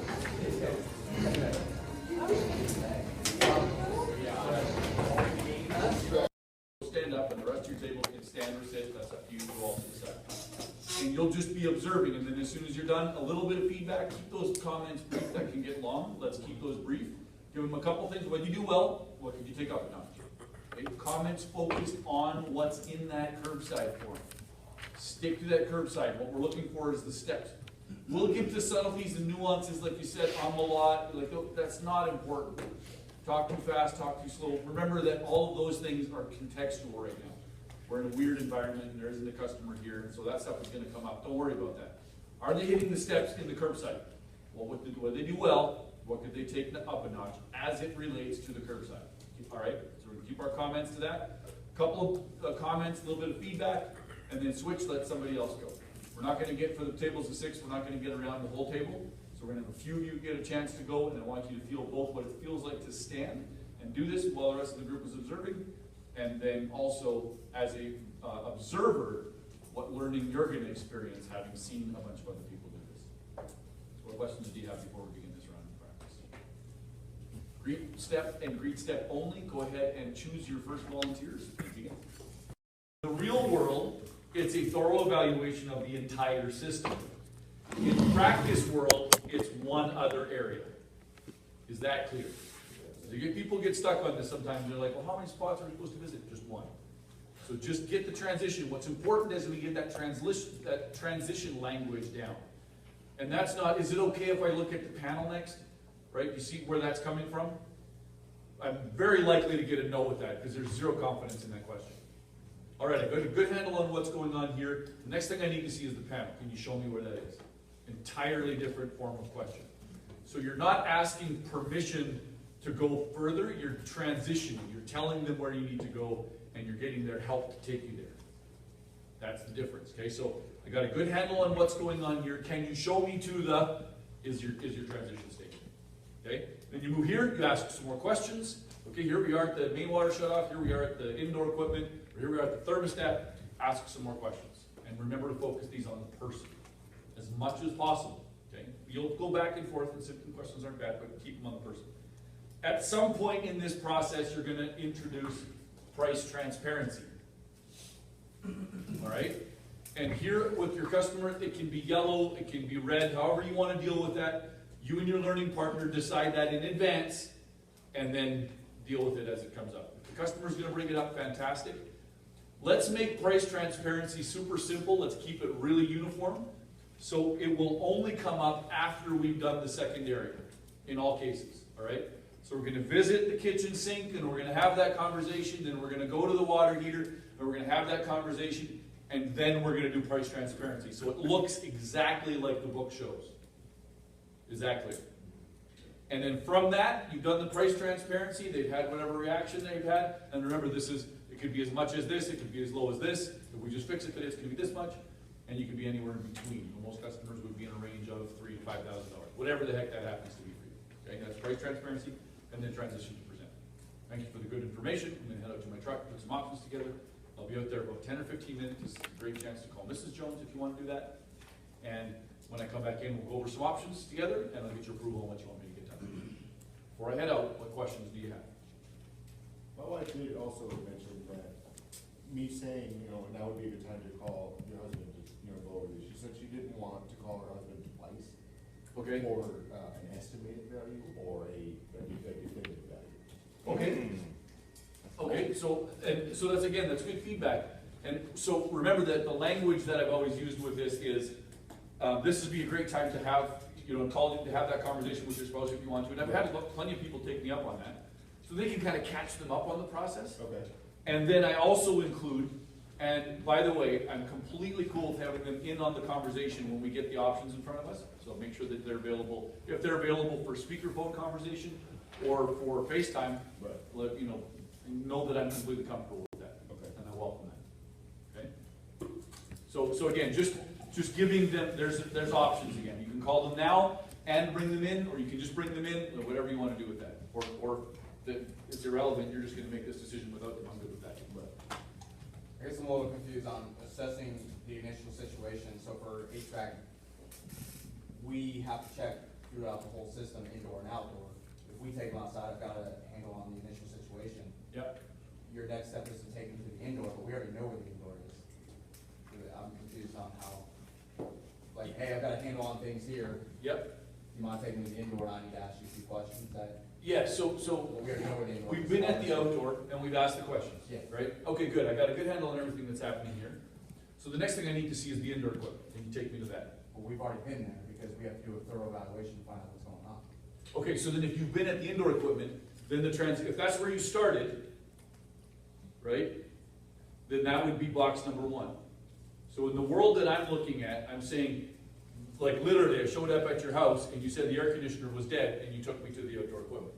So Okay. that's where I started. I haven't seen indoor equipment yet. Yeah, but for us to find out what's going on, we've already found out where the indoor and the outdoor is. So I guess I'm missing something. So where are you starting? When you get to that customer's home and into the Explore step, what's the first place you're gonna go? I'd say we'll go to the indoor. Okay, so then that's situation number 1 for you then. Okay. Okay, so you're asking some questions there. So then your question is simple. All right, got a good handle on what's happening here. Can you show me to the outdoor equipment now? But how do we know what's going on? We don't have a handle on anything. You just showed me the indoor. I'm missing. Yeah, all right, so let's back up. Yeah, so if your air handler's running, but your condenser's not coming on, hopefully you have a good inclination of why that situation would happen, so you're gonna go to this. Typically, maybe it might just be an overflow switch. Exactly. Right, so, but You're you still don't gonna go know that, outside so I'm and- not gonna say, hey, I've got a handle on things. I haven't even opened this thing up. Right, so and for the sake of the practice, the assumption is you've done that work. Okay, so I'm skipping the whole diagnostic process because we can't do that here, right? Okay. Put gauges on something, check something out, test it. We're not doing that here for practice. So we're skipping straight to, I've done some diagnosis and I know what's happening. Okay. So whatever that is for you, you've done that now. And you're going to the questions. So this basically happened already after Diagnosis. you greet it, and then you go and check everything, and then you basically come to this. So you not necessarily taking the customer. Are you following? Yeah, this question though is, do you mind taking me to the outside? I already know where it is, why am I gonna tell that guy to take me out there when I already know where it's at? No, it's not because you don't know where it's at, it's because you want them with you. I got it. All right, so That I'm makes just sense? thinking, I'm looking at it. Yeah, so the next time, the next thing I need to see is the outdoor equipment. Can you go with me to that? All right, That's but I different. could reword that a little bit. Absolutely, yeah, so I get where you're Yeah. hung up. So thanks for sticking with us through that. That's good. No, but you can say, you want the customer to take you where you want. Yeah, even though I know where it is, I still want them to come with me, because I need to ask you questions. After asking the question, do you mind following me to the outdoor air conditioner Yes. so I can ask you food more questions? Yeah, good. Let's go to the outdoor, next thing I need to see is the outdoor condenser. And so come with me, let's go out there, and I'll have some questions for you. Okay. Yeah? All right, good. All right, so we're gonna do this again, splitting off with just our learning partner and practicing the explore step and the explore step only. Just before we do need to actually look at a curbside. I wanna make sure that we've done the list as well as pictures. So let's quickly zip down that curbside, back to page 14 of your road guide. Yeah, we're gonna have books shuffling all over the place right now. It's fun stuff. There is a curbside at the back of your participant manual. If you just wanna use this one, you can. I just like the grass is lighter, it's thinner, and you've got the cheat notes in here for them. We'll use that later on. Explore, address the initial situation first, that's box number 1. Lifestyle and symptom questions, we're gonna be doing that in both the initial situation and the thorough evaluation, right? Box 1 and 2. Thorough evaluation of the system is box number 2. Price transparency we've talked about. Captured the customer's words on the summary findings worksheet. For the sake of the practice, you can just pretend to be doing that. Okay, so have that in front of you and pretend to be capturing their words as you go through it. Frequently check in with the customer. What does that mean? How would you do that? Yeah, right, don't disappear for an hour, and furthermore, what questions can you ask the customer to make sure that you're checking in with them? What questions do you have about this before we move on? That's it, right? That's your check-in. Check in often with your customer, make sure that you're doing that as you're going through, and then transition to present, which is I can go into my truck, this is a good chance to call your spouse, make sure they know that they can join in on the conversation when we go through the options. A couple questions, yes? While I'm evaluating, a lot of times when I'm doing my evaluation, the customer's usually always there with me regardless. I like to just keep, I guess I could say a personal conversation just flowing as I'm Absolutely. going through it. That's okay, right? I don't have to 100%, yes. This work. And some people get really nervous and uncomfortable with the customer hanging over their shoulder. Learn to love it. Because those are the dudes that are gonna spend the most with you. If you can just stay connected with them. And you're awesome, and you're actually awesome. They're gonna get it. Yeah, that's right. And even if you get stuck and something happens and you, like, this isn't textbook and oh my gosh, you did something weird and this isn't, like, just be transparent. Like, this is very unusual. I haven't seen this. I'm gonna do this test a different way, right? Like, just be transparent, because you're gonna figure it out. You know that, right? You're awesome. So be awesome and let the customer enjoy that. Like, I've had guys say that, okay, I'm gonna go down and I'm gonna check the equipment. So just give me about 10 minutes alone down there so I can just, like, no. Wrong. No. You wanna come? Is it okay if I come with? Yeah, please do. Yeah, hang out with me. Yeah, hold the flashlight for me, right? Hold the meter for me. Who does that? I'm gonna put the gauges on and I'm gonna flip the switch and then this thing's gonna happen and I want you to tell me what's the high point, where does the amp show when I hit this? I love that. Right, then they tell you like, oh, 32. Seriously, 32? Okay, let me see that. Let me do that again, right? You have this whole conversation with them. And they're looking at it and they're like, what does that mean? What does that mean, right? They're really confused. Well, 32 amps. Like, okay, let's go to the breaker for a minute. How many amps is the breaker? 15. Okay? So your motor took 32 to fire up right now. And I've had this happen. You've had this happen, right? Where it gets that spike of 32 and then it settles in at 7 or 8 or whatever it is. This motor's done, right? We know that. Like 32, the only reason the breaker didn't trip is because it was such a short time, but that's a lot of power to get it. So now you have that whole opportunity to have that conversation with customers. Keep them present as much as possible. Other questions about this board? Yes. I just want to say, you said check in often. Check in often. So now 20 minutes has passed, you plan on checking in. What would you say is a good way of doing that? if 20 minutes has passed and they haven't been with me at the equipment, Right. then I'm just gonna come back to them and I'm gonna just say, listen, I've been looking at the thing and I've got a pretty good handle on what's going on. Let me ask you a few questions, so I'm gonna go in through the questioning and then just stop there and say, do you have any questions about the process so far? What questions can I answer about what we've talked about so far? Right, and just stop and just like model back what I've been doing this for you the whole time. Right, I give you a whole bunch of information and I know that we're gonna hit some point of overload, and then I just stop and say, what questions do you have? And I don't even care if you don't have questions, but I'm giving you a chance to process. Right, just to catch up and get the stuff in your brain sorting and it's doing all this stuff. Allow that stuff to happen. You've had this model to you now for two and a half days. Just do it. I just stop. What questions do you have? I'm not kidding. The guy got a 30% increase in his average ticket by asking that one stinking question. That made that big a difference. Because it forces you to stop. It gets the customer to actually think. It's critical. What further questions do you have about this before we move into practice? All right. There's no formal dialogue that for us to follow on this one. There is no greeting, but not on this one. Yeah, in the greeting, there's some specific steps that guide the dialogue. This is about asking questions, and that's what makes this one a little bit more challenging, because you have to actually get into that customer's world and start asking them good questions. So really watch for that. But what were the two critical points in the explore step?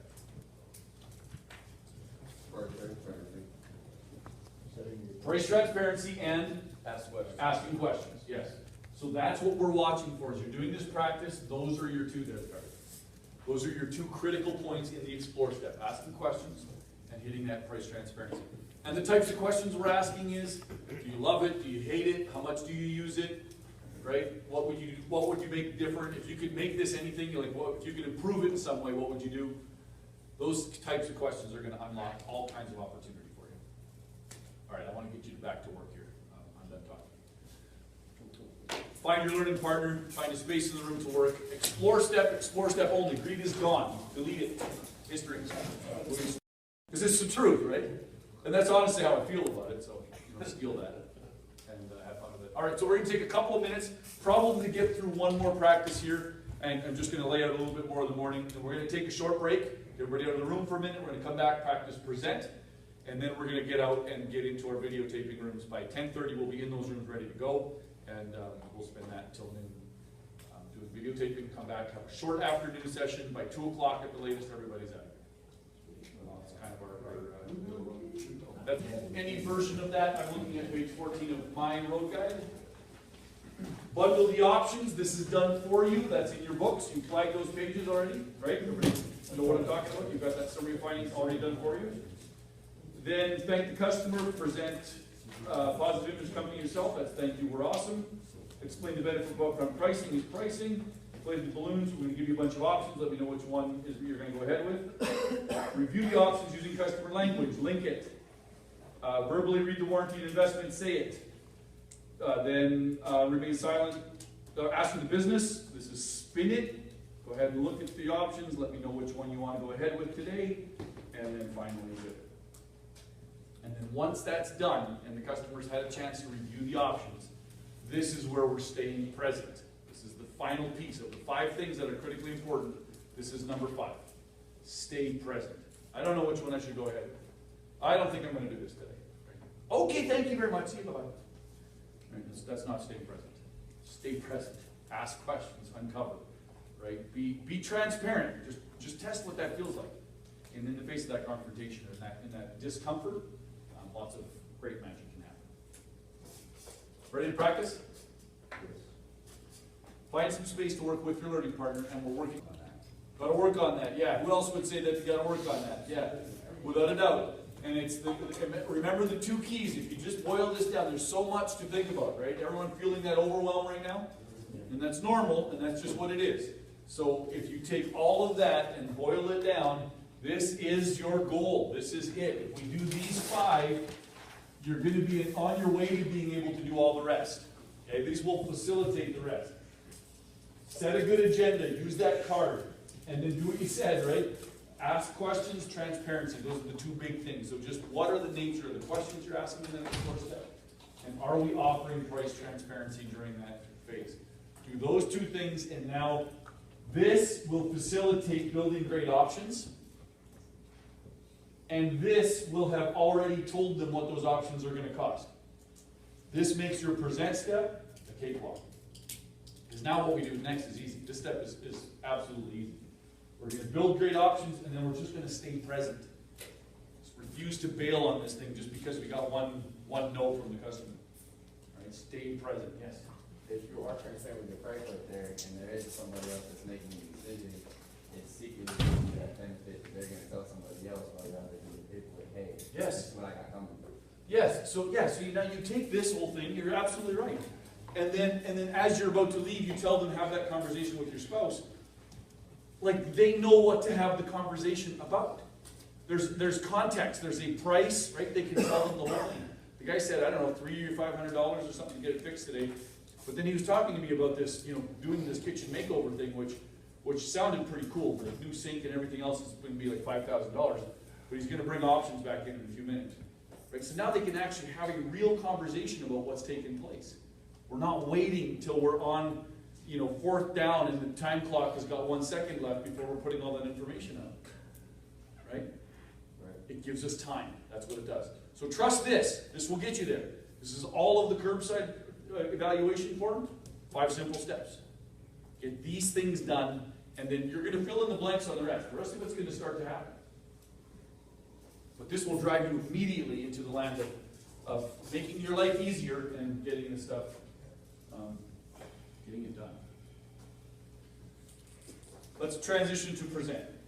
Okay, so we've greeted the customer, we've set a good agenda, we've explored, we've asked good questions, we've done price transparency. Where we left off was telling them, I'm going to head out to my truck and go get and prepare some options. Okay? So you've already flagged those options in your road guide. So grab that options page. This is where these are the options we're going to present. Okay, so now here's the entire present step boiled down onto one flip chart. Okay, really, really easy. You're going to sit back down with Mr. Jones and you're going to say, Mr. Jones, thank you again for the opportunity to do work. I've worked at a lot of companies, not a single one has even come close to taking care of me the way Best does. That means that I get top-notch training, like world-class training all the time. And that they are committed to making sure I can provide the 5-star service that I said. And I love that, because it means that my customers love the work that I do. All our pricing comes from a book. I don't create it. I don't get it changed. It's just what it is. And what's really great about that is it's not based on how much time it's going to take me to do the work today. That means I can slow down, I can check my work, and I can clean up after myself. And you're not watching me clock in out of the mind. That's what 5-star service is. So I'm going to go ahead and give you about four options, or 3 options if I'm HVAC. We're going to go over those options. And I just want you to know that I'm proud to do any one of those options for you. And once you've had a chance to look at those, let me know which one of those works for you, and we'll go ahead and get started on that option today. Sound good? All right, now I'm going to put our options down in front of our customer. All right, so the first thing we talked about was, whatever you talked about with your customer, right?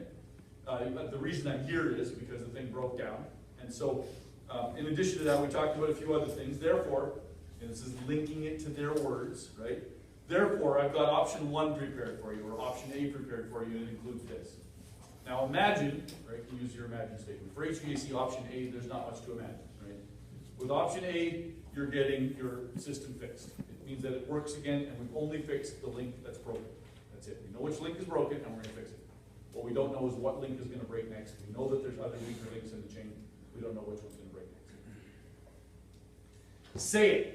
You can see that option is going to be $982, and it comes with a 1-year parts and labor warranty. And whatever your warranty is what your warranty is. This is just illustrative purpose. That's it. This is just an example. Okay? Link it, say it, say it. And the level of confidence you say it with has an impact on their willingness to feel confidence in those prices. They'll reflect back to you what you're putting out there. Okay, so then you can see that one's like, man, that's a lot. It's 982. Right? You should feel that. Yeah, that is a lot. It's just the only thing that they could possibly say. Right? So to get that repair done, it's going to be $982, and that comes with a 1-year parts. Okay, that's it. Just say it. It's just a fact. Just a number. Get rid of all your emotional attachment to it and just say it. Okay? spin it. So I'm gonna go ahead and let you have a moment to look at those other options. If you're HVAC, of course, you're explaining the B as well, or getting into detail on that. I'm gonna go ahead and let you review those options, take a moment to look through those ones, let me know what questions I can answer, and let me know more importantly, which one of those you wanna get started on today. And then step back in your chair, and just quiet. For the sake of this practice, I will invite you to consider not allowing yourselves to just be green, where the customer says, okay, let's go with option B. Right? Let's actually have some conversation around that, where there's some confusion, I'm not really sure, which one would you recommend, or, you know, I think I might want to think about it a little bit, what, you know, why is it so much? Or whatever those questions are, allow there to be some yellow-reddish response to that, just so that you get the feel for that as you're going through this. Okay? Without being customer from hell, we don't want to be like, get out of my house, guys. None of that. Quick question, I mean, going through those options, you said we can get that work done today, but we know that there are some things that have to be put off the schedule. Yes. So how would you word that? I mean, All right, so depending on which option you choose, we're gonna go ahead and get started on that work today. Right. Okay, so then they say, okay, I wanna go ahead with option number one. Okay, fantastic, I can definitely get started on that for you today. And so what I'm gonna do is go ahead and get get whatever parts I've got available, and I'm gonna get started on that work. So it means getting started on it. And then any time I've done this where I've got a customer who's chosen a rather robust option, where there's more stuff than I can do and it's 5 o'clock in the evening and whatever, and that's the case, get started on the work today. Do something disruptive to that environment that you have clearly done work there. Like pee on it, right? We've talked about this a few times. Mark your territory before you leave. That's what it's about. And that there's progress, that the customer has realized, has experienced you getting started on the work today. And then simply say, okay, option one is fantastic, and I'm more than happy to get that work started for you. So here's what's going to happen, and then just explain. So what I'm going to be able to do today is get the parts ordered. We're going to get this staged. We're looking at about 3 or 4 hours probably to get all that work done. I'm going to need probably half a day to get all that work done. So what I'm going to do is I'm going to get started on that right now. We're going to get the parts going, and I'm going to be back tomorrow morning when we get it all finished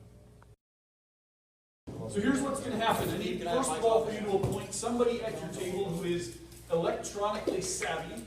That is a kind word of saying a nerd. To run the video camera. Who's going to run the video camera? It's like, you know, press power. Well, first of all, put in the card, press power, hit record. That's your job. You really do. Okay. Steve has already set the cameras up in the room. I'm going to show you one here. I'll just walk through it real quick, just so that you see what things to do. Now, every once in a while, we have one of these cameras just die. It fails. Okay, so if it fails, what you're going to do is pull it off of the tripod, pull the cover off the back, pop the battery out, put the battery back in. Right? It's a Microsoft device. Is it like the red one that was up there? Yes.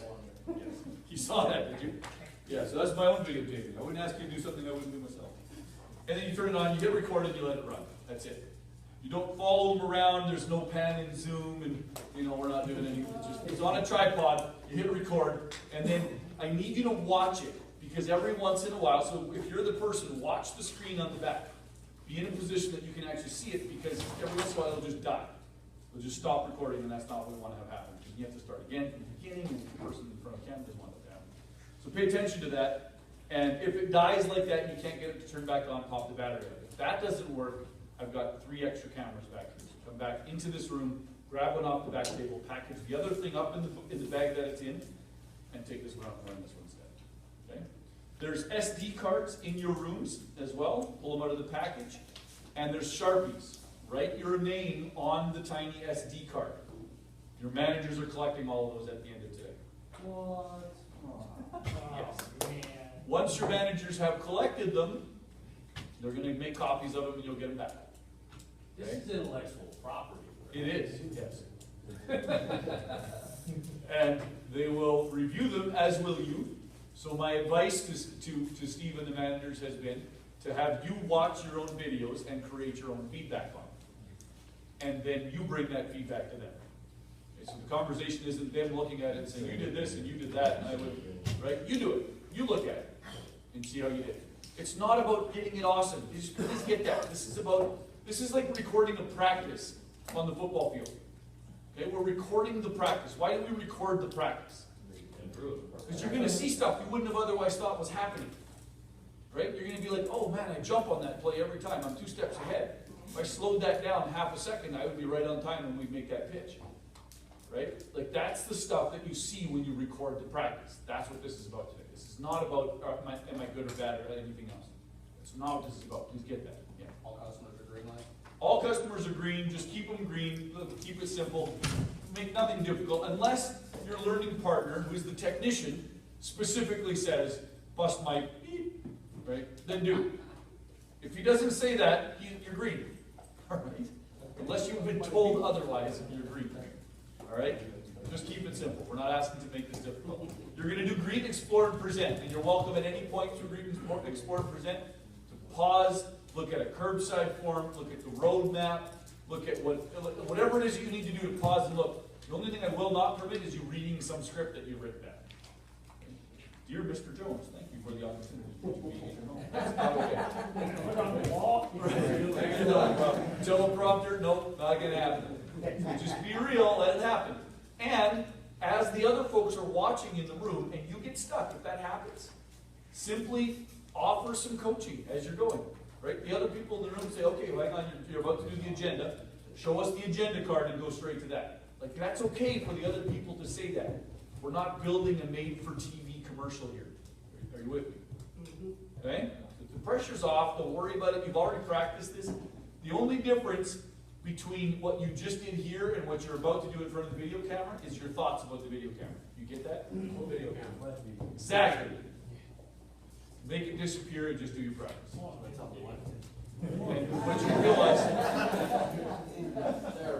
And what you'll realize is as you go into those rooms, and I need everybody's focus here for just a moment, and as you go into those rooms and begin to allow yourself to simply get comfortable in that space, you'll relax and find that the camera simply disappears as you focus on the thing that you need to actually do, which is learn the service system and perform it at a level that you'll be able to do in front of the customer going forward. Everybody take a deep breath in. And exhale.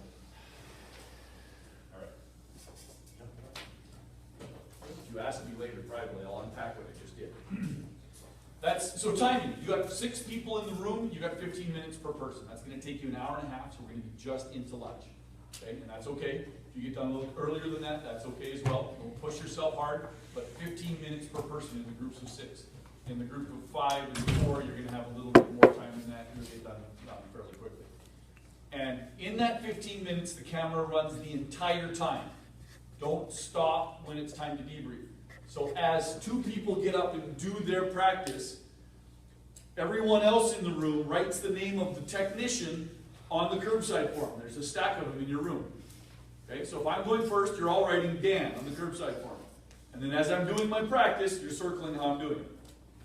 So you're going to flip it over and you're going to give me some feedback. I really like the way you did this. You should use less Canadian language. Right? How many times have I said A in 3 days? Hey, you have. One. Yes. So, and that's it. So you're recording that, and the person who leaves, I now get 4 curbside forms filled back with feedback from the people in the room. And then we have the conversation. So Dan, what do you think you did really well? Well, I think we did the greet step pretty well, but I kind of stumbled when I got into explore a little bit. All right, good. What do you think you could take up enough? Price transparency, completely missed it. Okay, now feedback from the group. And a couple of people volunteer some feedback. All of this is captured in that video. Because this is going to be super valuable to you later. Not today, later. Today when they're giving that feedback, your brain is somewhere else. You just did your thing and you're like, words are coming in, words are going out. If you can speak a foreign language, it wouldn't make any difference. But when you watch it later and you're actually present to it, you're going to hear all kinds of amazing things that are going to help you get better. Okay? This video thing is phenomenal. What this does for you is amazing. So thank you for pushing through it, and know you cannot back up. While people are doing their video, if they're doing something wrong, do we let them finish and then advise, or can we? If they're making slight errors as they're going along the way, let them go, right? If they get stuck, so I'm gonna say this, only offer coaching if they're looking for it. Okay? Now if they missed something entirely, so they go and they do the greet and they go straight into the present, Let them finish and then say, all right, so let's just practice the explore step since we didn't do that. Right, so do that, but let them get through and then say, let's just see your agenda one more time. And then they can, okay, let me do the agenda. Right, that's fine. That's fine to add that at the end.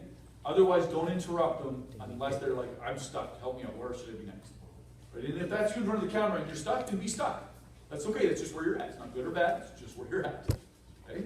Got 2 questions here. Well, yours, no, come here. Yes. I was always taught, like, the customer doesn't know what we're gonna say. Right. We all in the room do. Yes. So if you just skip a step, just continue like it, the customer doesn't know what you're supposed to say.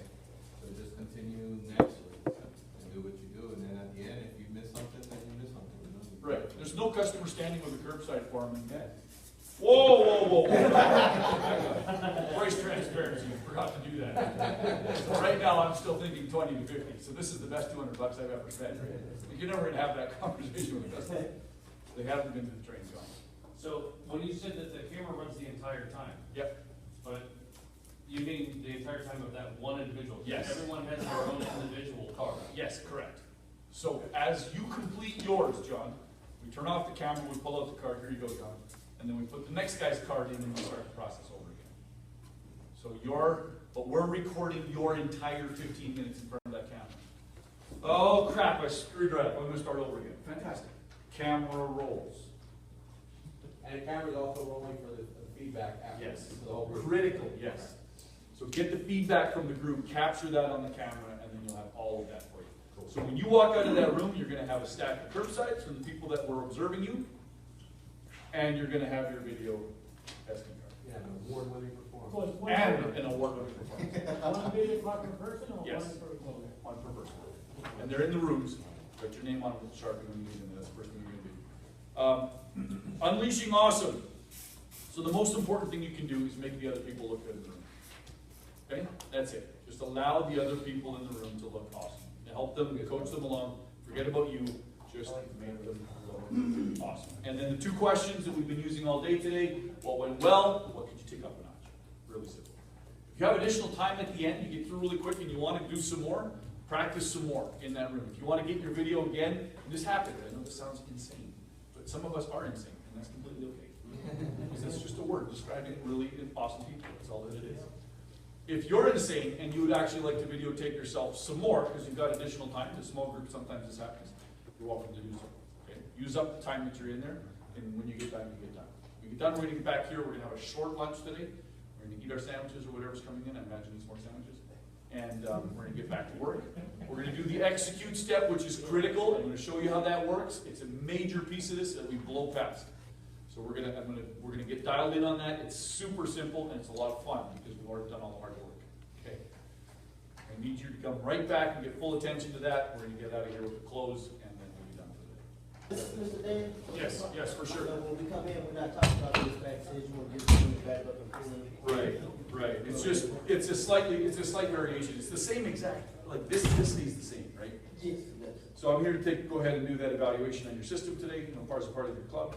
So I'm gonna go ahead and take a look at your system, do the thorough evaluation of it. And if I should notice anything that needs your attention, is it okay if I point that out to you? Yep, okay, very good. If that happens, I'm gonna go ahead and present you with options, so it's exactly the same script, with slight variation. Yeah.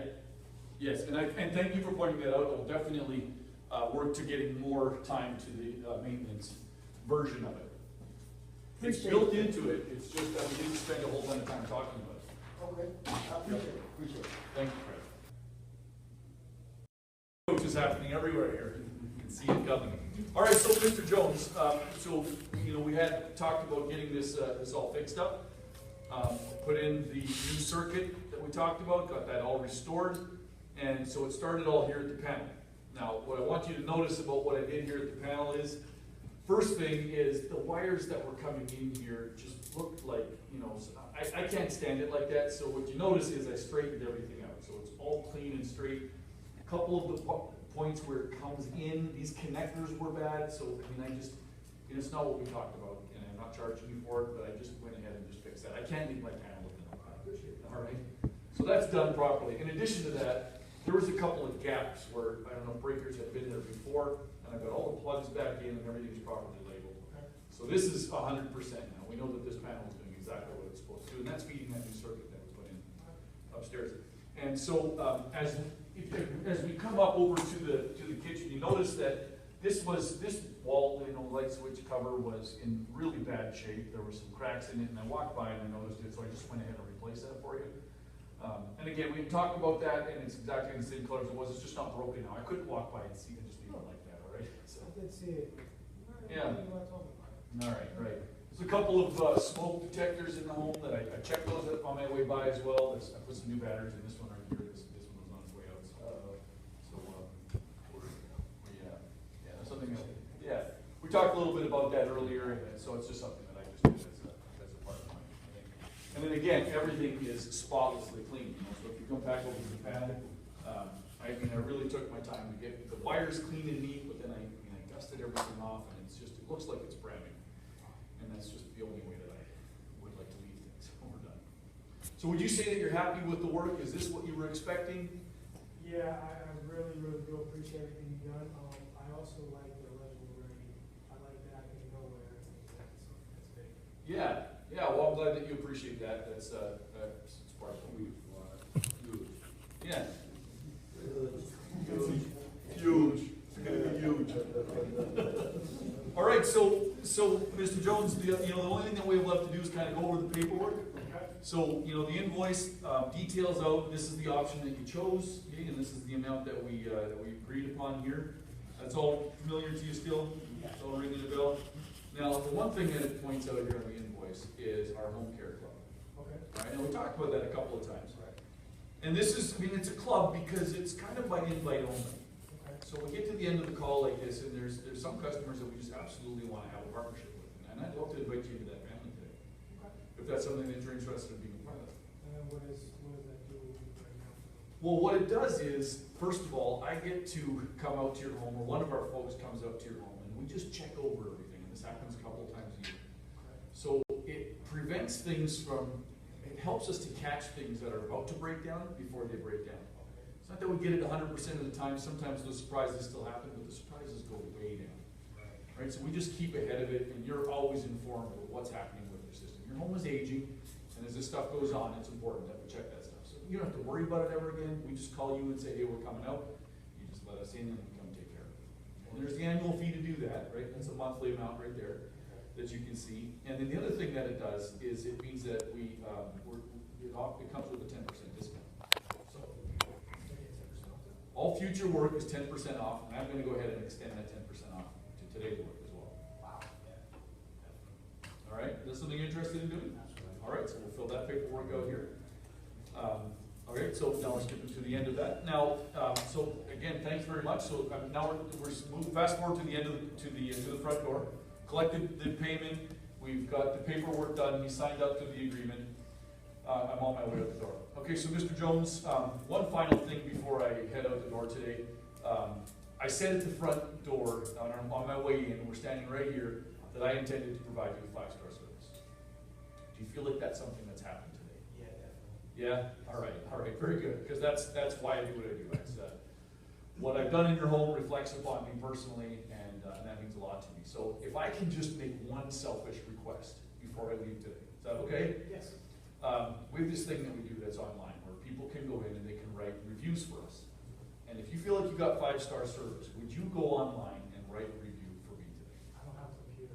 You don't have a I can set you up with my tablet. If you want to do it, it takes just a minute. I'm not going to watch what you write. You write whatever you want, rate whatever you want. But if that's something that you want to do, would you be interested in doing that? I can get you set for that, okay? All right. Thank you very much. I appreciate it. Thanks. I get it, that's why. Yeah. I don't have a computer. Right. And that's just fine. So that's how you do that, right? You get that tablet.